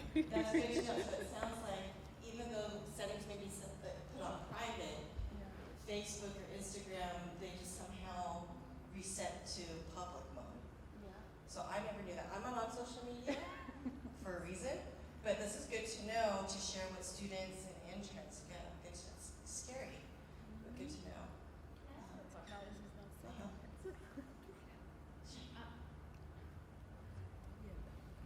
I would assume that this is something that's actually covered during their time here at the MSW program, having those boundaries in terms of social media, because it's such a big deal right now. It's something that kind of common sense, I would think. I'm off the grid too, so I hear you. Also, I mean, that's a good question where it may be common sense, and maybe Marjorie can chime in as well, but students may not think of that. Think about the generation. You know, it's about just the instant gratification. This generation is really about communicating through social media, through Instagram, through Twitter. They may not think. They may think, well, I'm a student loan now because I'm here at school, or I'm an intern here, but they don't think about how their personal life still comes in. I mean, I tell students, you cannot compartmentalize. You're one person. So how do you integrate all that into who you are today? You know, also you have to think about social media. So we're talking about there's backlash, there's boundaries. We may know it, but how do we ensure that our students are aware of that? I mean, yes, I know that I cover it in my class, but I can't say that everyone do or do not. I don't know if Marjorie. I think generally the field liaisons do talk about it in their field classes with their interns, but I think to have it reinforced at your agencies, and I'd also just be curious if, you know, each of your agencies, do you have policies around that for staff and interns, and, you know, in terms of social media and access, and, you know, what happens if a client asks you or asks your intern, you know, will you friend me, you know, and, you know, that's a great conversation to have with your intern about how would you respond to that, questions like that. Oh, and also, what if the intern asks you, can you be my friend on Facebook? What do you do? No. Thank you. It's easy when you don't have Facebook, say, sorry, I don't have Facebook, but something, that's a discussion to have too, to be prepared. Where I know that I've worked with some colleagues who are okay with becoming friends with their students while they're in the program. Some wait until, well, let's do it after you're not in my class anymore, or after you graduate. And just, you know, also, what's the agency's policy in regards to employees with social media accounts? You know, is there... Right, but then it becomes like the conversation about how, you know, the therapeutic relationship is specific in parenting, what that consistently looks like. Yes. Good point, good point. So the therapeutic relationship, the field instructor-student relationship, boundaries. So boundaries become an issue, confidentiality, professionalism. Yeah, I'm just gonna maybe make a distinction between a therapeutic relationship between a therapist and a client versus, let's say, a relationship between a field instructor and a student, or intern, or faculty member and a student. You know, we tell our students all the time, wow, you know, when you get your MSW, you go from being our student to being our colleague. And there is a difference there. I can say I am on Facebook, and my policy is I will, you know, If a student sends me a friend request, I ignore it. If an alum sends me a friend request, I accept it. So that's my boundary. That's where I do the like, well, now they're a colleague. Okay, but not when they're a student. So that's just how I do that line. But then with that, I always, like we have coworkers on our Facebook, right? And we have to make sure that we mention to our interns that I'm going to be able to see everything that you post. So if you come tired on Monday morning, but I can see on your Facebook that you got drunk last night and you're still partying at 3, that might make me look right into it, right? I would never do that. But I'm just saying we have to be mindful of what we post about political beliefs, and how we think on certain things and what pages we like and what people we follow, and all of that plays an important role because, the majority of employers right now, they look into your social media before they even ask you for an interview. So be mindful of what you put out there. I think another dynamic of the social media, particularly Instagram, is that it also is another area where people do conduct their business. Like I have a professional, not as for my LCSW profession, but I'm a yoga teacher and I have a professional Instagram account as a yoga teacher, right? And so I mean, it can also be a teaching opportunity because I'm very purposeful about what I post on that account, and it is public, so someone could find me, but if they were to find me, it's very clear, it's very professional and clear, so there's opportunities as well within all that. Absolutely, good point. Not really gonna follow me on that. I know. Oh, there's a practice of mindfulness with social work. There's a researcher out there, I'll connect you with her, just using yoga. Working with at-risk youth. So. Oh yeah. Well, and uprising yoga. Uprising yoga. Okay. What else do we have? So again, agency policy around social media. Do you know what your agency policy is? Can you friend students current or past? Is there an expectation for pages to be locked down and not viewable by the public? So we all have this conversation now. So really just be mindful. The agency's policy, is make things private versus public. So I think we've got this, right?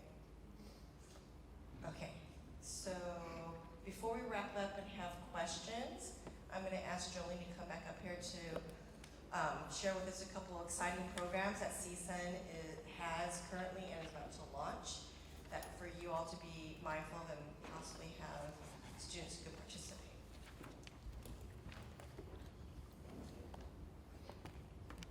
So we just a few minutes to talk about trying to be creative and innovative in terms of meeting the needs of this generation of students. This year we have created a program called The Bridge, and The Bridge is very similar to what some of the Ivy League schools have been doing for a while. Is special seminars for students who come from schools and communities, urban communities, who've never had an opportunity to, one, be out of LA, be out of the state of California, and to be on the campus of a higher institution of learning. And that's not quite our students, but our students still have some of these characteristics of where they are entering into a graduate program. They entered into an undergraduate program with not a lot of support around study habits, around what it means to move into a graduate program, about carving out a career, not having a professional mentor, a lot of things like this, a lot of variables that they have not been exposed to that create barriers to them being successful in completing this program. And so we want to scaffold them in terms of support and give them a place to talk about some of these challenges. And so the bridge is for students who come come from all backgrounds and all intersectionalities, but could be students of color, students who've had limited work experience, students who have never had a coach or a mentor, and students who never even thought about going to school, but now are first generation college grad and now in higher ed. The CSUs, we have a challenge of closing the opportunity gap by the year 2025, particularly to focus on males of color, but really all students who have come from communities where the educational standards have been lowered, almost really to standards that we wouldn't ourselves. Like we know most of us wouldn't want our children to be in those educational systems, but we have students who are here. And so we are offering 6 seminars throughout the year. These seminars will be a place for students to come and learn to translate what they've learned, their learned behavior, who they are, into developing a professional self while they still hold on to their identity. Because that's what we've learned, is that they don't want to give up their identity, and they shouldn't have to. But there also has to be a code switching experience that happens, and if you don't have a working model of how to code switch, then you're not going to be successful. Because we still operate and live in a world that applies to rules and standards and values of the dominant culture. And so when you don't understand how to translate that, again, you're not going to succeed. So what we want to help them do is to learn how to code switch and develop a professional self while they hold on to their authentic self. And so that's called the bridge. So if you begin to see, witness, observe some of this in your students, please refer them back to the bridge. They have heard about it. They're going to be hearing about it in the field class. They heard about it at kickoff and orientation. But if you start to pick up on things, because we have a lot of students come in and they talk about the imposter syndrome. Like, I'm not supposed to be here. So this is what we want to help them kind of deal with while they're here, because everybody needs to be here. And they certainly need to be in social work. They're our next generation of social workers. And so who we see are going to be our clients. They represent our client now. And so these are exactly the social workers that we need to be out there as we move further into the future. So we want to support them to matriculate through this program and into our profession, because we need it. Otherwise our profession won't last. We won't have a legacy. They are our legacy. So we need to do as much as we possibly can to embrace and support them. So that's one piece that we're doing. And if anybody, it's a co-teaching model. If anybody's interested in co-teaching with us, just let us know. It's 1 seminar a month, and we are happy to bring you in and have you co-teach with us. And that, you might be interested in learning how to write curriculum and, just do all kind of fun things. So anyway, so just let us know if you're interested in doing that. We'd be happy. This is, again, it's a collaboration, and you are our partners in this, and so we want to bring you in. And then the other program that we launched over the last year is our certificate program with UNAM. UNAM is the University of Mexico, and it's located in Mexico City. It is an R1 school in the top 10, I think, in the nation. So it's pretty popular. And so anyway, we have a certificate program that runs through pretty much field. So we have 10 students. The goal is to have 10 students from CSUN, our department, and 10 students from UNAM. And they have an MSW program, which is a very special, I should say unique in Latin American countries, because their MSW is equivalent to our BSW. But UNAM has an MSW program that's equivalent to our MSW program, but it's highly focused on research. But anyway, we hosted 7 of their students here this summer, and they were in our placement particular placements that we identified that worked with newly immigrant populations and monolingual Spanish clients, because all the students from UNAM only speak Spanish. And then our students are going to Mexico City in summer 2020 to work in agencies there. So it's a very unique, it's off tradition in terms of the internship calendar, because the students they start their internship in the summer. They do, it's like a block placement, they do 25 hours a week. And then in the fall, they do 16 hours a week at the same agency. And then in January, they start their concentration year, 16 hours a week. And then in the summer, they'll go to Mexico for 8 weeks. And again, at 25 hours a week. But, you know, all the data we've gotten back so far for this year has been all positive. And so we're gonna continue the program. And so we're looking for agencies that might be interested in partnering with us in hosting either our CSUN UNAM students or UNAM students that are coming from Mexico City. So if you're interested, again, just let me know, send me an email, and then we will start to connect with you around this piece. So where the summer internships? It's spring, it's summer, fall for the first year. And then for the second year, it's spring, summer. But the summer is in the opposite city of the two schools. Yeah. So you would have an intern for 1 semester, except for the foundation year. The foundation year students will be with you all year. They'll do summer, and then they take a little break, and then they start back on the normal calendar from September to December. So you have them for a year, but the concentration students, second year students, you only have for a semester, and that's from January to May. So anyway, so if you're interested, please let me know. You have to be field instructor. We are looking to continue. The students take 2 of their classes in Spanish from the UNAM professors, and then they take the other 2 classes here with our professors. But everybody that is involved has to be bilingual, biliterate, because of the collaboration. I would be very interested. I just don't know how to work with the school districts. We are seeing a lot of newcomers. Yes. And I'm from Mexico City, and I know Dr. Acuna. Yeah. Okay. I know she hosted them. Yes. During the summer, Yes. the beach with them. And Yes. stuff like that. Exactly. Yeah. So I think that's a great program. Yes. I would be interested again, but I don't know how to work with the school districts since they're out for the summer. But I would be interested in accommodating them.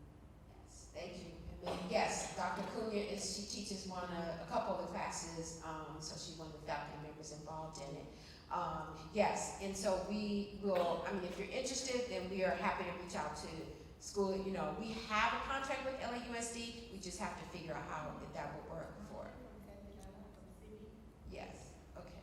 So anyway, so we have to look at, there are a lot of little pieces in that, because in terms of documentation and live scans and the processing piece, but that's what you do when you have these kind of collaborations. You just keep looking for ways to make it work. So, okay, so any more questions that we can answer before you leave today?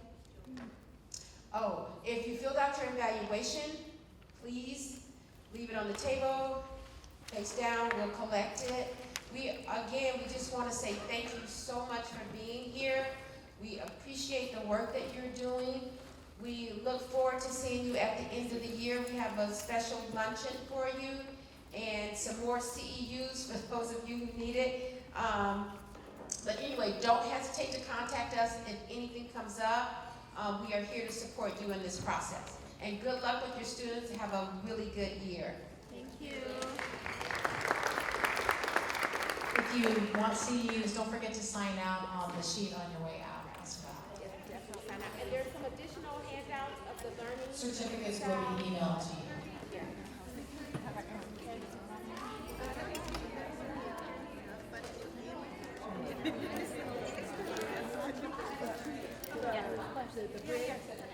To me. Oh, no. You told me so.